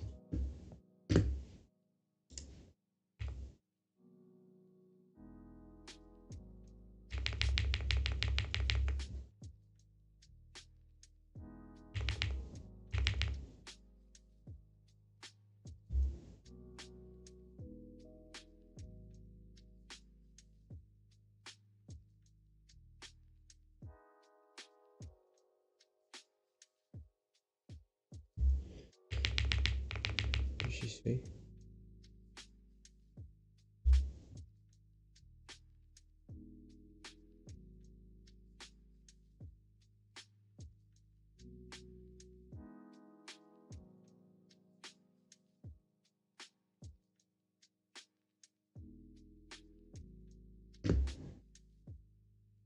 Hypothalamus of the brain.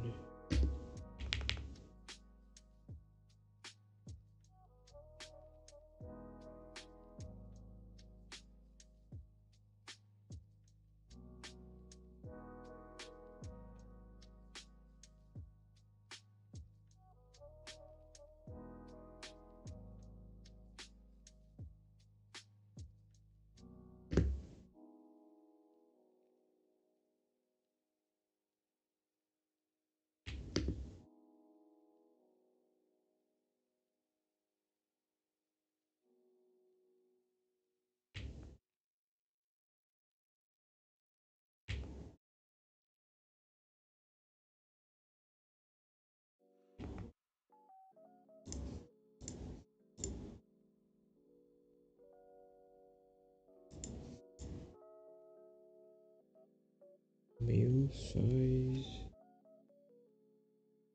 I not jot that down. No, I did.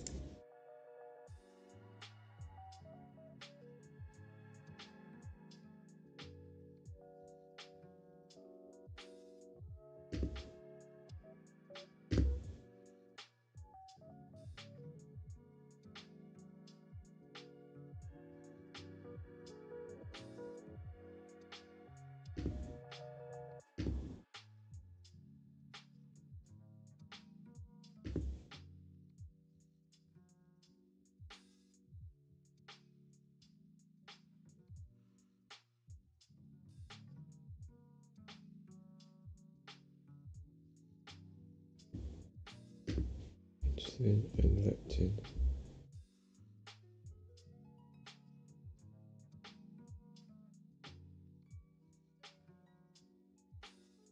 Leptin. leptin from adipose, insulin from pancreas.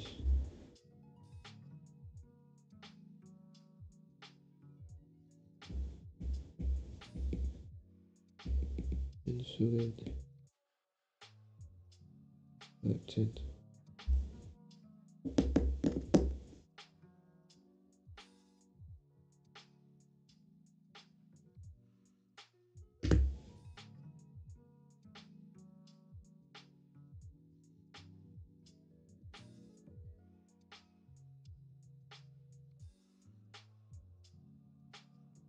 Liver.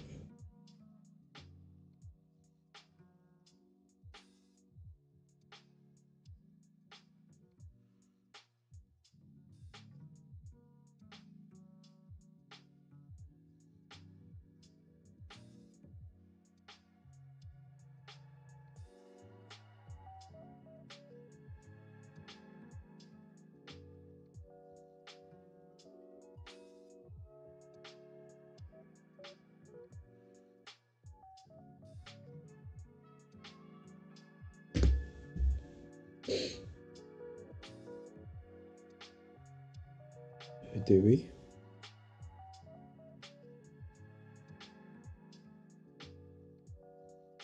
Short-term meal initiation, combination into meal frequency. Okay.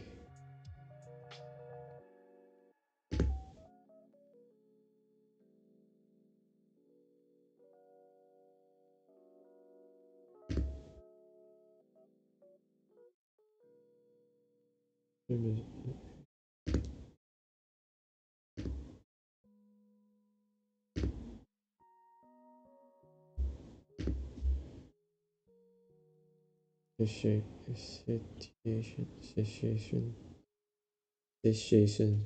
How do you pronounce it?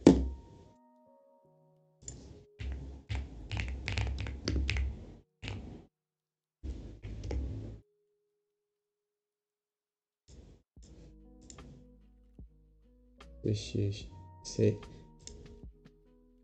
Okay. Satiation. Alright.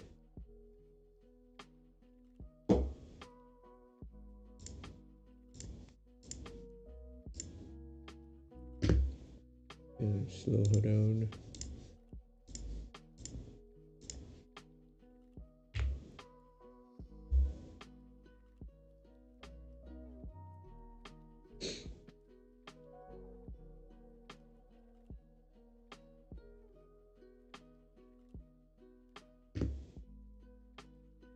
These signals.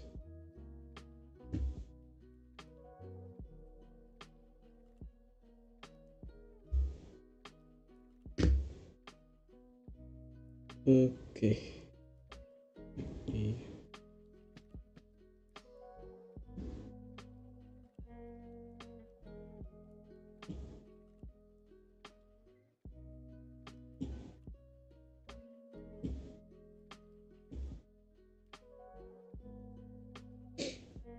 The gut, which means gut, stomach, liver.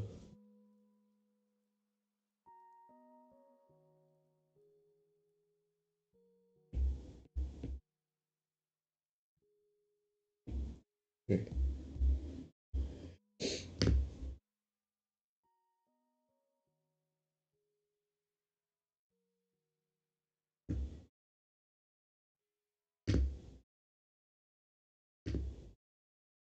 Nerve cells for the gut.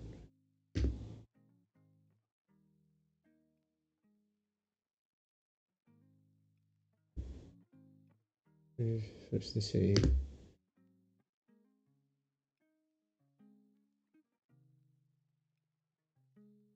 Orbistatin.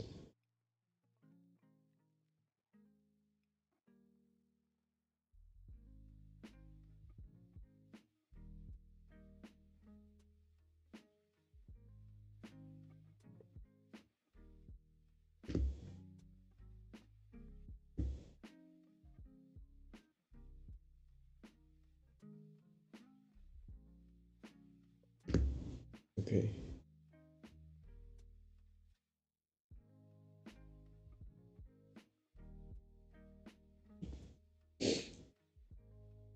Registering mail to limit email search. Reduce, reduce, reduce, reduce, reduce.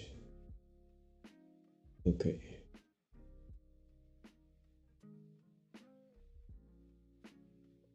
So CCK here. CCK is from the gut. XM, I'm assuming it's from the gut.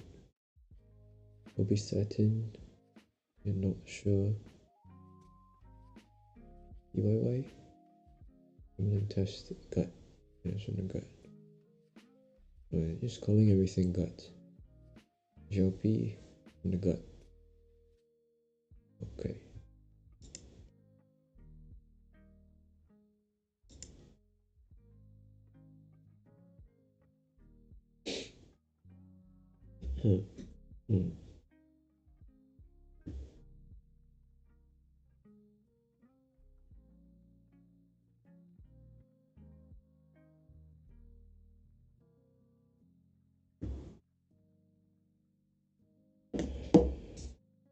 Turn on the lights.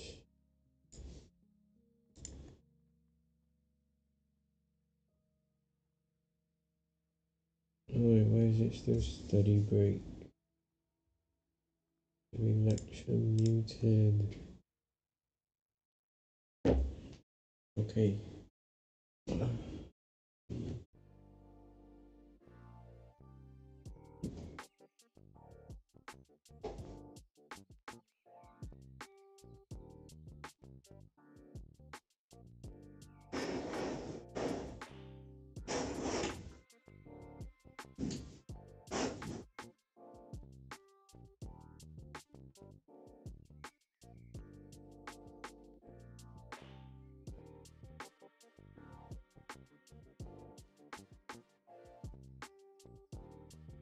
Get the lights.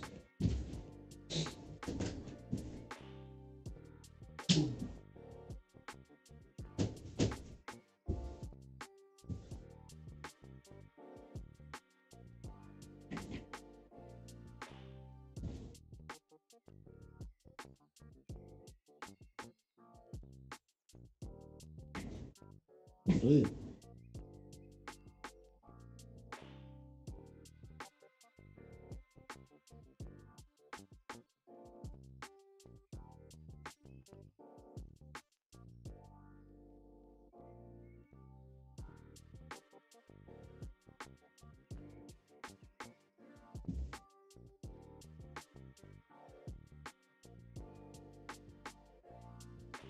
How many do I have to catch up?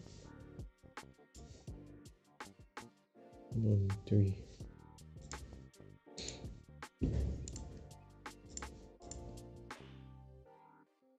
One, two, 3, 4, 5, 6, 7, 8.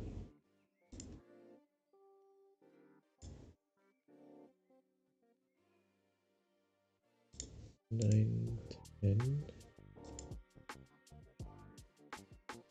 8, 9, 10.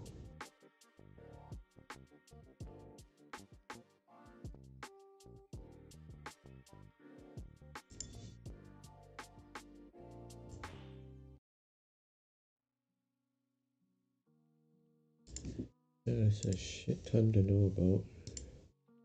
A boat. Q&A, no lecture. It says, man, is on Tuesday.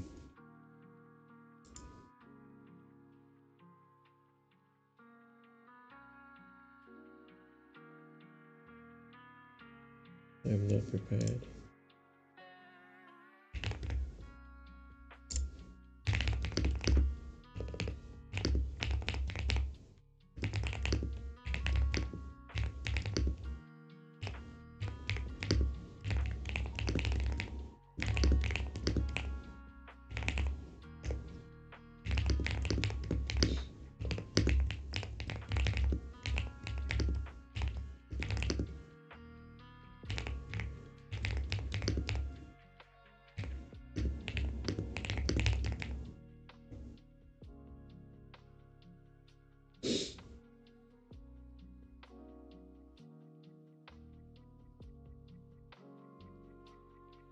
This is not fun.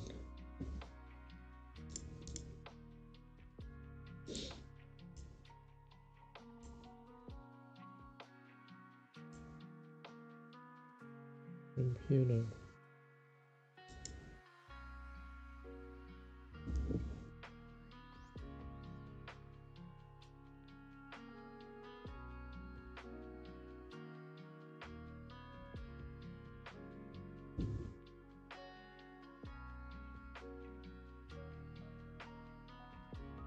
What is she saying? What did you do? PFA is the posterior LHA. PFA is the posterior LHA. LHA is the larger of PFA. A specific subregion, the LHA peptides that we were discussing this.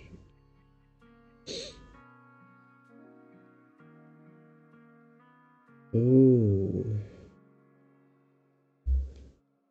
Right, we gotta run it back. Run it back. Save this first.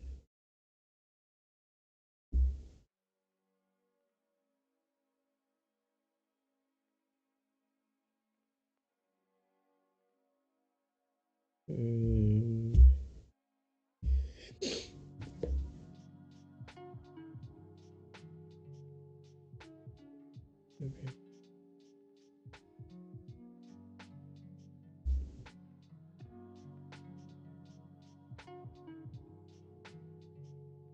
E F A N L H A.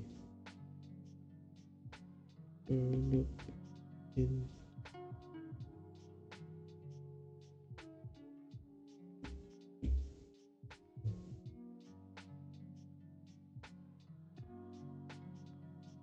L H A.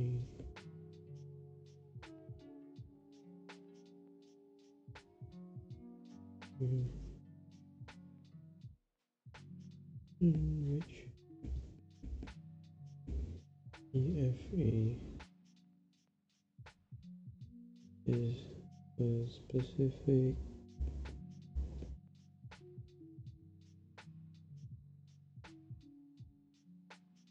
subregion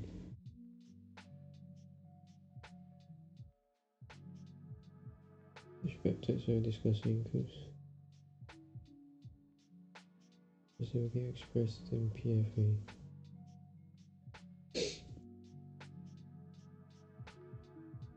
The LHA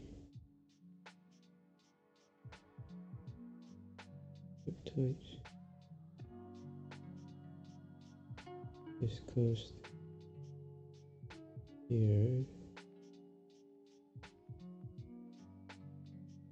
includes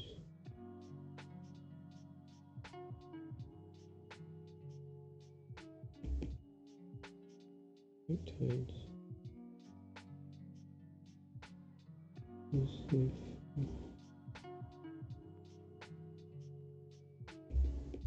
expressed in PFA.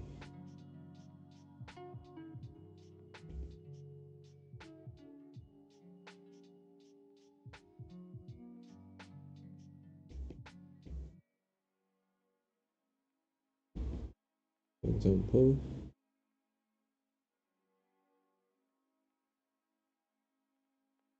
corrections are particularly enriched in PFA neurons.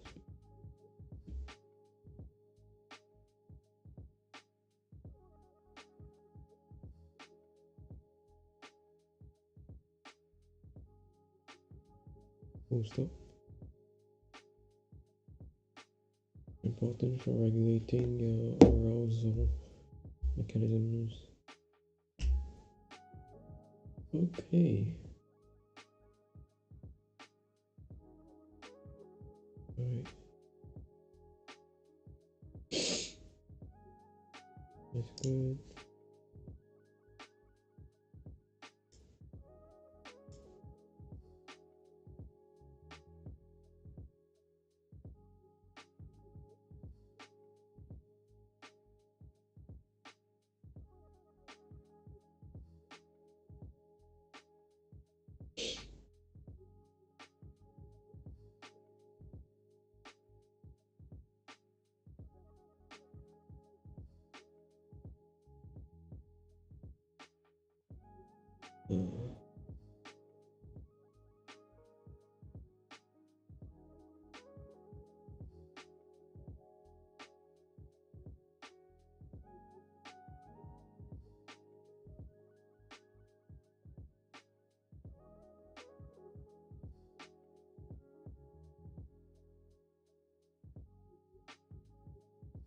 Okay, hang on. Having a short break.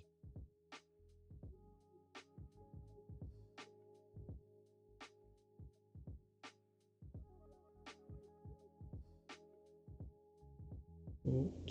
Okay.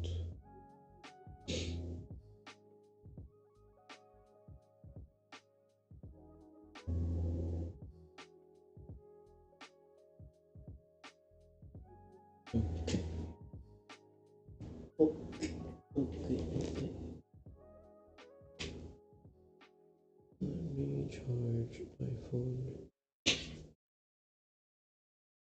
Is there no audio again? Okay, never mind.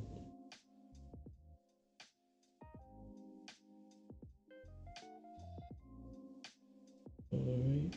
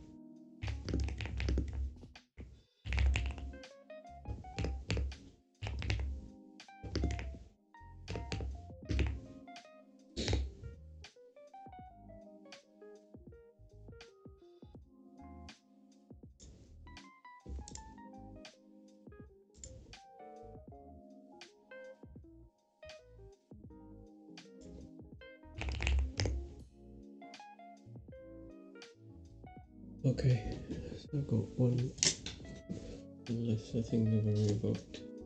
Boat.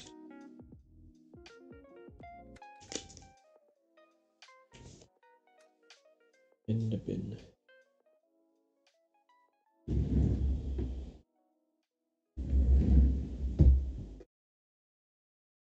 The bin. This is torture.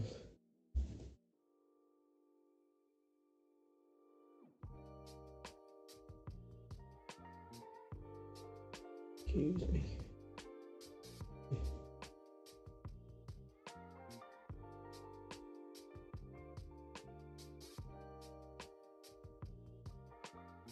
My hair always gets stuck in the earpiece.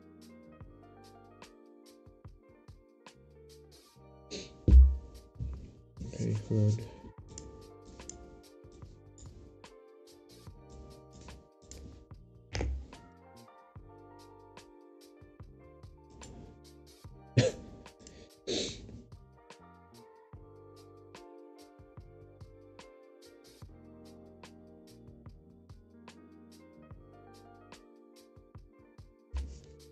Oh, she did.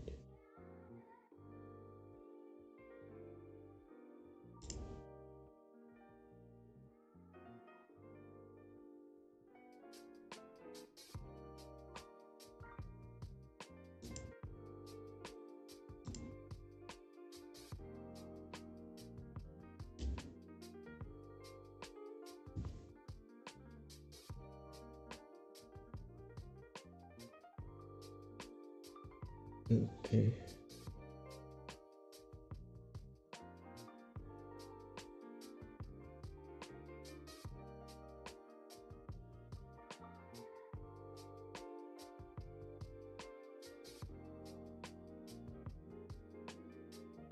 Hold on.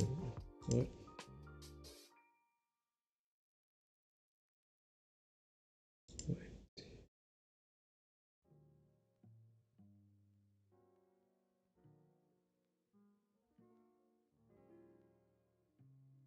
Do people actually watch it?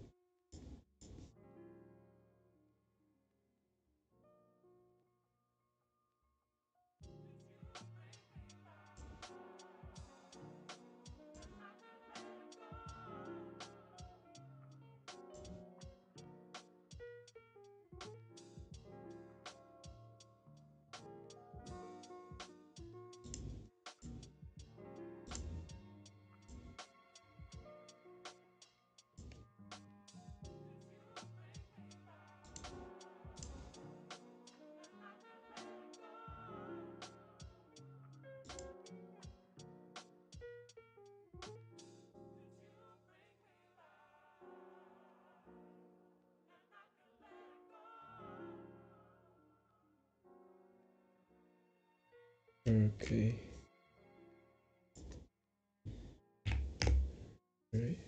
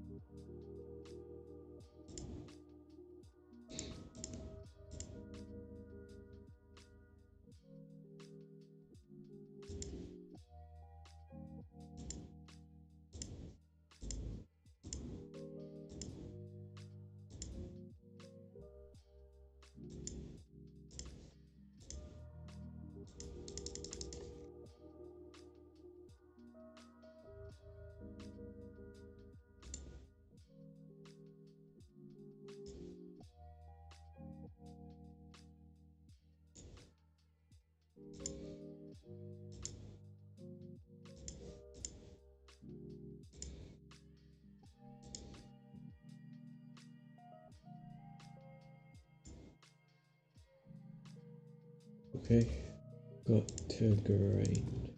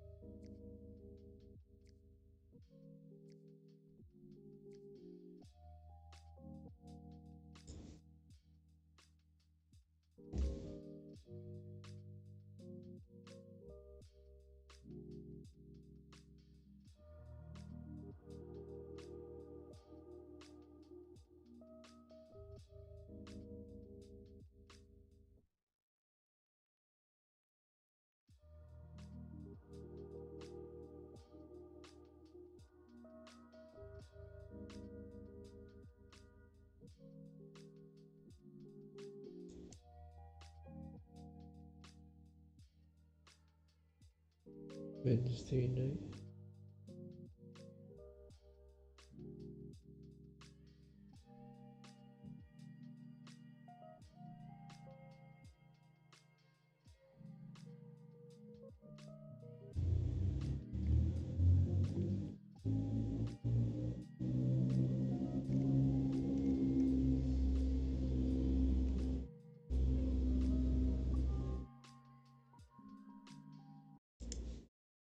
Hmm.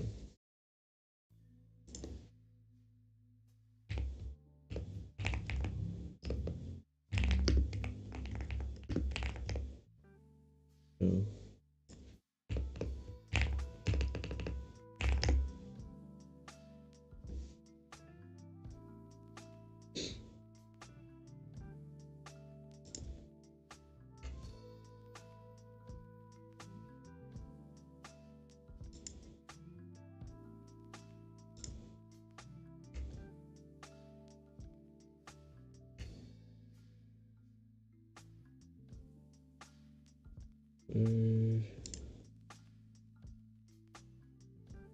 It's not it.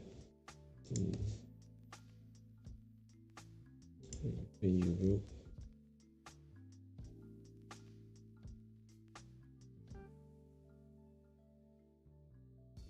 No, it's like two.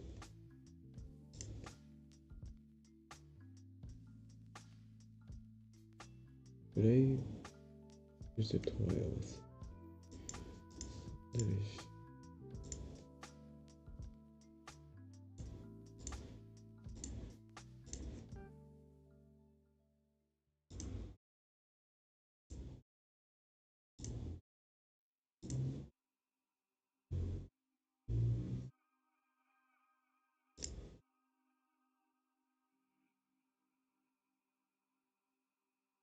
What time is it? 5:50.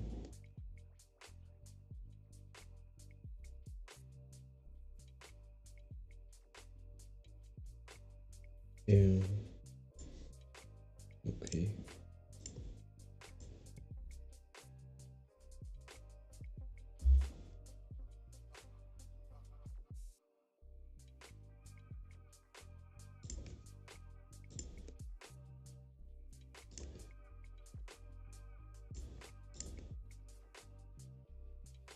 Go here.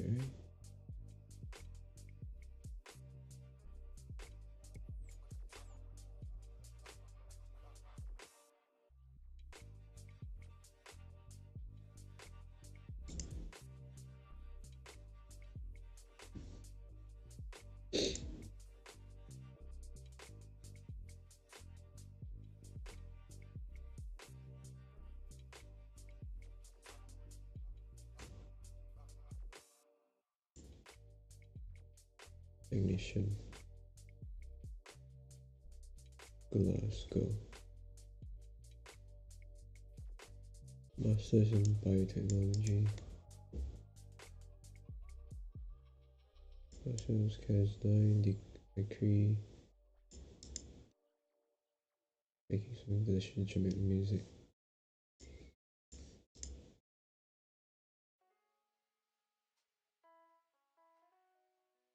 Oh, that's interesting.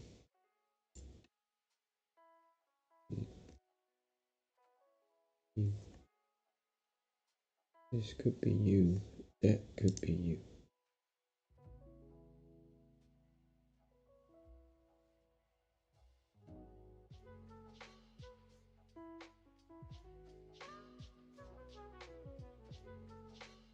Hi, Goldie.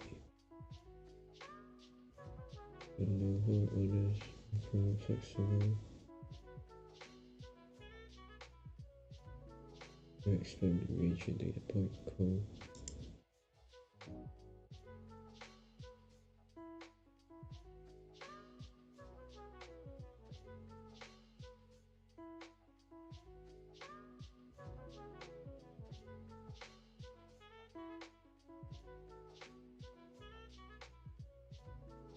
Good scientist.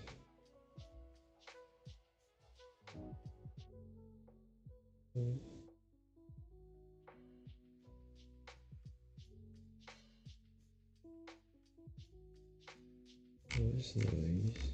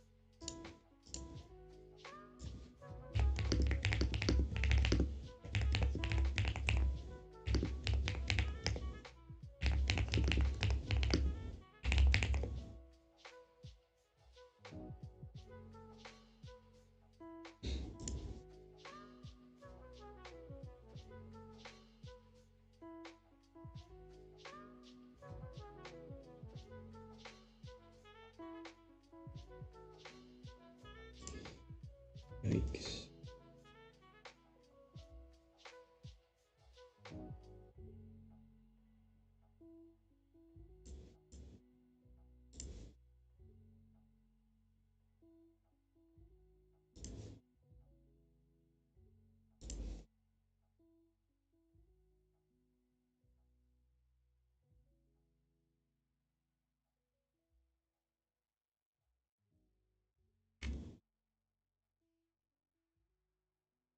Hmm.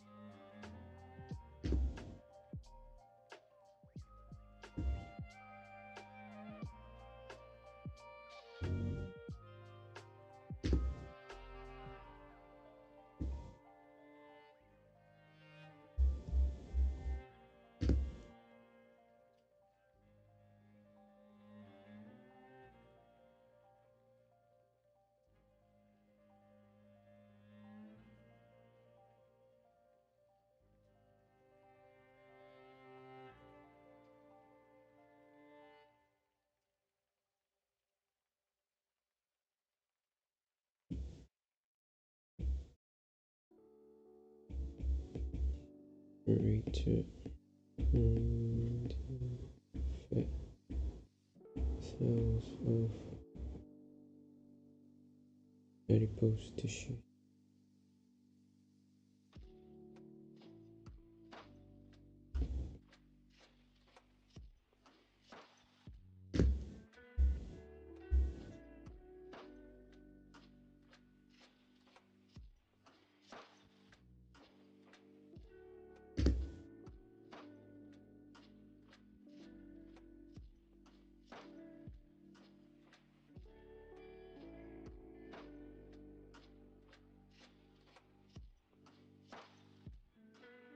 Monogenic mint is caused by one gene,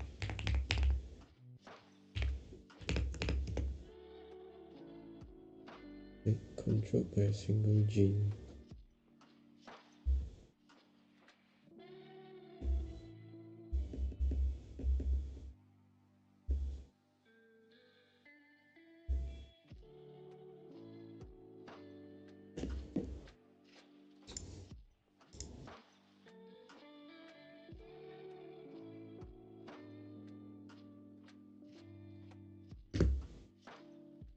Particular important mutation of single gene.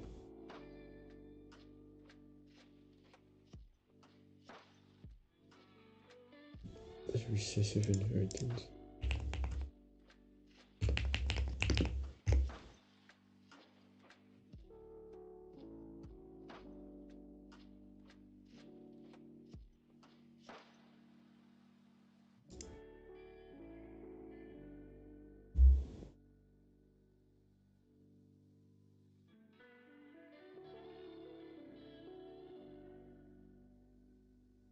There's our child was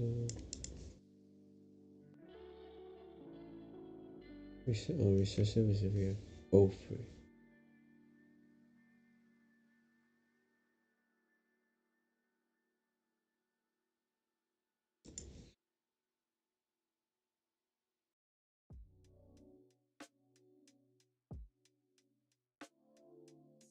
What?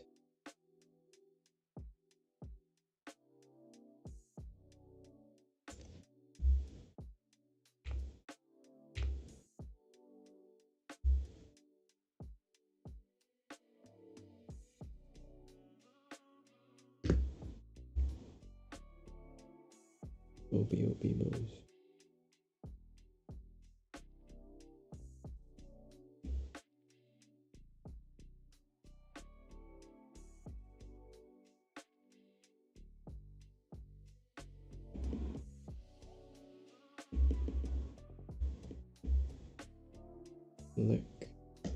Lectin gene.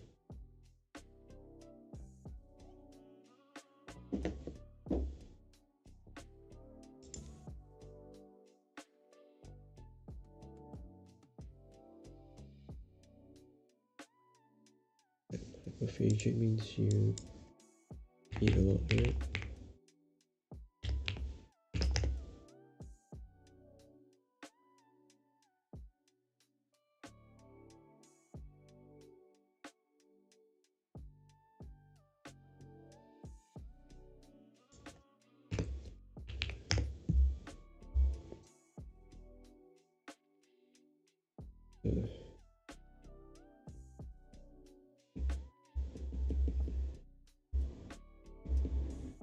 Insatiable hunger.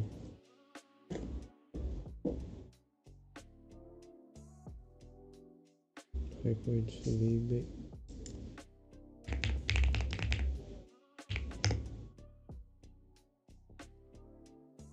Too much insulin.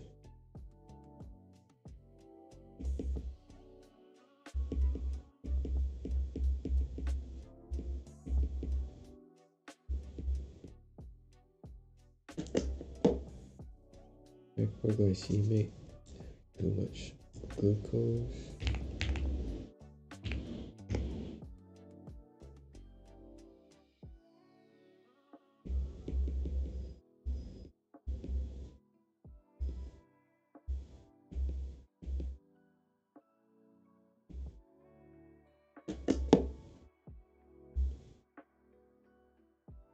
Insulin resistance.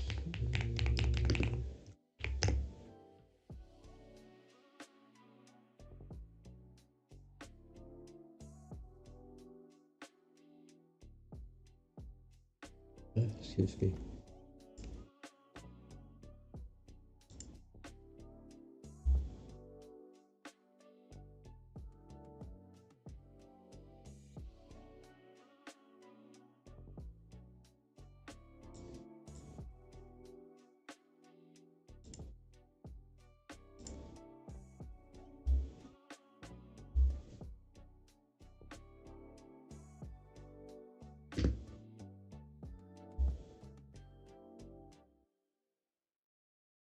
Usually the gene that encodes lectin.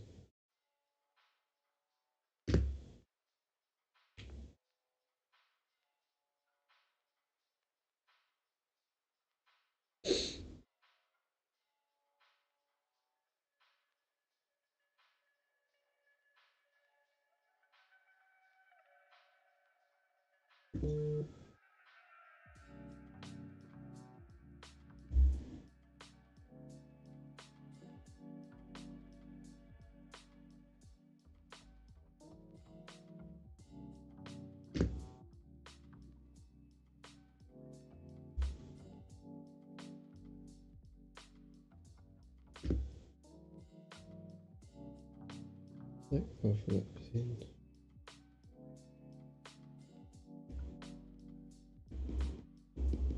Lectin receptor.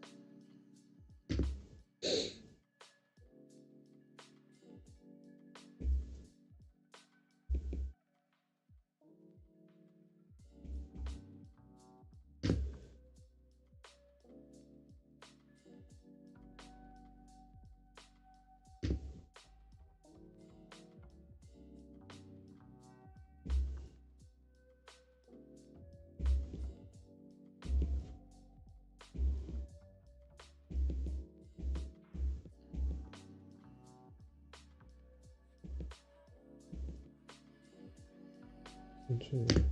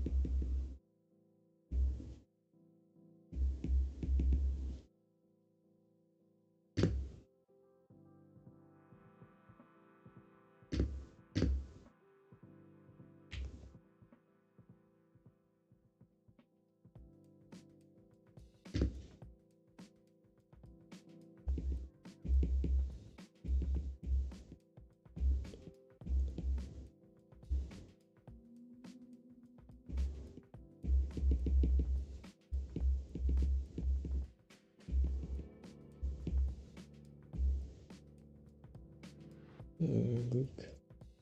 All these terms are terms I haven't heard in a long time.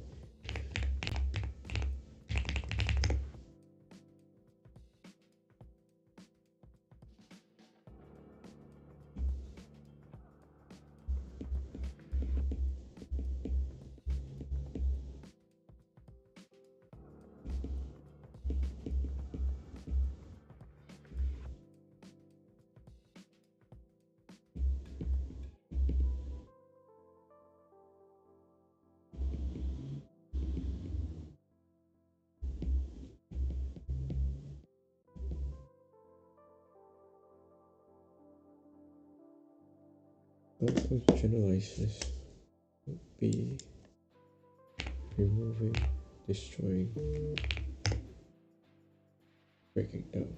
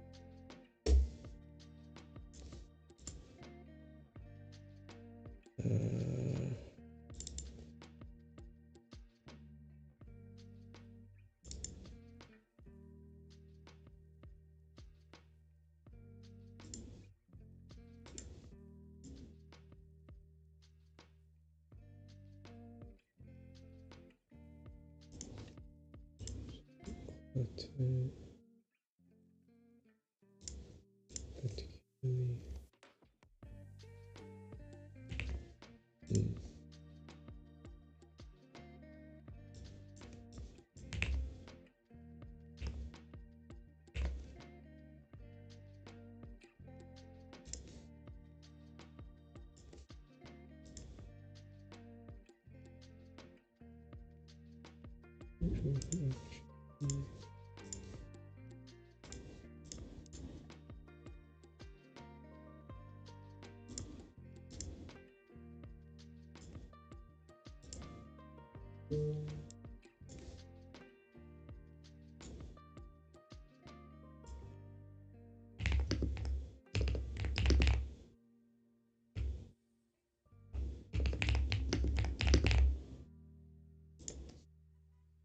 Okay, now let's send it.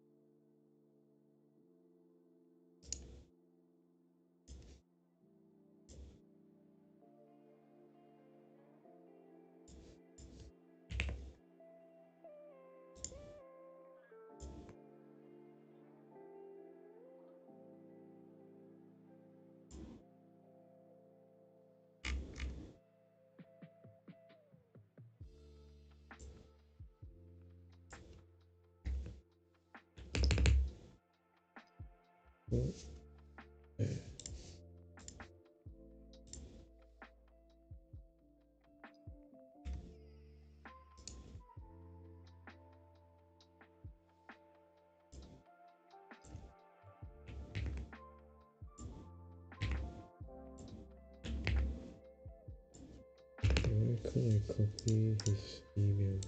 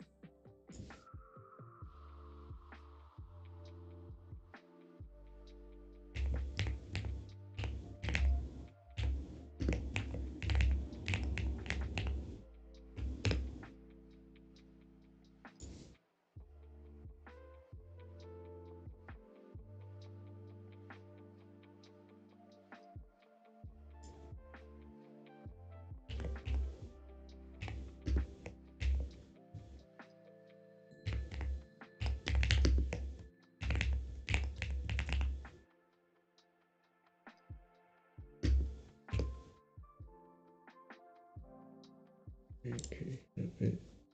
Browser, please.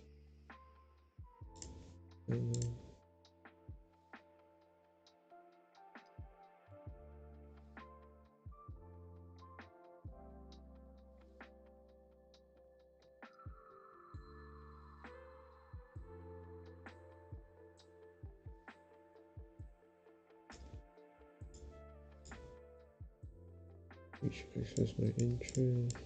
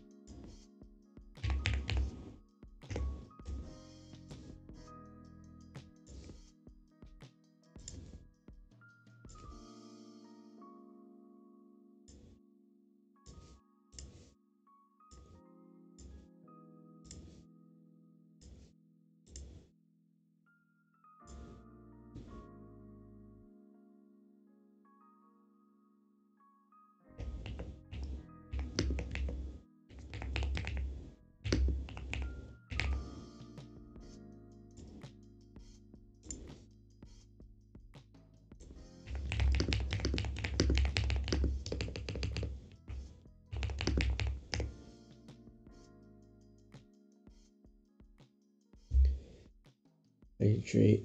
What are you still doing here?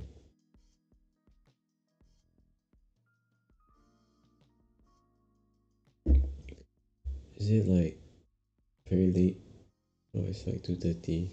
It's okay. So I was so happy to see this PhD project until I saw that it's for UK students only.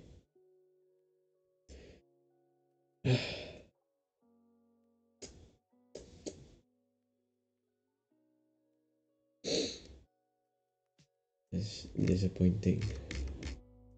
It's so disappointing. So I found something.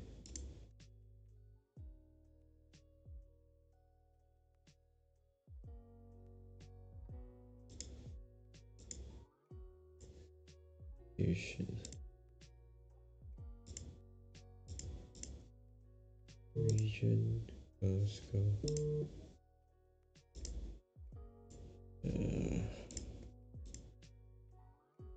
What if I try Aberdeen?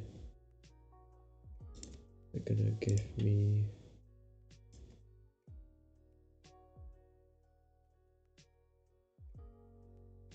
just one. Show me.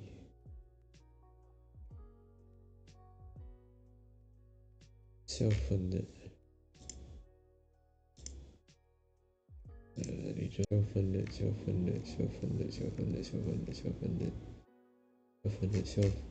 all self-funded.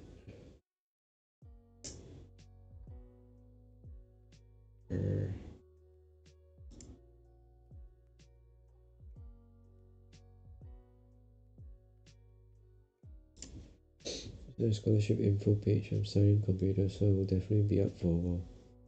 Oh. Yeah, this is like find a PhD. I mean, it sounds very shady, but it's literally what it is for. I'm trying to find a PhD. Bio.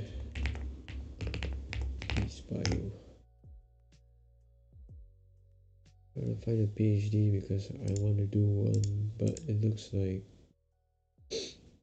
all the applications.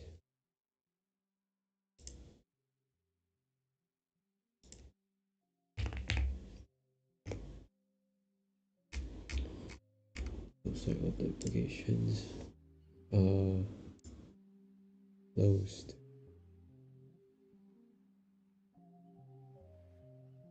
Right, how to apply? Bio, I don't think.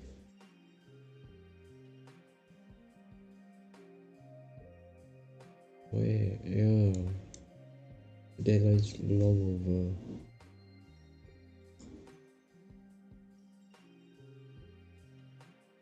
$20.25. Closing date for application is 28 April. Okay, I could take a look at this.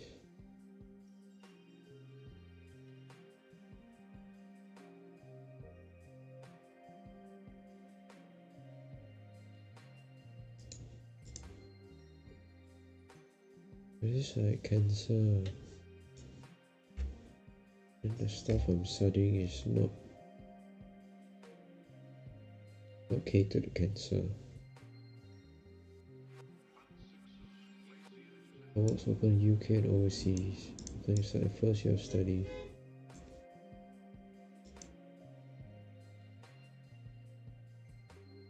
Outstanding academic merit was therefore expected to obtain a first class or a second upper.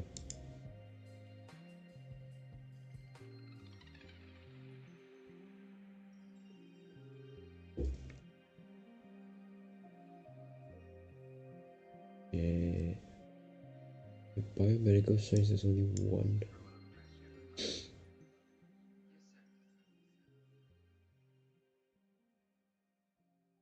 Oh, that's crazy.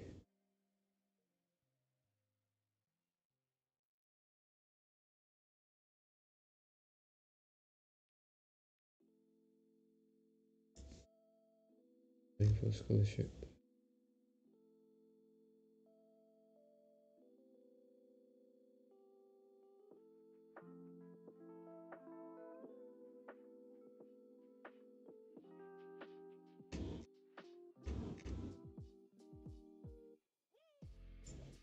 What is this?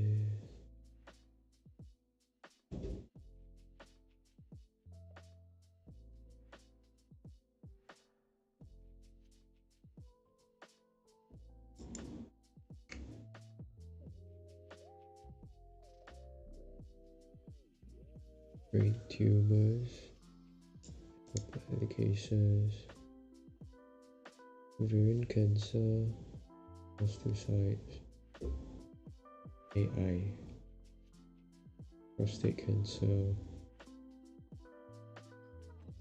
I could take a look at all of them.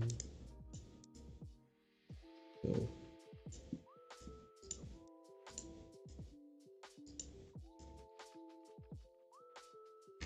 great.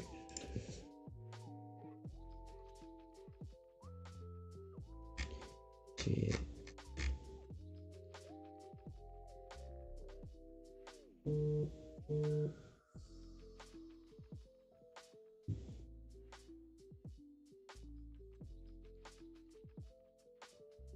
These are not the things that I studied before.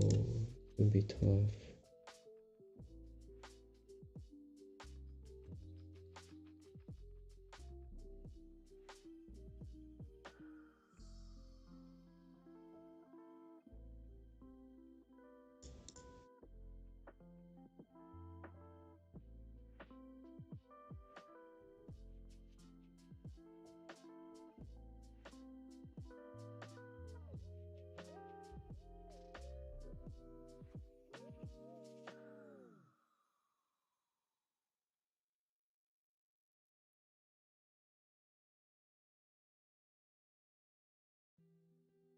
Oh, H&E.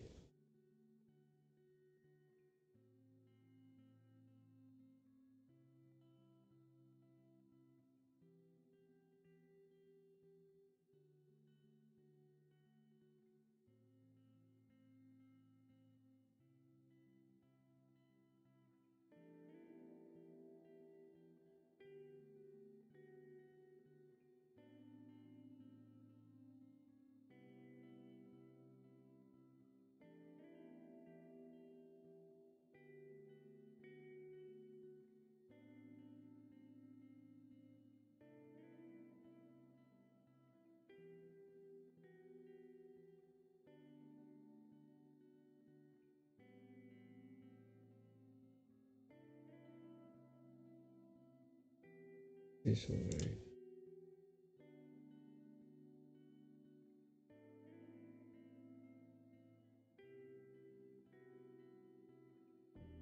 There's about bones.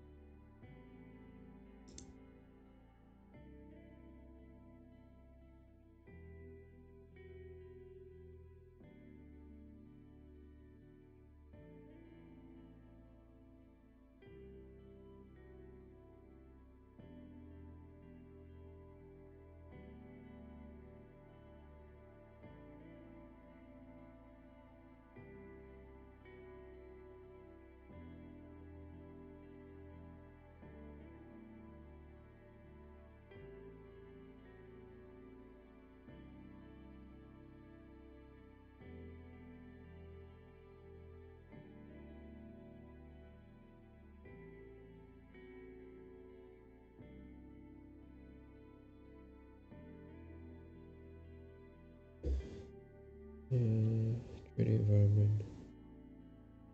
Section of computational biology, biophysics, and experimental genomics.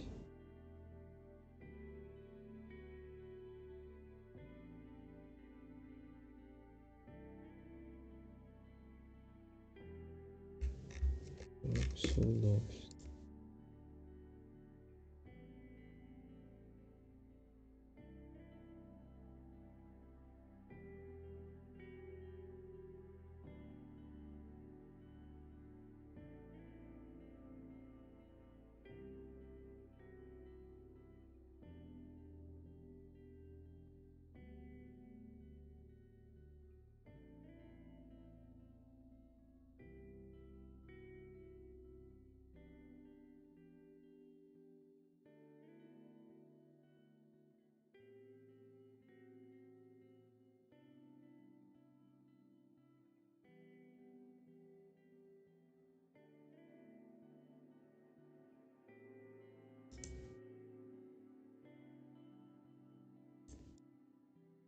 What's this?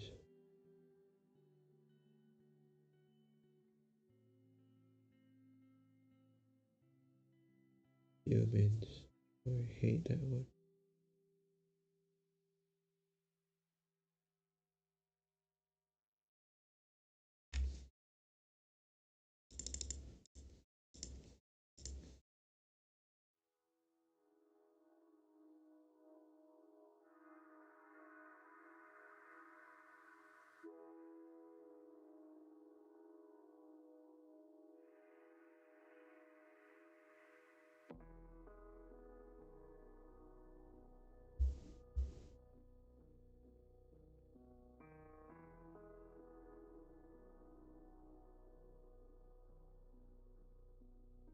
Oh, it's so vague. Apply, but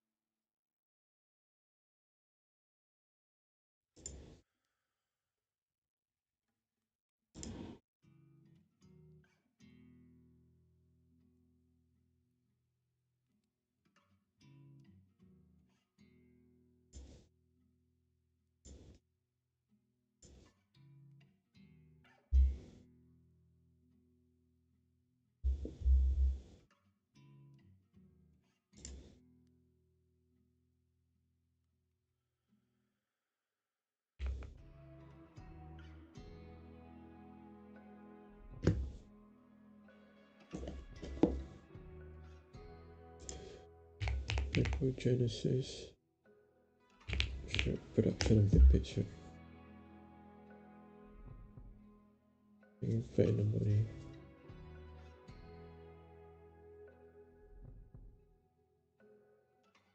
I linked it yesterday. From acetyl CoA to melanoyl CoA to fatty acids. Not wrong. It's just too messy. Yeah, acetyl CoA to melanoyl CoA to fatty acids.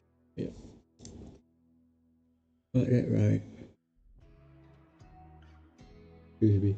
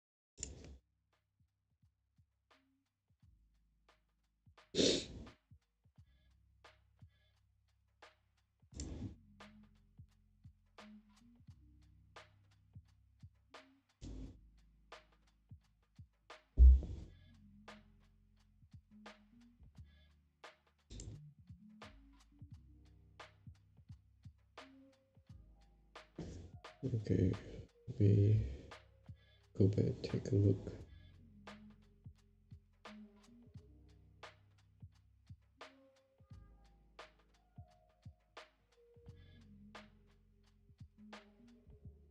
They're not here. Dieting.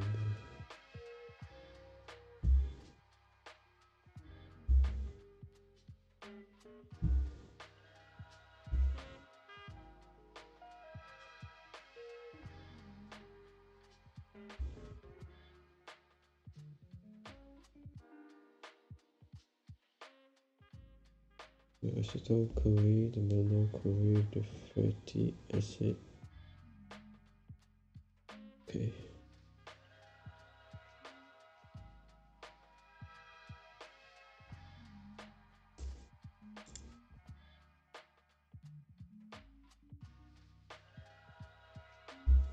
CoA, melanoyl CoA, fatty acids.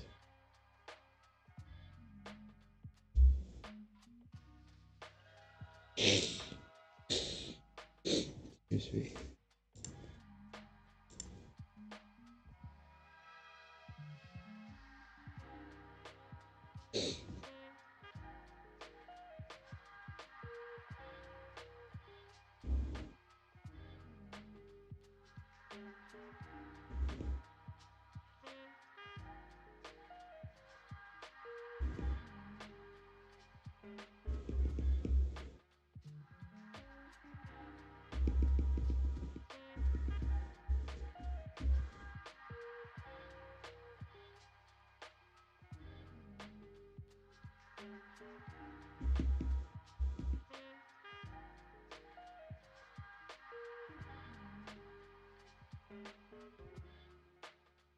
Acetyl CoA.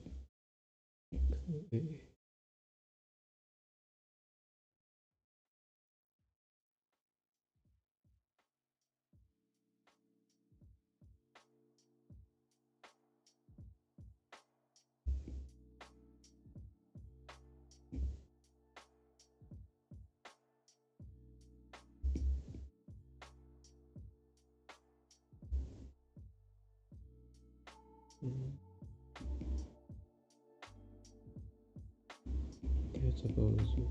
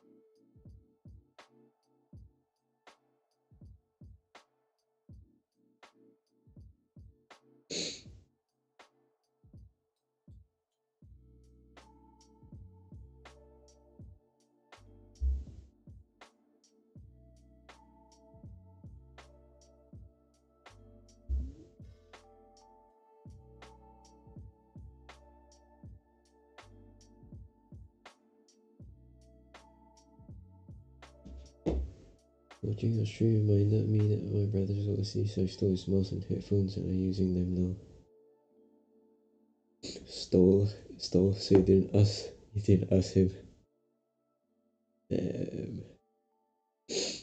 mean, it's okay, as long as the state that you return them is the same state as it was when you took them. I think it should be fine.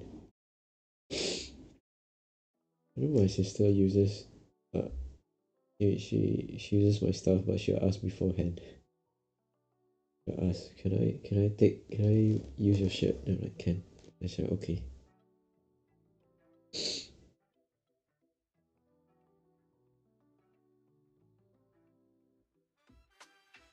Look at the bottom.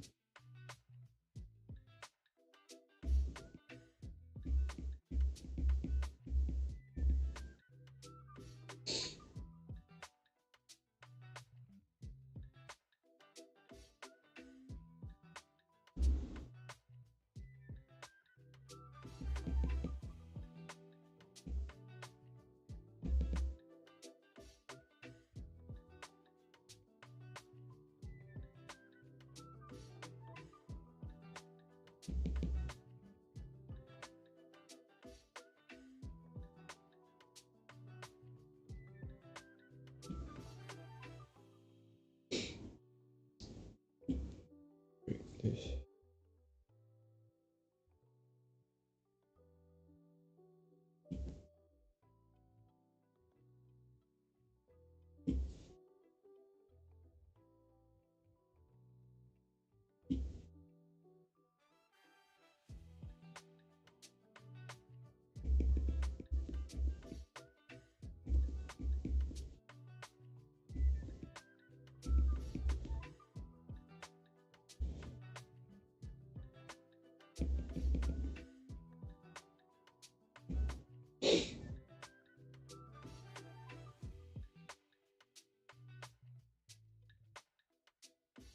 I'll return it next year. Damn.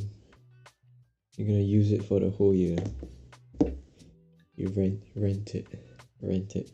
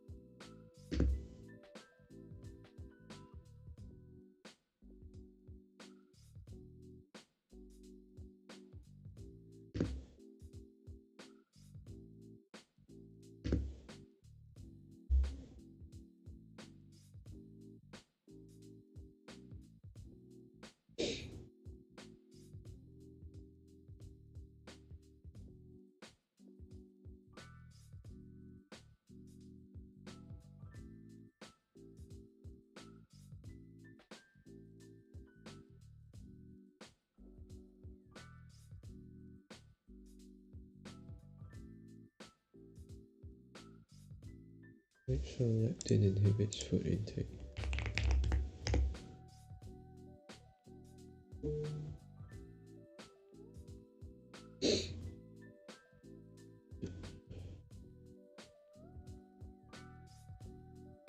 Manage energy.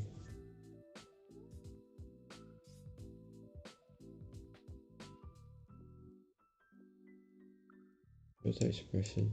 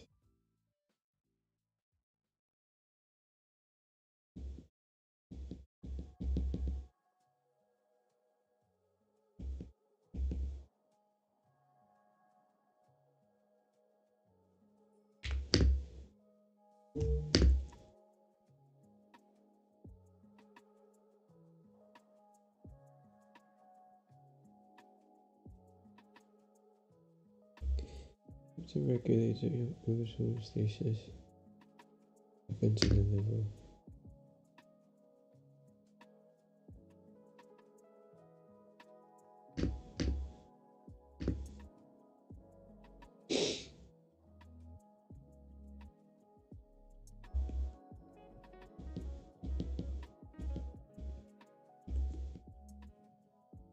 As well as in the white adipose tissues.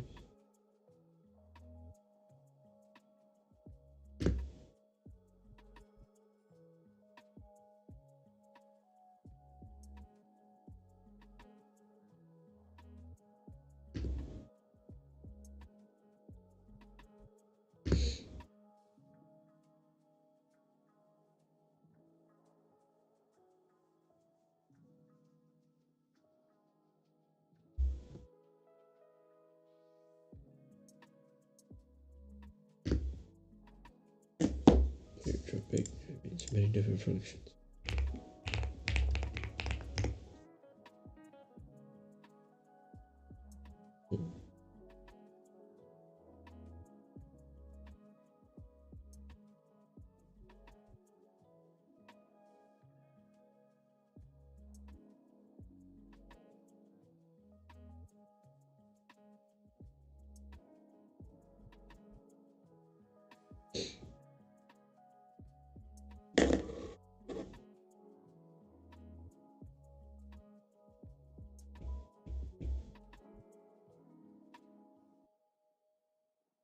When the single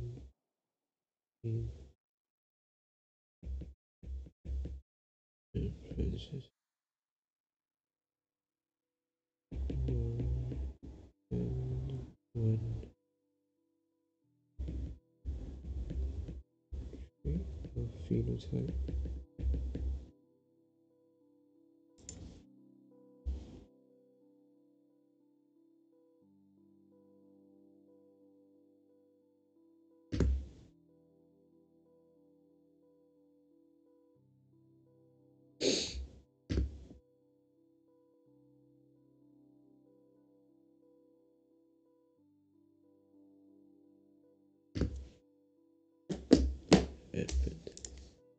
It's an advent calendar.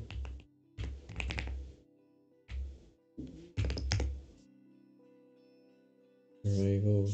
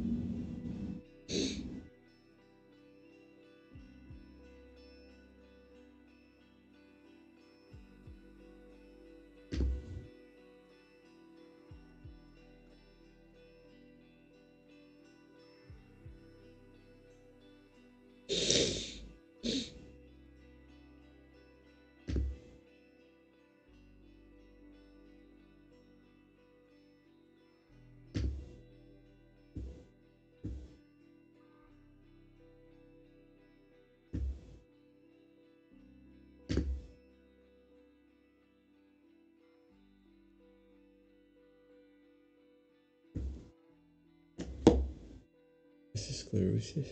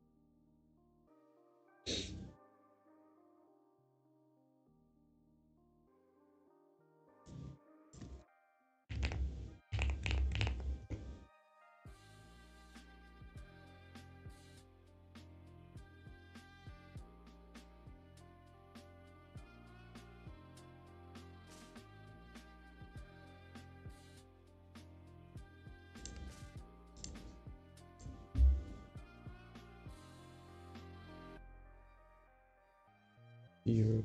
Oh.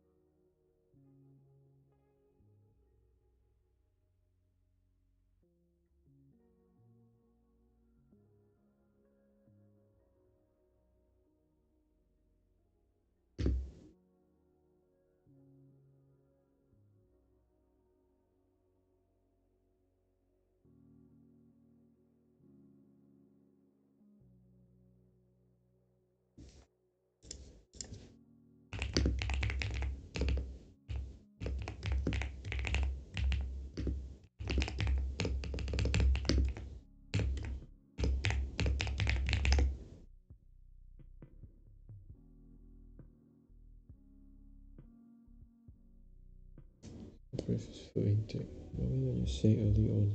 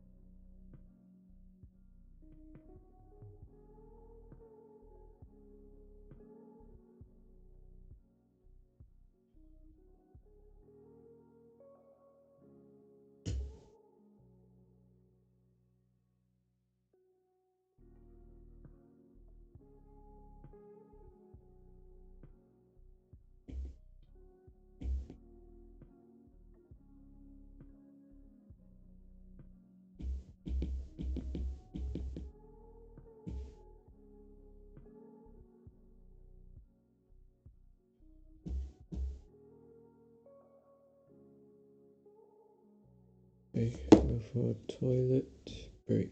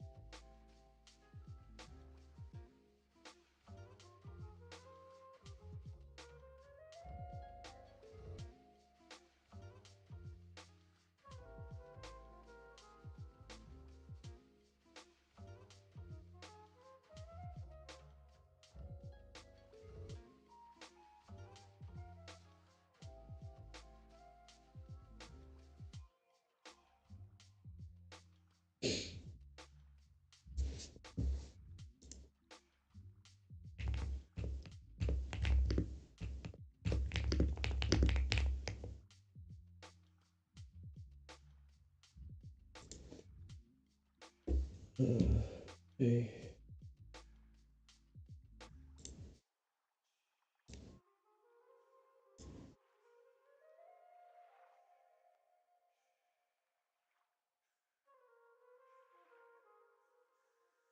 I'm gonna go and cook some rice. Okay.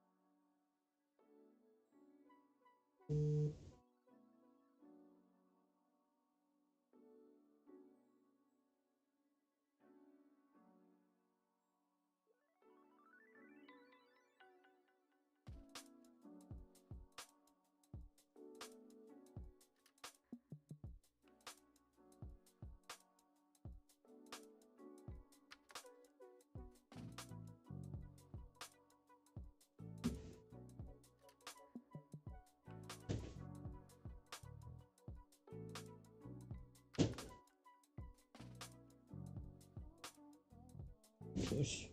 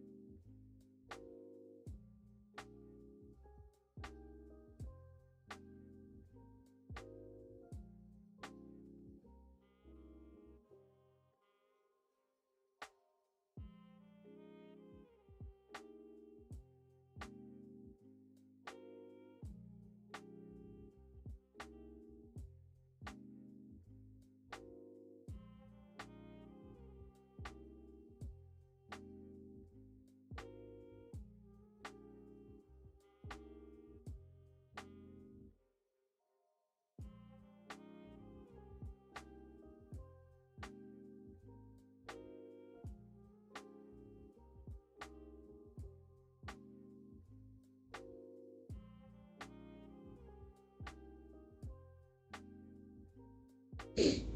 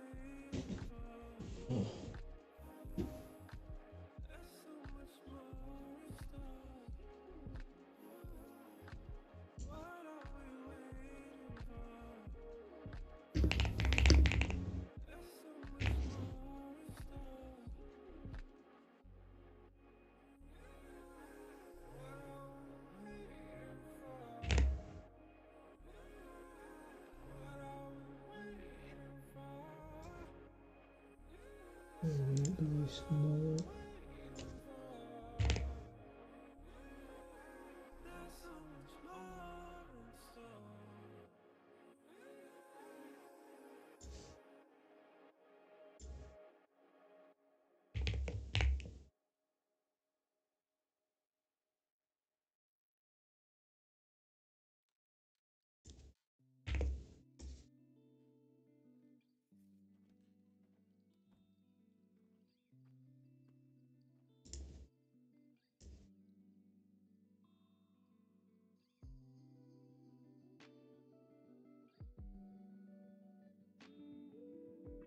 Some random guy then jumped in and stole his car.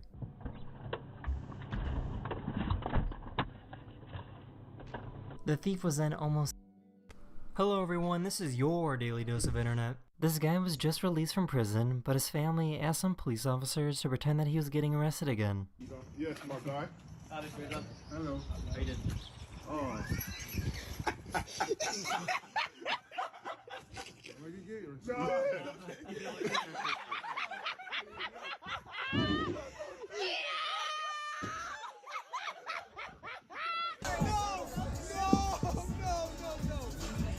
This dog refuses to get their nails cut.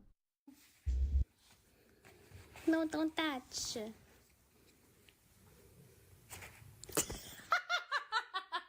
This poor kid thought it was the end of the world during the solar eclipse. You can't see anything with the glasses anymore. This is the end. This is the end. This is the end. Tiny cats are so cute, small cats are the best. No, show me your massive cat. This is my cat. This is Henry. Say hi. I can't believe this mom did this to her baby. Oh, what are you doing? Look. Oh. This old dog was excited to try out his new staircase.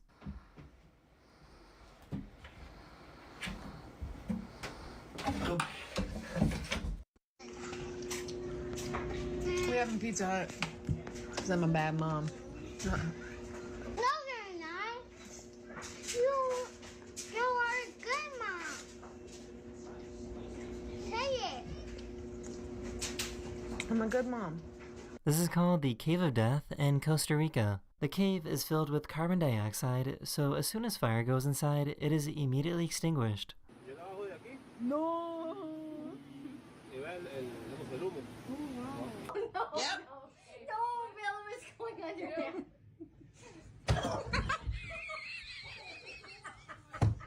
Little. Go.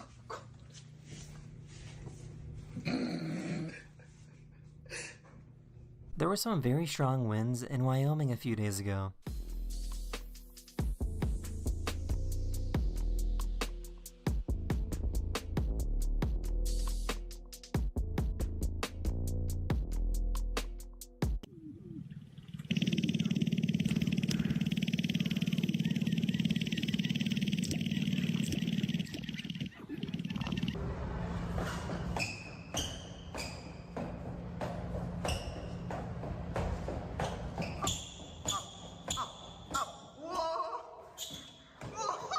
That is the end of this video. Hopefully this video made your day just a little better.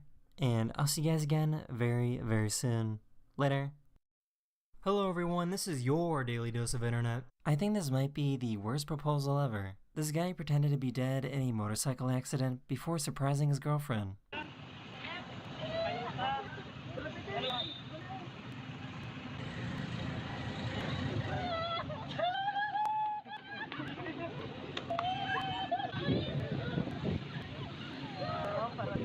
Look at this, bro. New Ray-Bans dropped, you know what I'm saying? And they got the camera in it too. Listen, bro. We in that good life.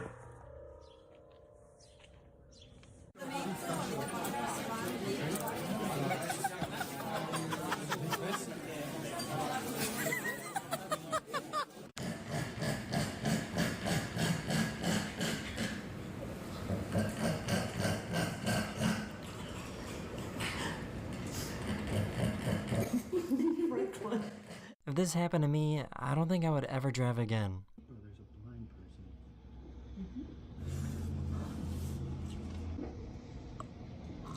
There's no way I just got that on video. Oh my god.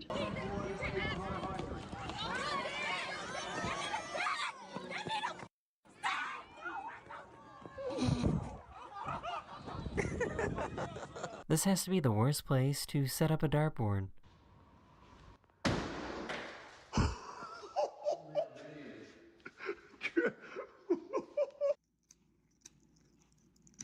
What are you doing? This horse knows how to crack their own neck.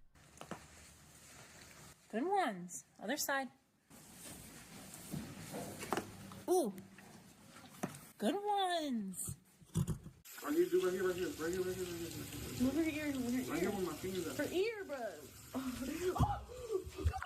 One of my subscribers sent me a video of their super flexible arms.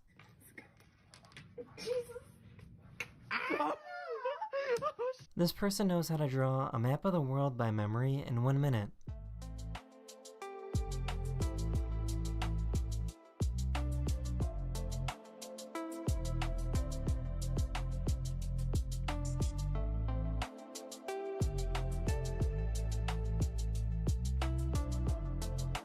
I guess this is how you make a giant Pringle.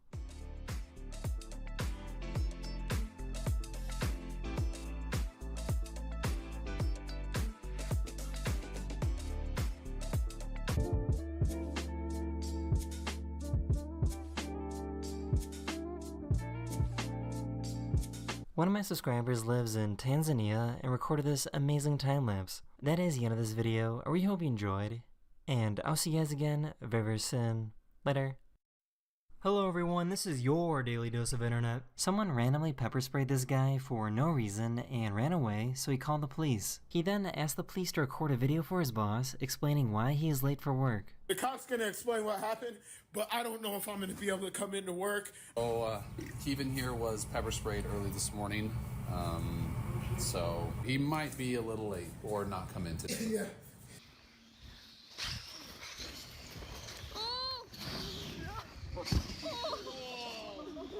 Someone dressed up as a garbage bag and stole a package from someone's porch.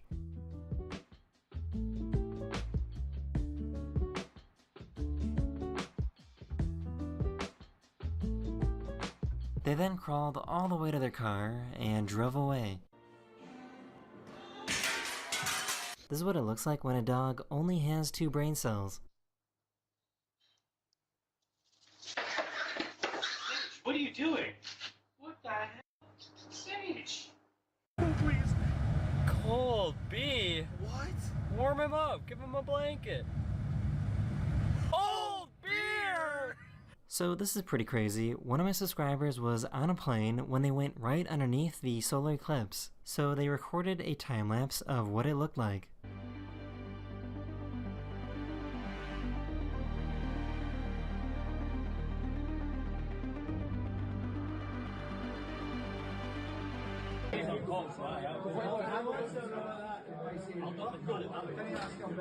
How much does a new pair of pants cost?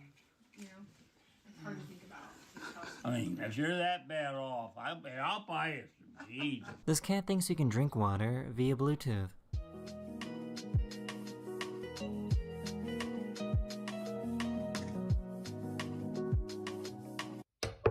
Go away! Go away! Go!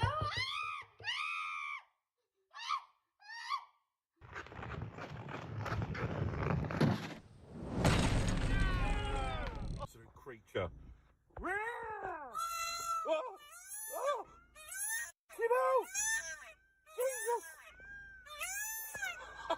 You know you're in New York City when nobody stops to look at a burning garbage truck.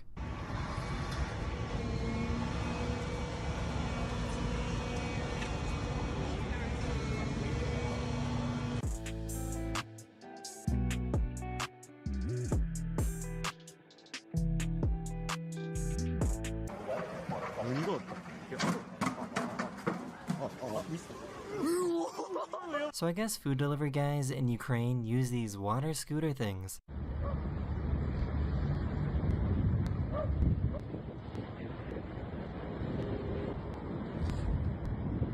This is called a hologram fan, and it can make some pretty cool effects.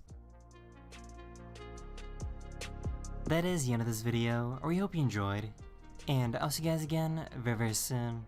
Later. Hello everyone, this is your Daily Dose of Internet. Many police academies have new recruits get tasered so they know what it feels like.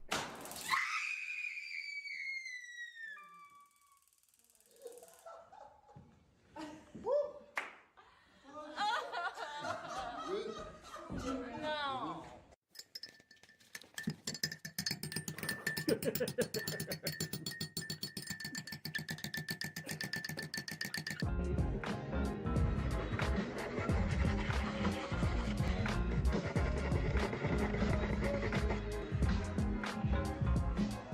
This guy forgot that he left his phone on the floor.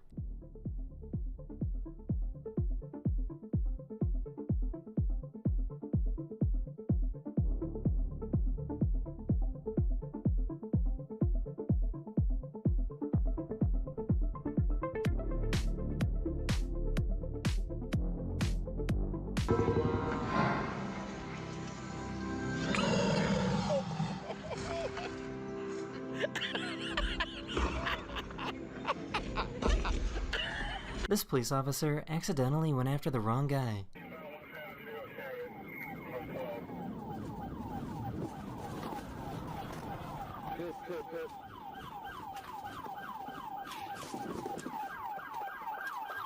The police officer had no idea he stopped an undercover cop that was trying to chase down another suspect.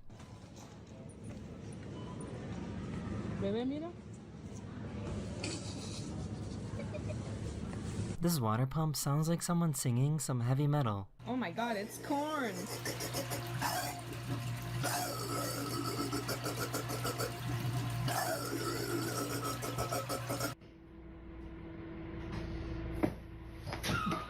Thailand had a massive earthquake yesterday, and this guy was in the pool when it happened.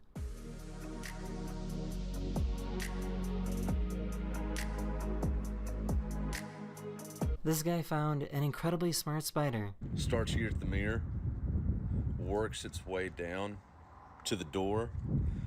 Now that seems pretty unstable, right? But he's got a pebble weighing down the entire web so it doesn't blow away. That is crazy, dude. The ocean waves were pushing air under the sidewalk, causing it to breathe.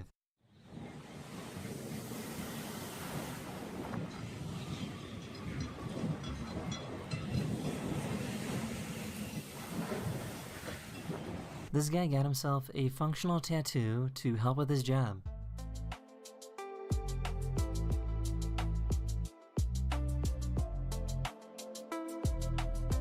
That is the end of this video, or we hope you enjoyed, and I'll see you guys again very, very soon. Later. Hello everyone, this is your Daily Dose of Internet. Oh my god, you just lost a wheel. He was so excited to show Grandma his new tattoo.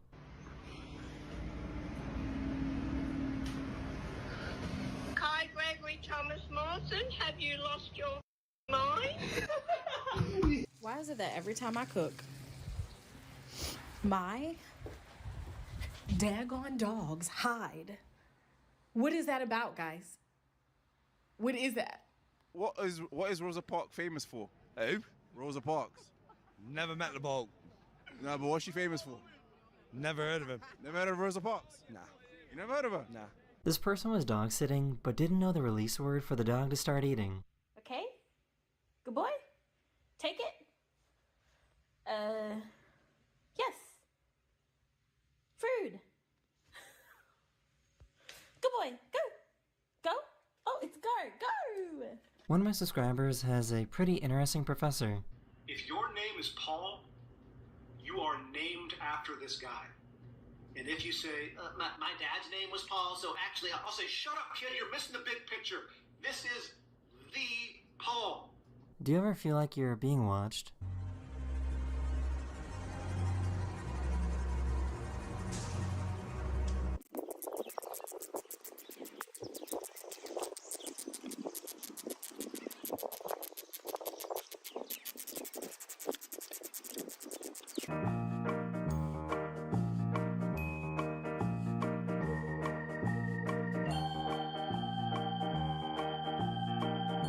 It took me like 4 years, but I finally got permission to share this iconic video. My boy in here getting fitted for my wedding. I'm gonna be a little slimmer by then, though. A little bit, so I'll lose some of this. Yeah. Get this 188 down there. Yeah. Alright, you wanna take this on back, try.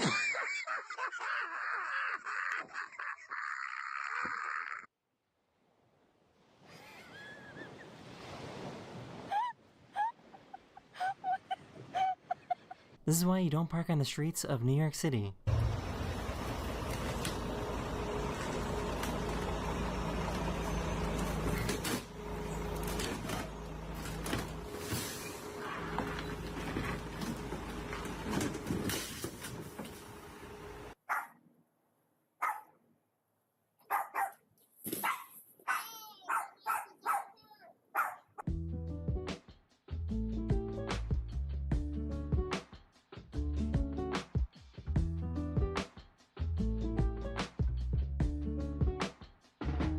That is the end of this video, or we hope you enjoyed, and I'll see you guys again very, very soon.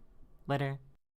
Hello everyone, this is your Daily Dose of Internet. This delivery driver dropped off a package and then came back and apparently stole their security camera. Gracias. Que me vaya bien.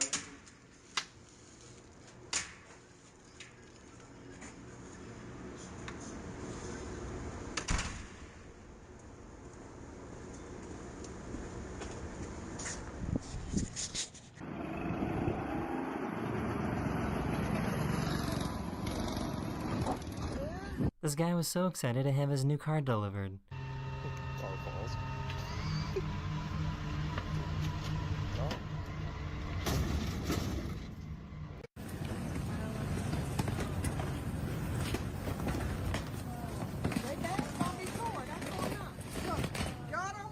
A guy stole a tractor, so a police officer gave permission to a construction worker to try and stop him. Okay, grab that. Quick. That's my best friend. For the vehicle, Crowley. If you can flip it, flip it!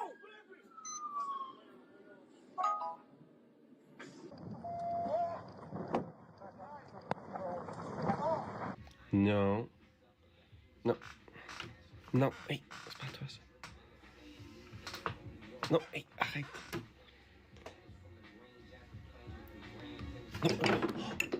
I have never seen this type of disrespect before.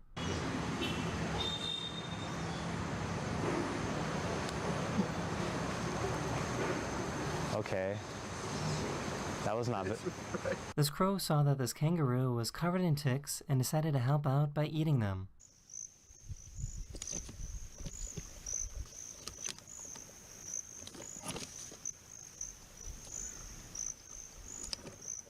After a few minutes, almost all the ticks were gone. This is how a chiropractor works on a giraffe. The left, his upper neck on the right-hand side was irritated.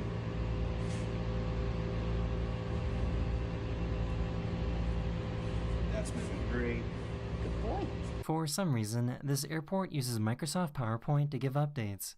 It's full and there's a lot of cases and luggage.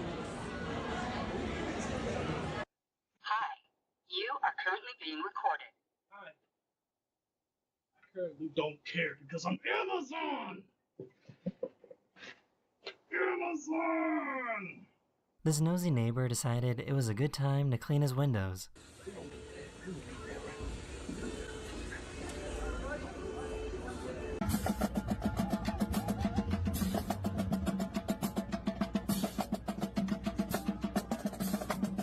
This horse escaped from their carriage and ran away to freedom.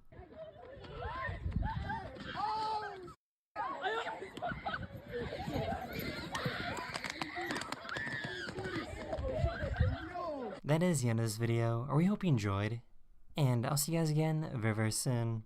Later. Hello everyone, this is your daily dose of internet. Guys, I'm out in the middle of the ocean, and I think there's a shark circling me right now. I'll give you $5 million for 25% equity in our company. So next, gotta do your stretches. Gotta show you.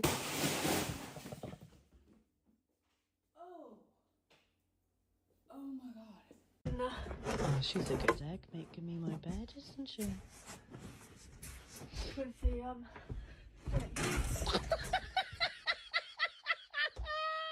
This has to be the most patient McDonald's worker. Welcome to McDonald's. What can I get for you? Can I get a milkshake? I'm sorry, we don't have any ice cream right now.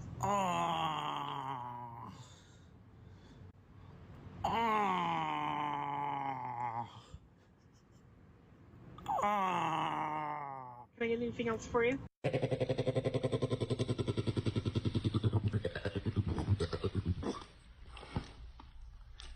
This is how you make a perfect circle inside of a bubble.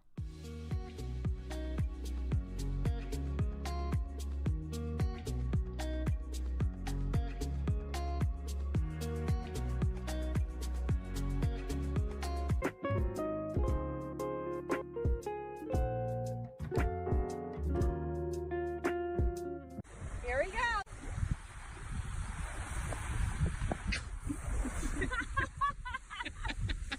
This pilot pulled off an incredible landing.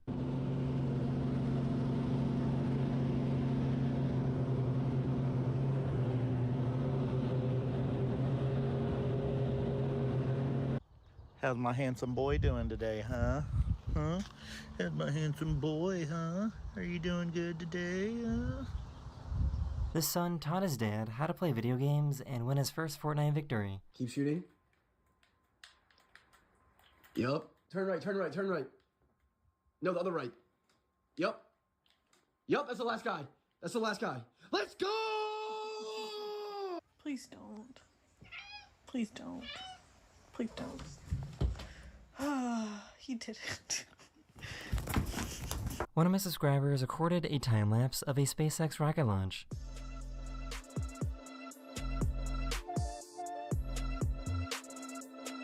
I guess hydrogen-powered trains are a thing now. A few days ago, China showed off their first hydrogen-powered train that can reach speeds of over 100 miles per hour.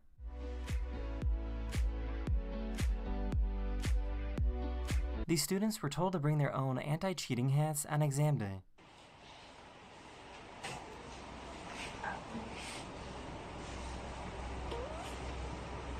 That is the end of this video. We hope you enjoyed. And I'll see you guys again very, very soon. Later. Hello everyone, this is your daily dose of internet. This farmer somehow raised a giant chicken. Filho de Duque, galo de destaque, aqui é neto do luxuoso, viu? É filho da sereia, animal muito pra frente, viu?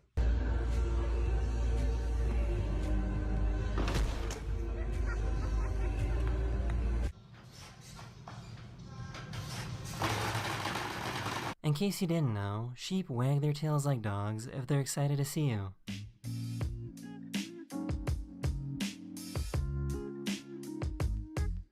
This guy wanted to show how safe the UAE is, so he left his laptop, phone, and car keys on his car for an hour.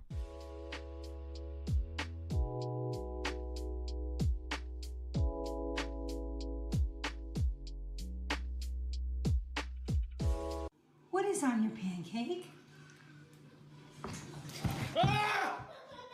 This cat hates seeing cats in video games. Oh! Wait, did I just break the... Jetzt.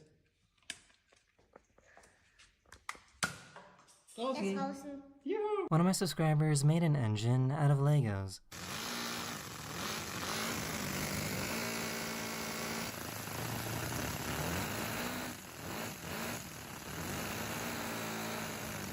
I knew Australia had big bugs, but this is kind of crazy. It's literally bigger than Hollow. Like, what? Oh my god.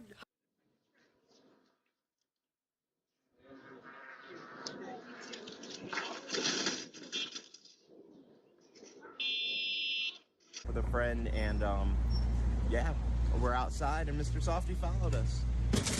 This hyena thought this hippo was dead and had an easy meal. Yeah, just wait. Oh. Trying to just. Come on, that's too big. Oh my god! The police in Puerto Rico use school buses as undercover police vehicles. When do we ever get an undercover school bus?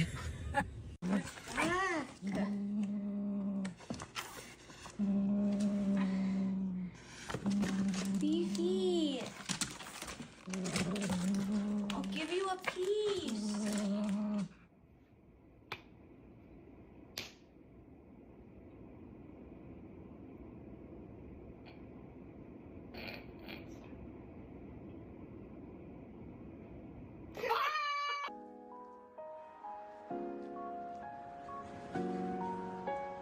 That is the end of this video. I really hope you enjoyed, and I'll see you guys again very, very soon. Later. Hello everyone, this is your Daily Dose of Internet.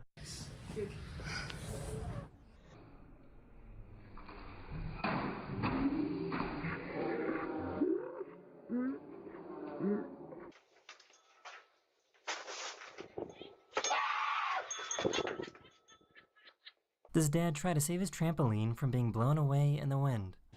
Bennett, get out of there! He will get taken too. Oh. Oh my gosh. Bennett! Oh. Landed all over Taylor.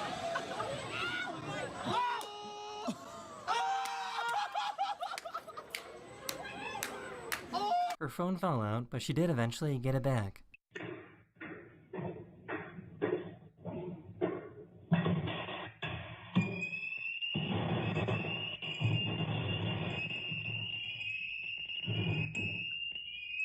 Sometimes during a snowstorm, you can actually get lightning. Whoa!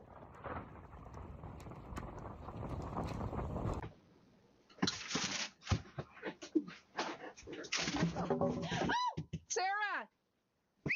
Jericho, come here.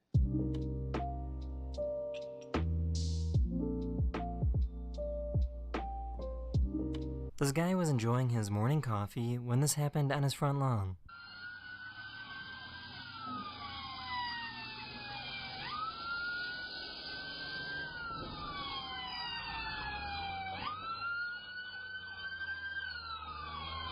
If you don't like my singing, I'll stop, okay? Twinkle, twinkle, little star. This poor guy is scared of the cat. Come on. It's okay. It's just a kitty kitty. See? It's okay. One of my subscribers has a pet frog that ate a lightning bug.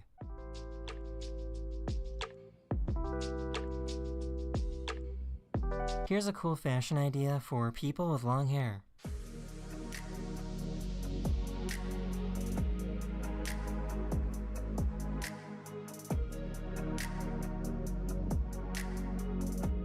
These two people just won an award.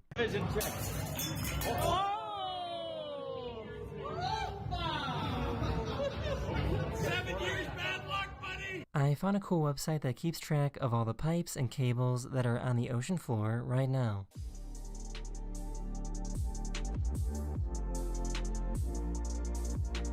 That is the end of this video. I really hope you enjoyed, and I'll see you guys again very, very soon. Later.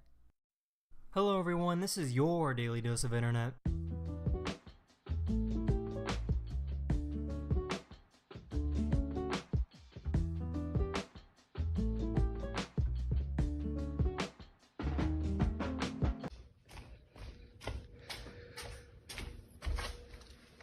I need an egg. Thank you.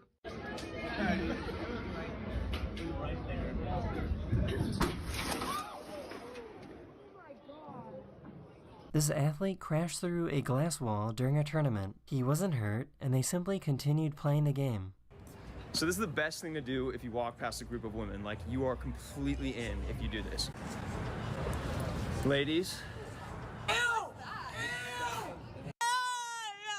You cannot keep interrupting. No.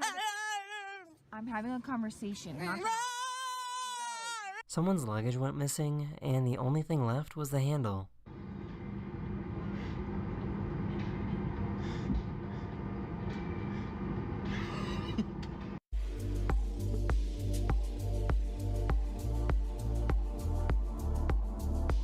This is what happens when you microwave fire.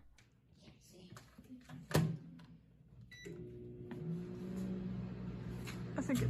Oh, Virgos.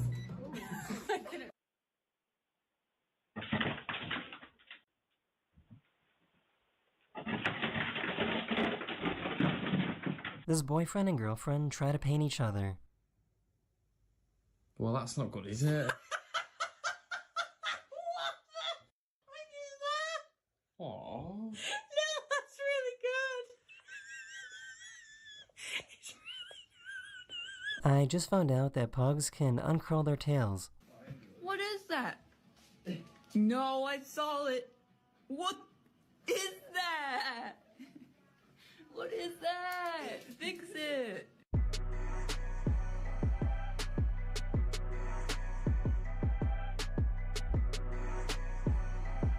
I just found out that you can inflate a surfboard.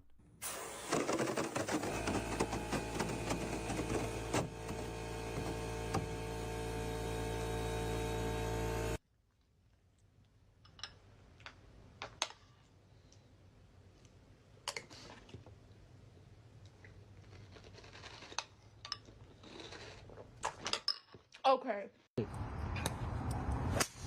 Oh.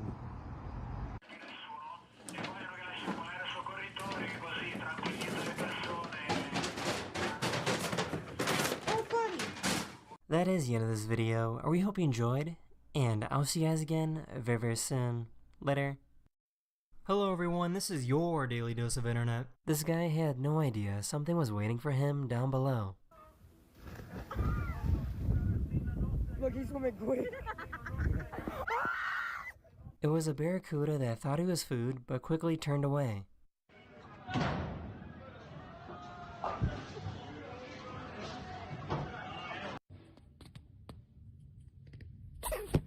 This might be the worst tan line of all time.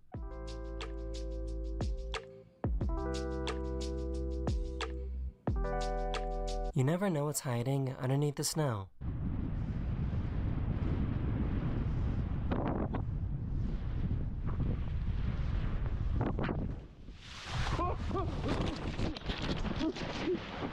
He fell into a hidden waterfall, but wasn't hurt and managed to get out okay.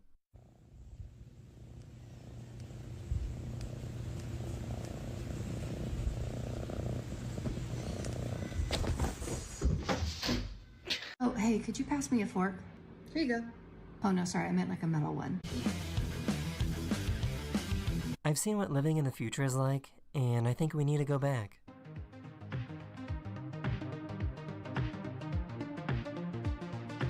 This dog made a new friend.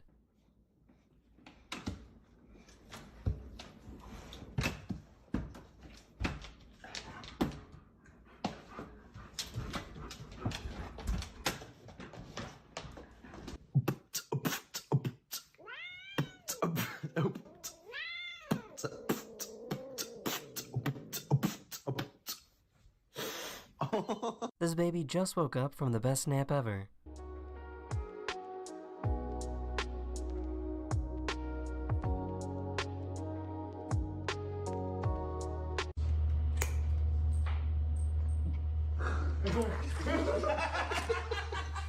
This horse just saw a zebra for the very first time.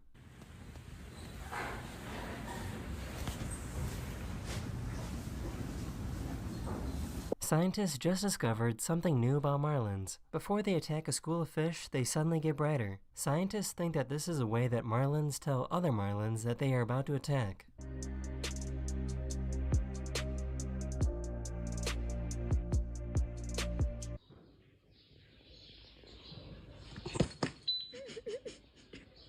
Are you sad that when I'm an adult I'm not going to be here anymore? What do you mean? Yes, you are.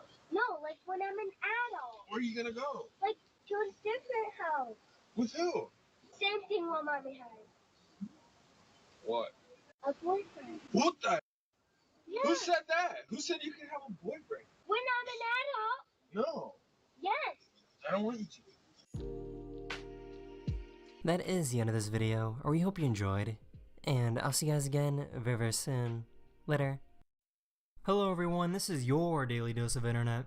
So you guys need to leave the property for 24 hours, and if you don't right now, I'm gonna make it 6 months. Would you kiss me though? No. Okay, it's now 6 months. No, leave the property I can't. This guy found a plant that can give you a temporary tattoo. Wow.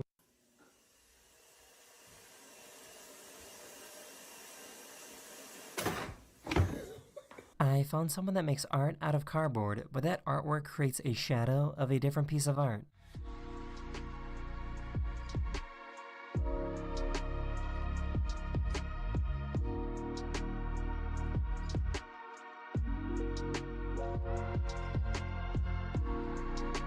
Ladies and gentlemen, the President of the United States.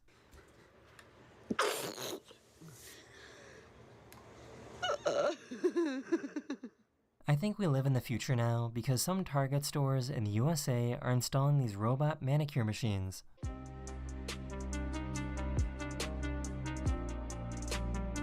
This person suffers from epilepsy and frequently has seizures. Her dog will come over to comfort her whenever she has one.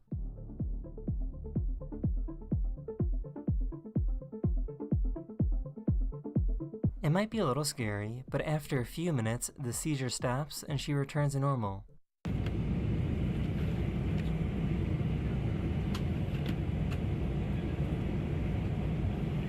China officially has air taxis now. They just had their first customer a few days ago. It's supposed to be quieter, safer, and cheaper than taking a regular helicopter.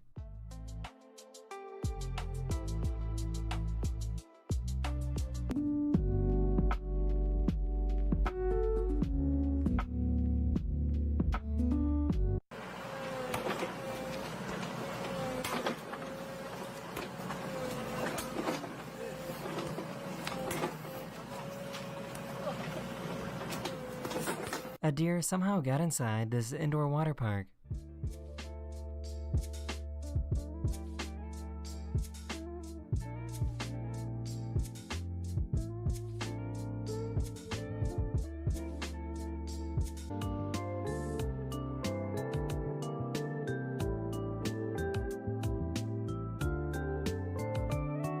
This guy discovered a new way to go bowling.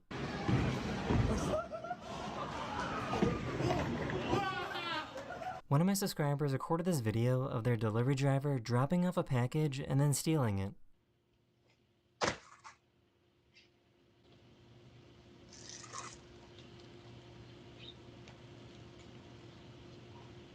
That is the end of this video. I really hope you enjoyed, and I'll see you guys again very, very soon. Later. Hello everyone, this is your Daily Dose of Internet. Damaged. My car is damaged. Where? Right here. If you want to see, you can come on. Why are you hitting my car, lady? Because it's not damaged. You. Would you tell her to get away from me? She's crazy.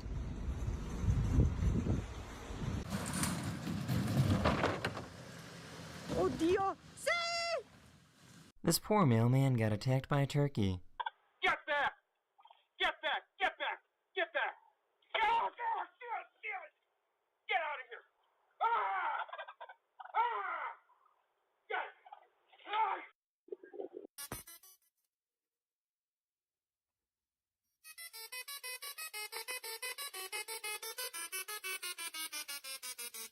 This guy was trying to do an interview when he got interrupted. Have been with this northern white trainer for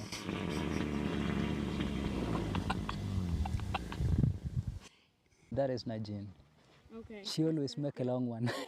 Here's some good news. After 4 years, this dog finally learned how to use the doggy door. Come on. Come on.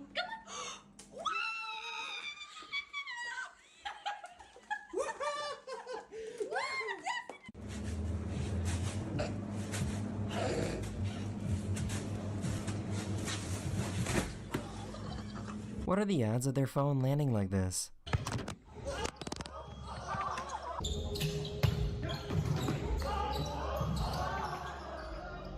This guy did not want to pay a parking fine.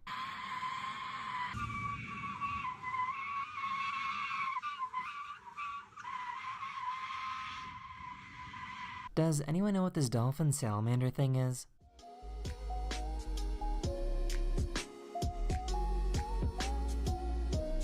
This guy? I need to pee, but like...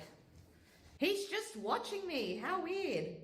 This billionaire donated $1 billion so the students can go to medical school for free. The Albert Einstein College of Medicine will be tuition free.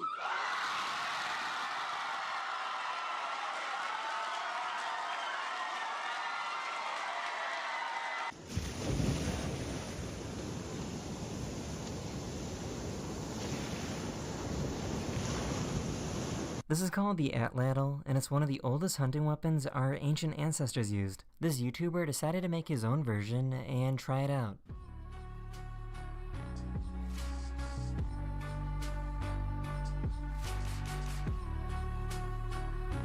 I knew the blades of a wind turbine were big, but this puts it in perspective.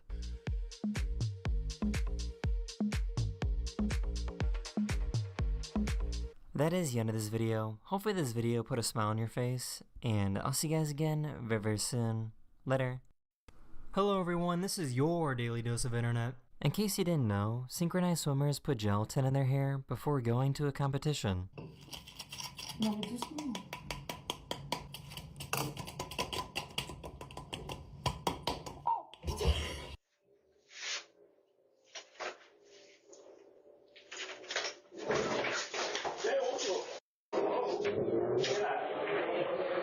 This magician figured out how to move his fingers around. Yeah, right? Okay. Yeah? That's it? Someone else? This Norwegian news reporter picked a really bad time to do a segment.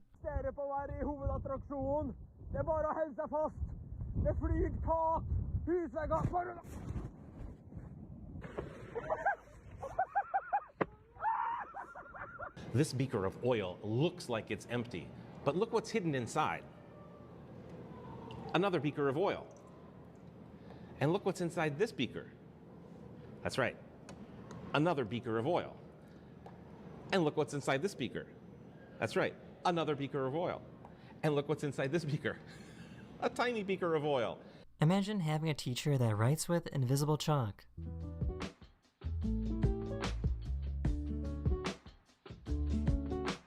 I don't know how this keeps happening, but these students rediscovered a lunchbox they left at school from a year ago.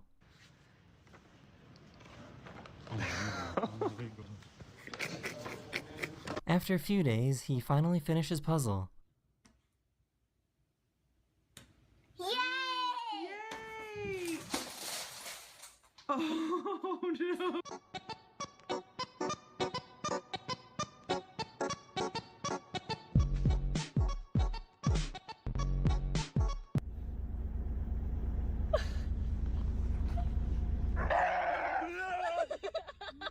This cat owner realized that their cat refuses to eat their food unless they also have a side salad.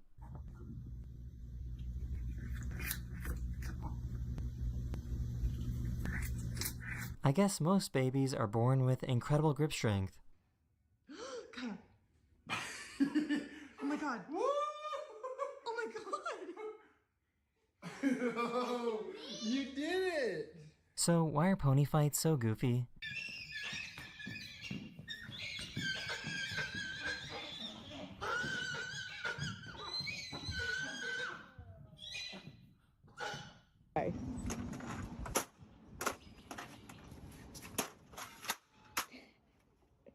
This little guy just discovered what shadows are.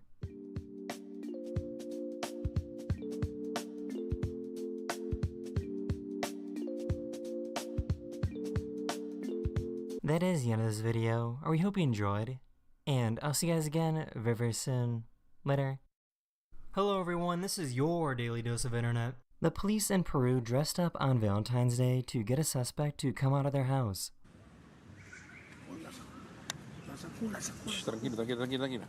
She thought she had a secret admirer, but got arrested instead. I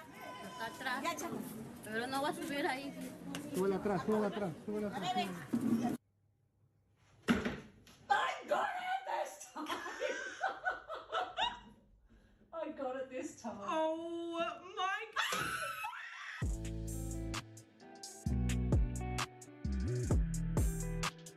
This guy put an electric muscle stimulator on his face. I'm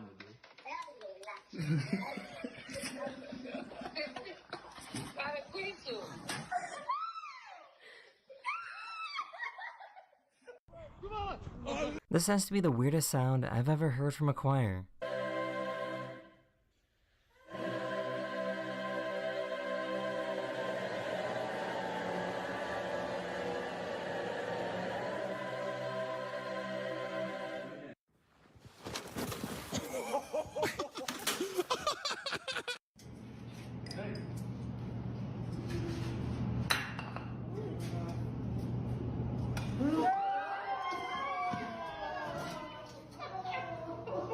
How do you even end up in this type of situation?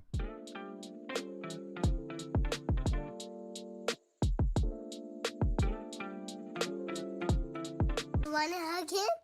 I wish I could, yeah. And kiss him? Yeah, Can you love him? yeah. Where was your dad today? Bro, no one believes me that my dog is scared of Kim Jong-un. He does not like him. Who is this, Johnny?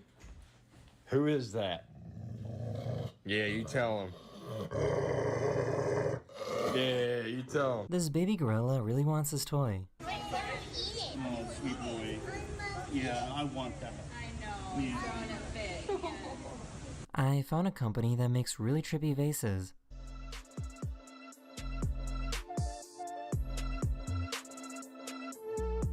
This woman somehow gave birth to a giant baby. Here he is. And, oh, sorry, baby. I can barely hold him. But anyways, he is, the last time we checked, he was 24.4 pounds. This guy proposed to his girlfriend at a Waffle House. I just have one question. Will you marry me?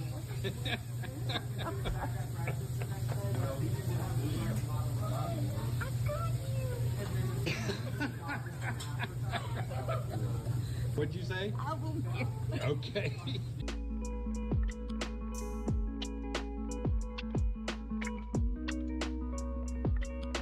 That is the end of this video. We hope you enjoyed, and I'll see you guys again very, very soon.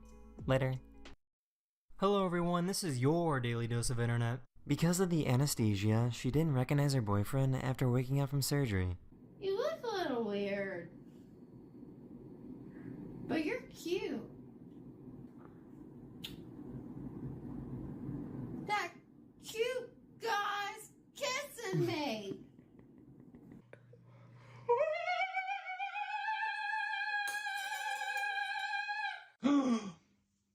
What's that? What's that? This YouTuber saw that there was no law stating that he couldn't do this, so he went and built himself a replica World War I tank in his own garage.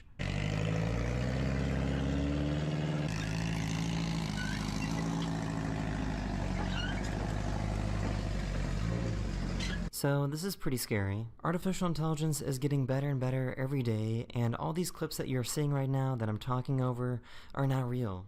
They were made by AI.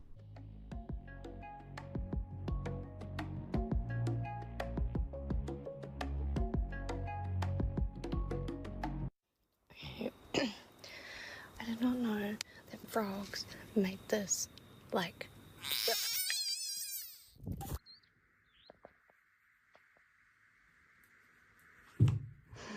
These birds flew in and stole all the fish he was trying to catch. Let's go. It's raining. The forecast is raining birds, raining again.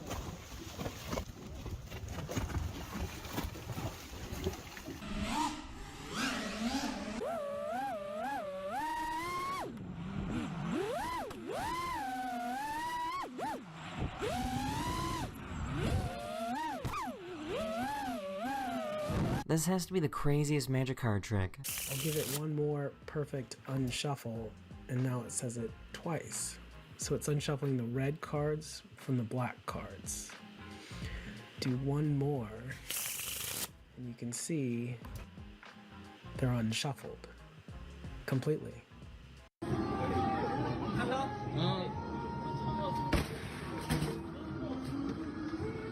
Every day, the student sprints between classes and everybody stops to cheer him on.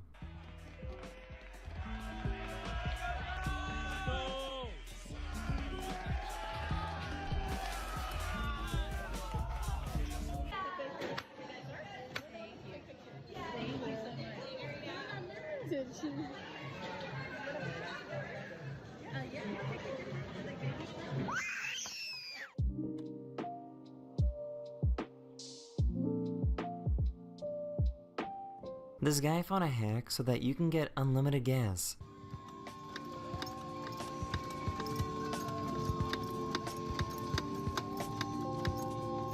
Hell yeah, extra full, look at there. For some reason, the sensor on the sink works for a different sink.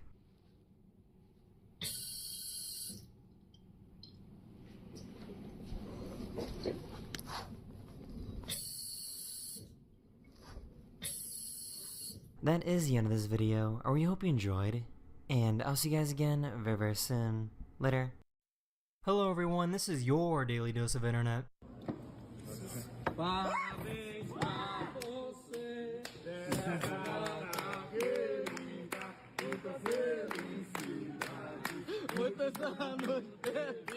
Who knew that working at a brewery could be so dangerous?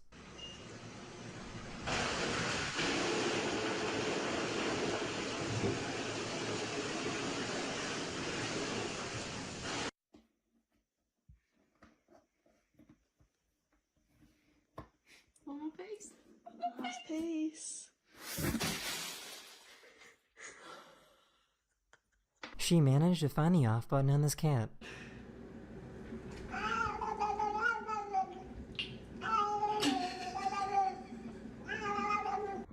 Everything's fine.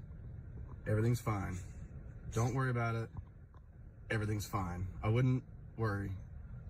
Everything's fine. Everything's okay. So, are trucks made of paper, or is this sign really, really strong? Baby, back up. You got to take. Oh! Ooh. Babe, do not get out this car. Do not get out this car. He is finna leave.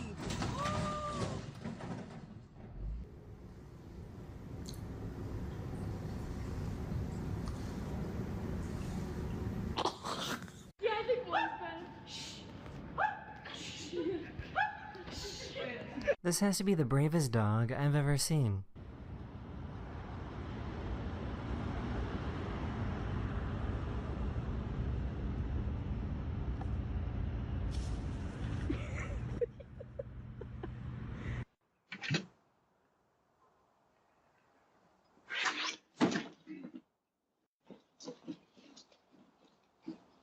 The good news is that he wasn't hurt.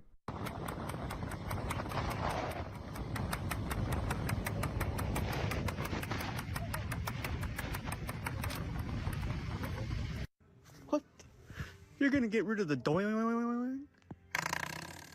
For some reason, this dog started glitching. God, you. What the f was that? She decided to run away because her mom made her clean her room. Because I told her to clean your room? Okay, I'll see you later. Bye. Let me turn the light on for you? Okay, see you.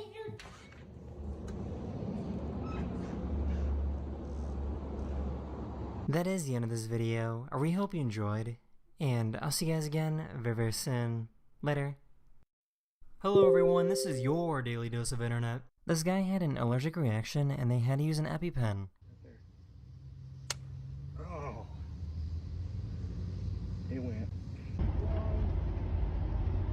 Good night.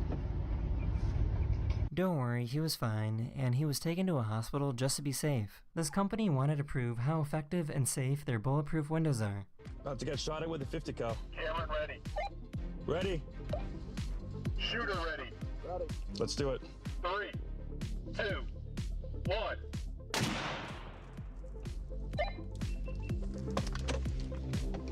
Clear. Taco for dog. Are you serious? Sure. She will solve and kill herself. She just need.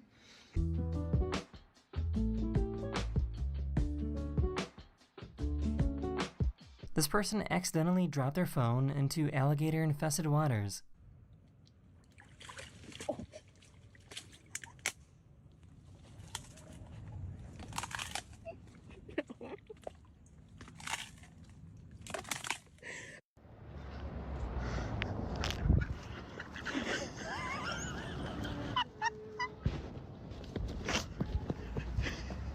I know about the blue screen of death, but I've never heard of the black screen of death.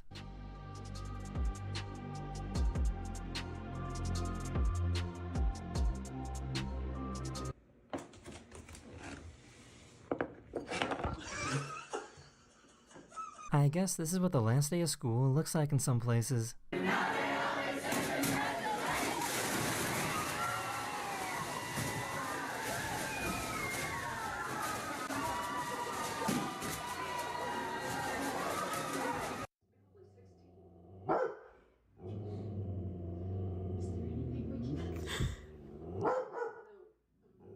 I think this thing just dropped the hardest beat of 2024.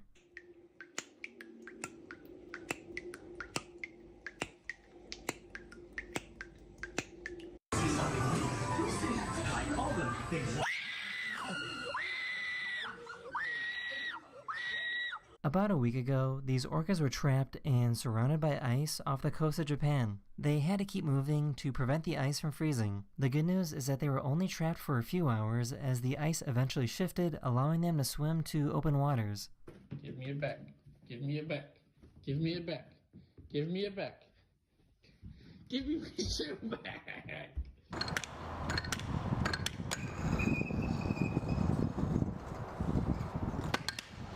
That is the end of this video. I really hope you enjoyed, and I'll see you guys again very, very soon.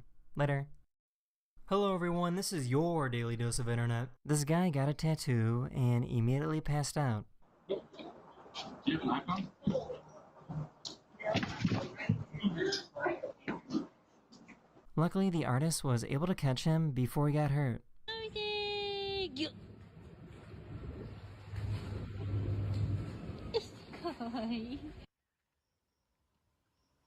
Midas! Hey! Holy Blizzard! Blizzard! Okay. With the technology behind the Apple Vision Pro, people are learning that they can now poop anywhere in the universe.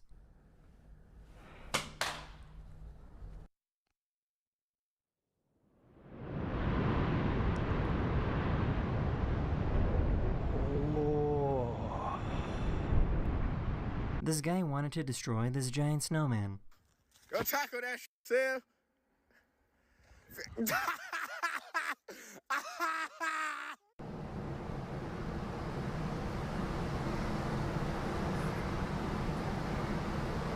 Here's a cool device that allows you to properly transport your sauces. You can easily pick up your spilled honey or ketchup and move it somewhere else.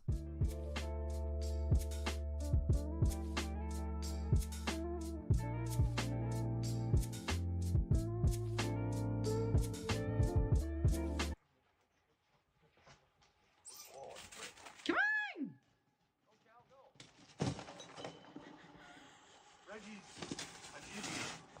She wanted to get this airport worker's phone number before taking off.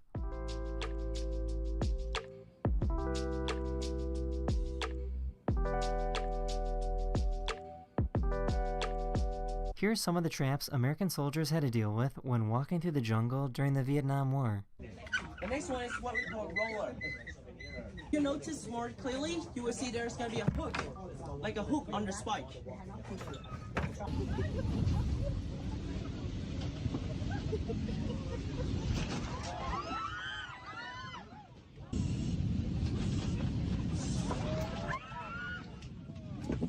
This cat discovered a new way to run faster.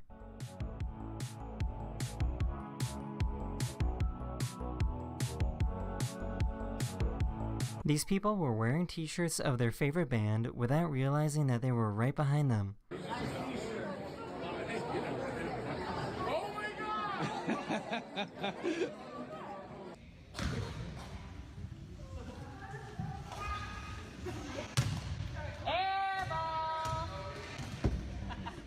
I'm her mom.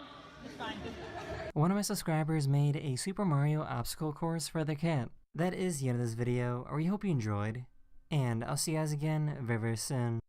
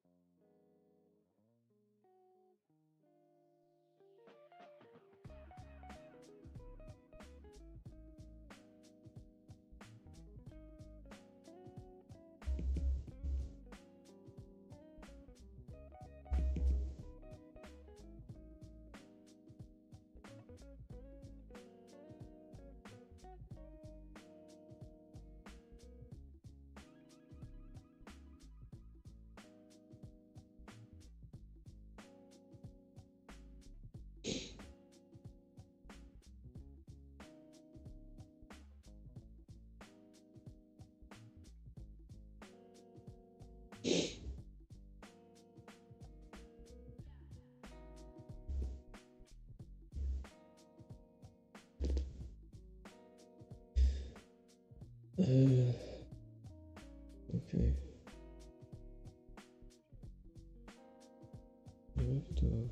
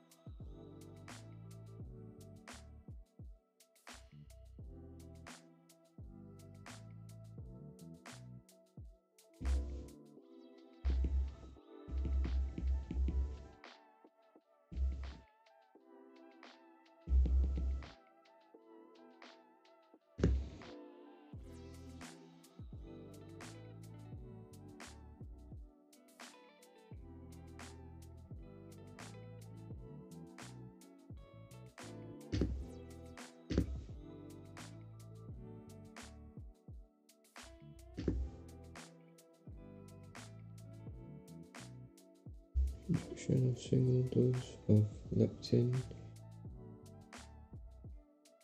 reduces food intake at doses that have no effect given peripherally.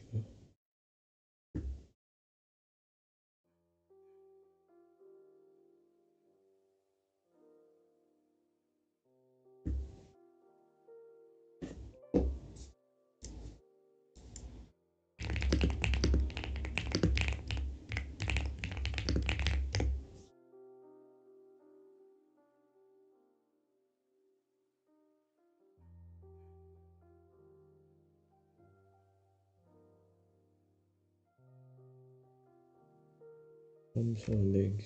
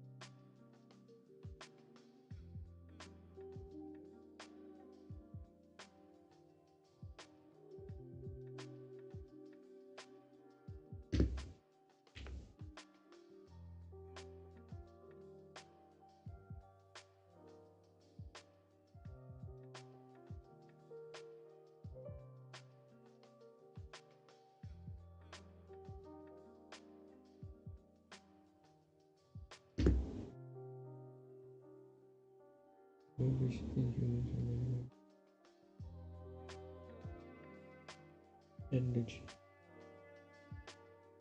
Obesity in humans and many mammals due to chronic diets associated with high levels of androgen leptin.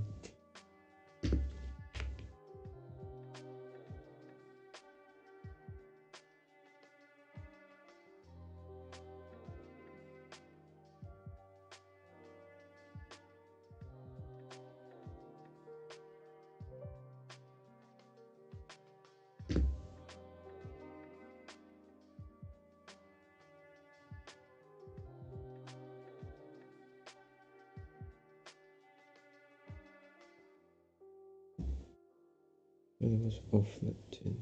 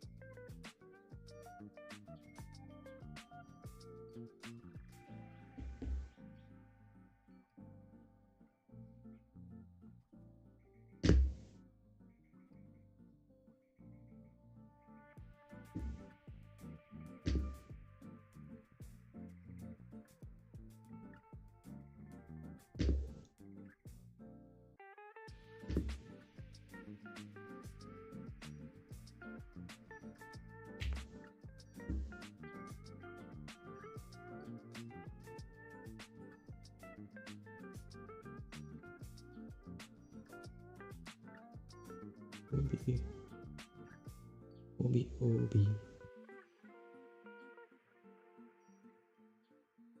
Obi mice lacking in student.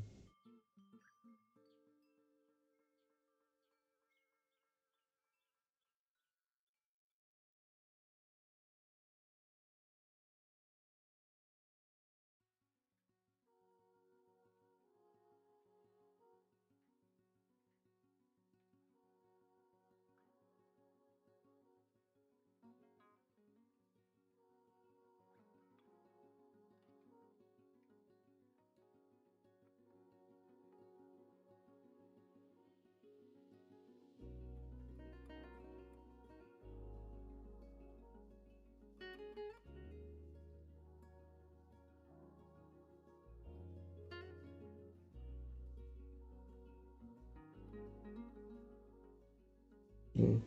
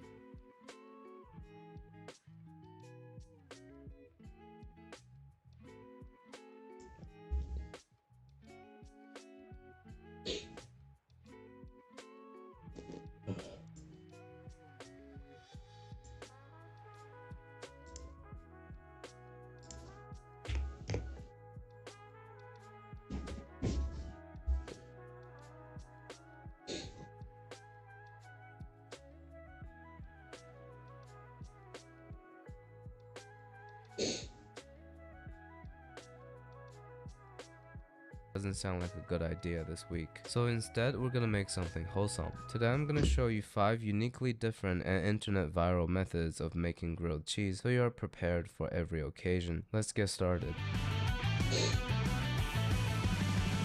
Our first recipe is also the most controversial grilled cheese recipe in human history. It is the infamous Gordon Ramsay grilled cheese, aka the Real Idiot sandwich. Not only is the comment section more ruthless than my Instagram, Moist Critical even made a dedicated video to roast him. I want to give Gordon the benefit of the doubt, so today we'll recreate it and rate it 1 through 10. So let's follow the video and prepare the ingredients. These incredible cheeses. A Romano with pepperberry and Asiago. That's such a cute face he just made. Looks like he's about to call them Onichan. I was planning on using raclette, but I want to be as fair as possible. So I went out to the store and got the same cheeses that he used, which are Asiago and Romano. Also, this Asiago does not have mold on it. This is just herbs that they use for flavoring. My Romano, on the other hand, has been in my fridge for about 2 months and is looking a little brown. I'm not an expert on all things dairy, but this cheese feels harder than a classroom would. So I'm questioning its ability to melt. I'm going to just cut nice big long slices so I can take off the rind easily. So we'll start by cutting nice big lump slices so we can take off the rind easily. The secret behind a great grilled cheese is to make sure the bread is not too thin. Now we'll cut 2 slices of bread, making sure it's not too thin. A bit of butter, okay? And always butter heavily on the outside.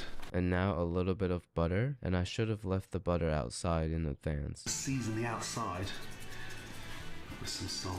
Alright, this cold butter is way too hard to work with, so I'm gonna use this garlic butter we made a couple days ago. Give it some extra flavor, and look how smooth it is. Smooth like butter. Layer your cheese.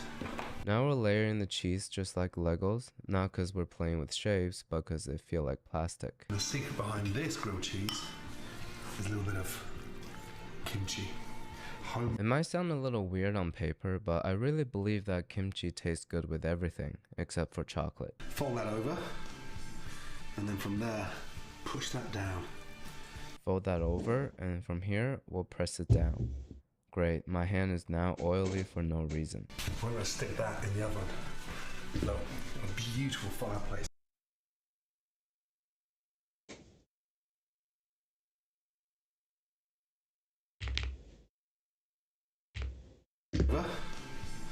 And then from there, push that down.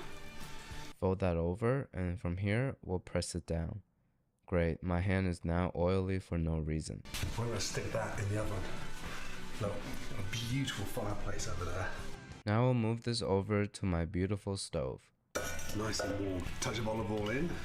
Beautiful. When the pan's nice and warm, a touch of vegetable. Beautiful. Nice and warm. Touch of olive oil in. Beautiful. When the pan's nice and warm, a touch of vegetable oil in. Beautiful. And there she goes. And now, there she goes. Just pushing that down. We'll take my spatula and start pushing it down. Hiya! Turn that over.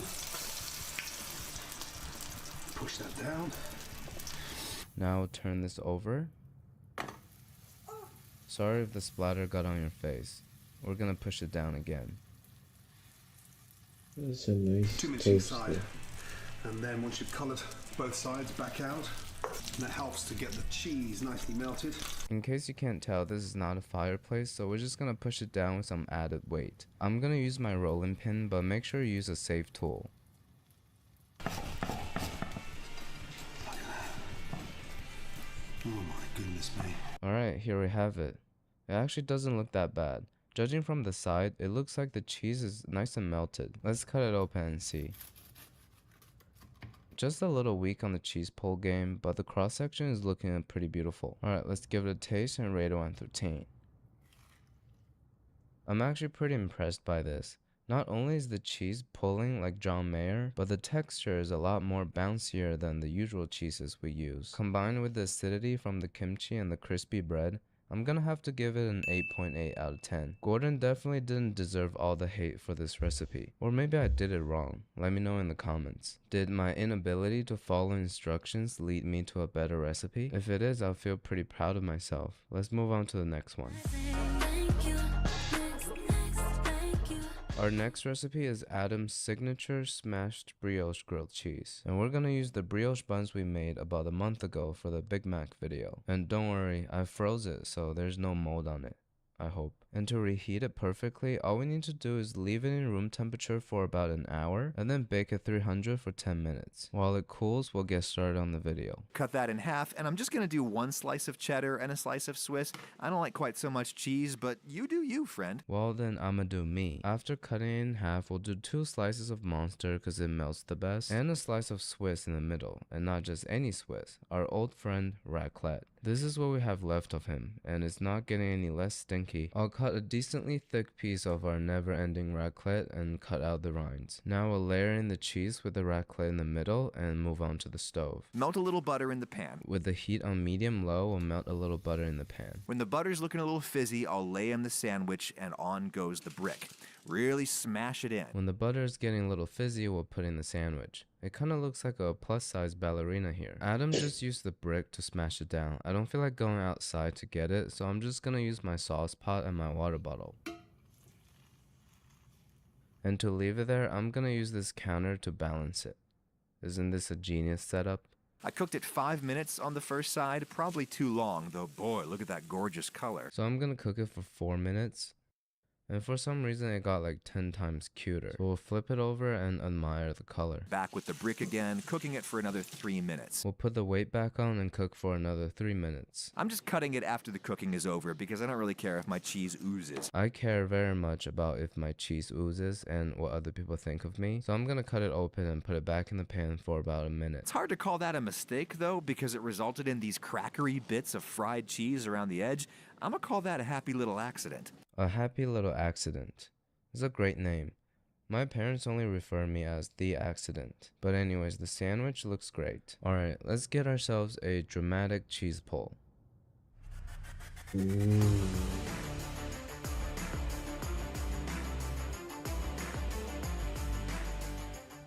Check out this cross section. I'm super excited to taste it. Time to give it a taste and rate it 1 through 10.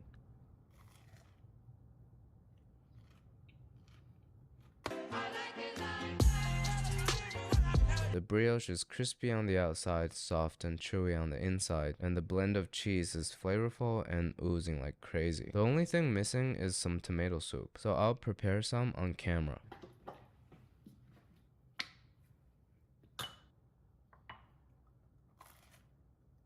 Really nothing beats grilled cheese and homemade tomato soup. 9 out of 10. Highly recommend you guys to try it. Our next recipe is a classic grilled cheese from Epicurious. We're talking everything you need to know to make the crispiest, crunchiest, cheesiest grilled cheese sandwich you've ever had. I'm excited to make the crispiest, crunchiest, cheesiest grilled cheese I've ever had. The bread that I like to use for my grilled cheese has a very tight crumb. I'm not sure what tight crumb means, but I'm just gonna use classic white bread for some classic white food. I have a block of Gruyere cheese. Gruyere cheese is Swiss cheese's stinkier, smellier cousin. And I have a block of raclette, which is the stinkiest and creepiest uncle of all Swiss cheese family. Not like this, I call that granny style. I put the grater on the side, I hold the tray and the grater together, and I push. I've never seen anybody use that method before. It seems a lot easier and safer. Let's give it a try. 10 out of 10. And then I'm gonna get some mayonnaise. And then I'm gonna get some I Give a Second Chance to QP mayo. It doesn't burn like butter. You brush it on the bread so that you get a nice even browning on your bread. I wonder if mayonnaise is actually better than butter for grilled cheese. Let's test it out in a future video. And then what I do is I take that and I put it in my pan. So with the pan on low heat, we'll layer in our first piece of bread. And then I'm gonna add my American cheese. So I'm gonna do about 3 slices. Now I'll layer in my American cheese. I'll do about 2 slices. Gruyere.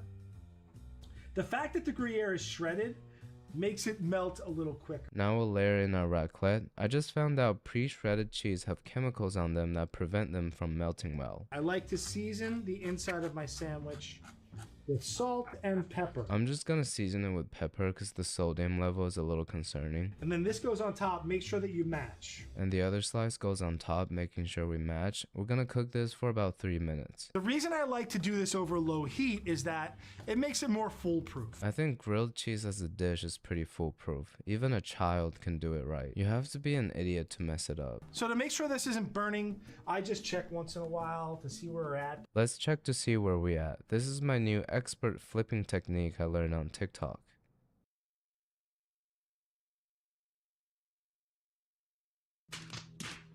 Well, I guess it's time to flip, and we're gonna cook this side for about 3 minutes. So you'll know that your cheese is starting to melt when you try and pull this top piece of bread off and it sticks, right? So as you can tell, I cut it open for a better cheese melt, and the other side is not burnt at all. Let's split it open and inspect its cheese pull. Oops, not showing this side.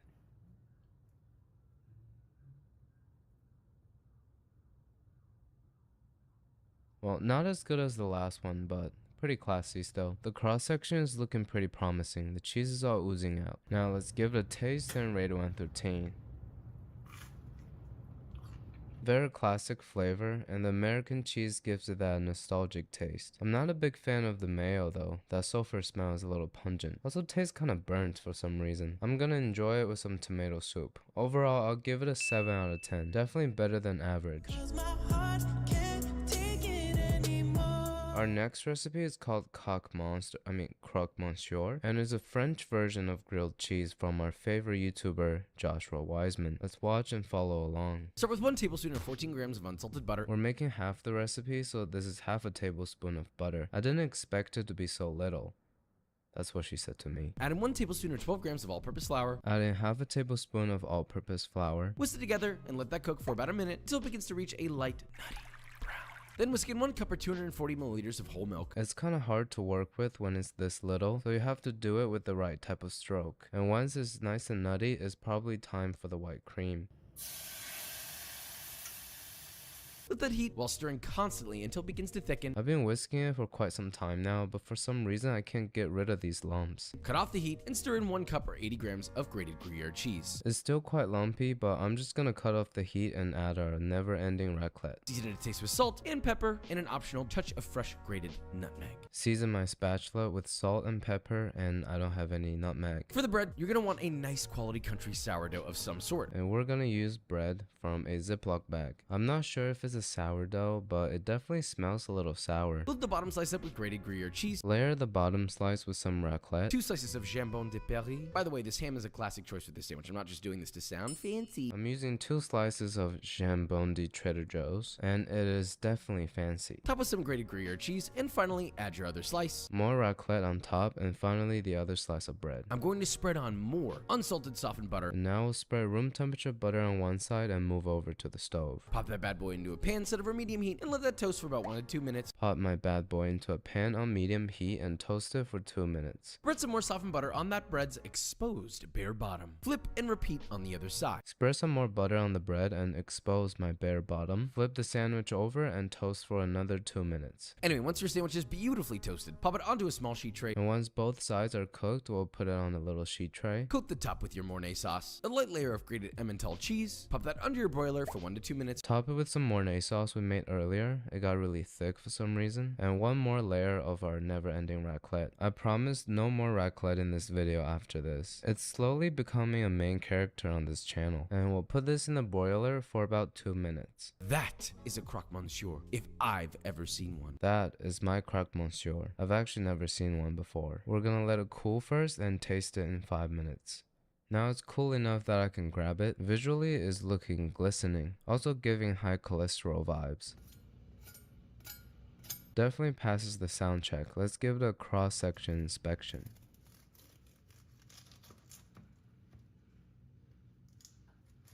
Looks like a cheese-covered ham and cheese. I never made this dish before, but I assume this is a pretty good version of it. I trust Joshua with authenticity. Now let's give it a taste and rate it 1 through 10.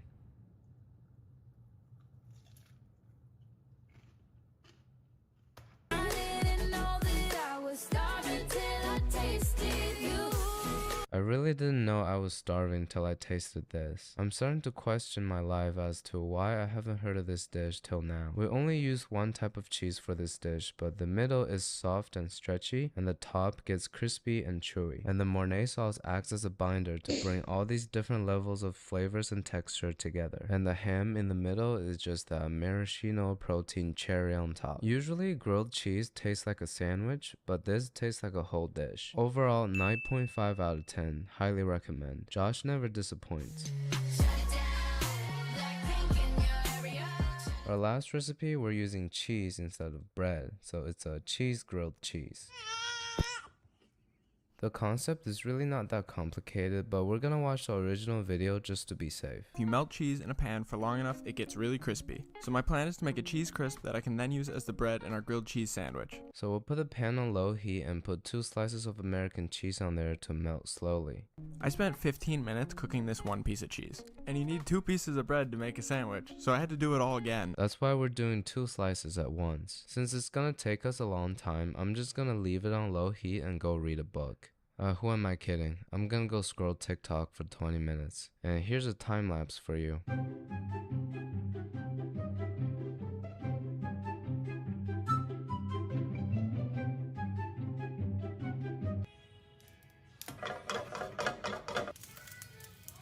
Alright, I give up. This cleanup is gonna be a real fun time. Alright, now we have our second pan that I greased up with oil. We're gonna try the method of heating it up till it bubbles and then take it off the heat, wait for it to cool, and then put it back on the heat. We'll keep repeating the process till it looks done, like this. Let's see if we can scrape this off.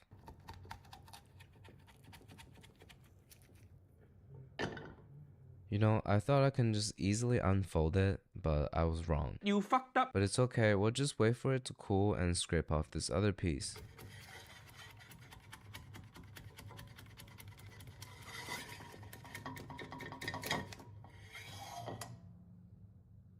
Yeah! Since we only have 1 slice of bread, we're gonna have to make a half grilled cheese. We'll cut the bread in half, put in our cheese slices, and here's our sandwich. With medium heat, we'll put in some oil and immediately mess up one of the sides.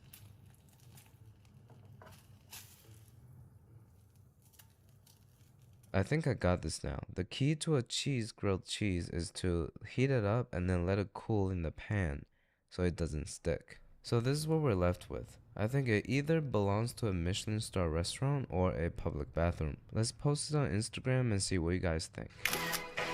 What's poppin'? Brand new whip, just hopped in. I got options. I can pass it like Stockton. And as always, we gotta inspect the cheese pole and the cross section. As our last recipe of the day, we'll taste it and rate 1 through 10.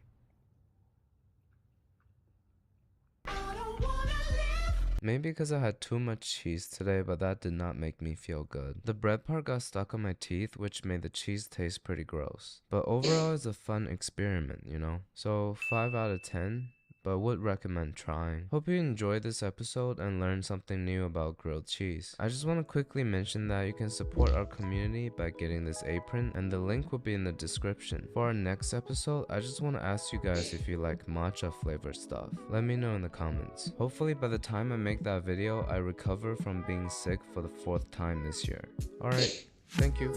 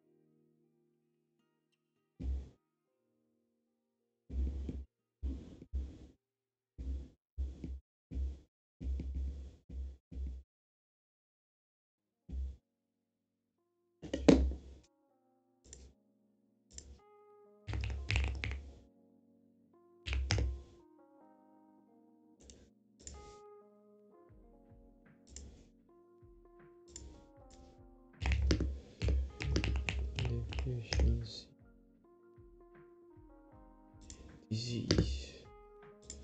Lipo.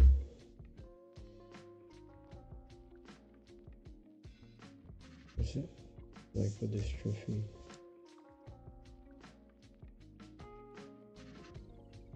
Ah. Oh, okay.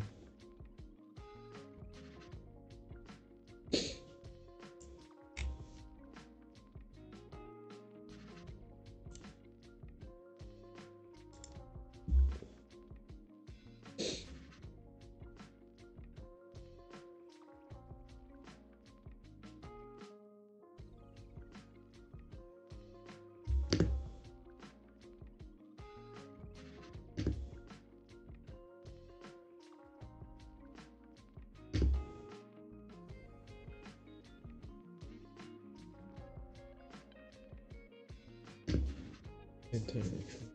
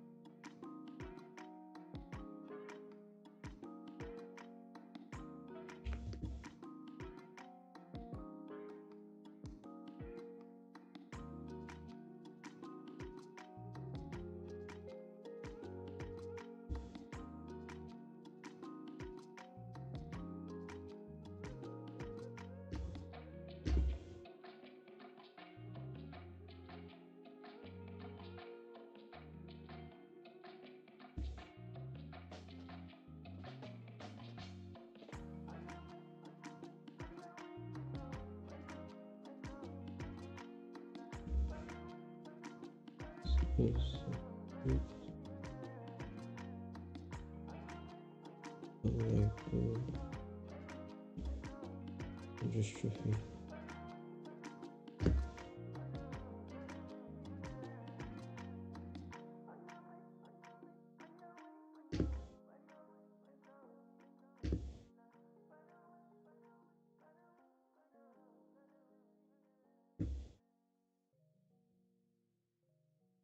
Description, mental health.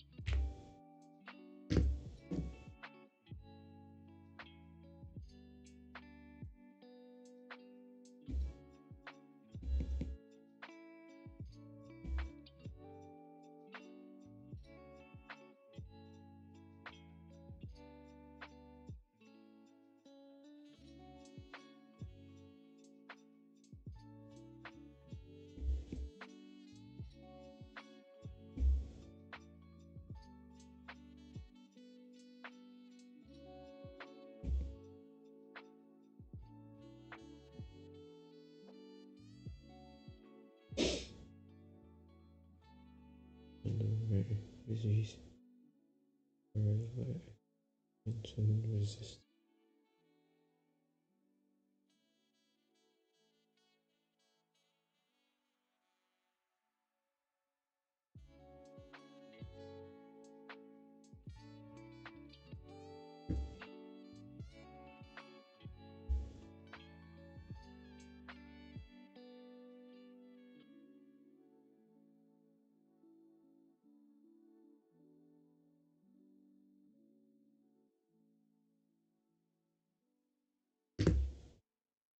I need to know what she just said.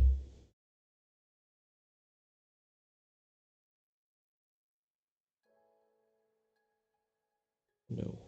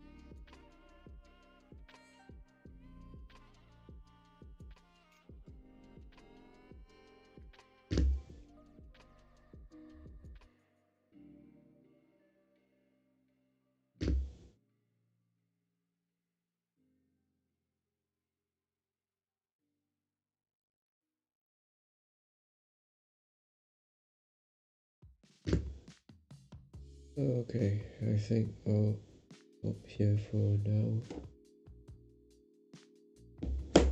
I'll class early tomorrow and I have to go to sleep. But I'll continue doing streaming tomorrow because I still have to study. Alright, it's Wednesday, Thursday, Friday, Saturday, Sunday. 1, 2, 3, 4, 5. I've got 5 days.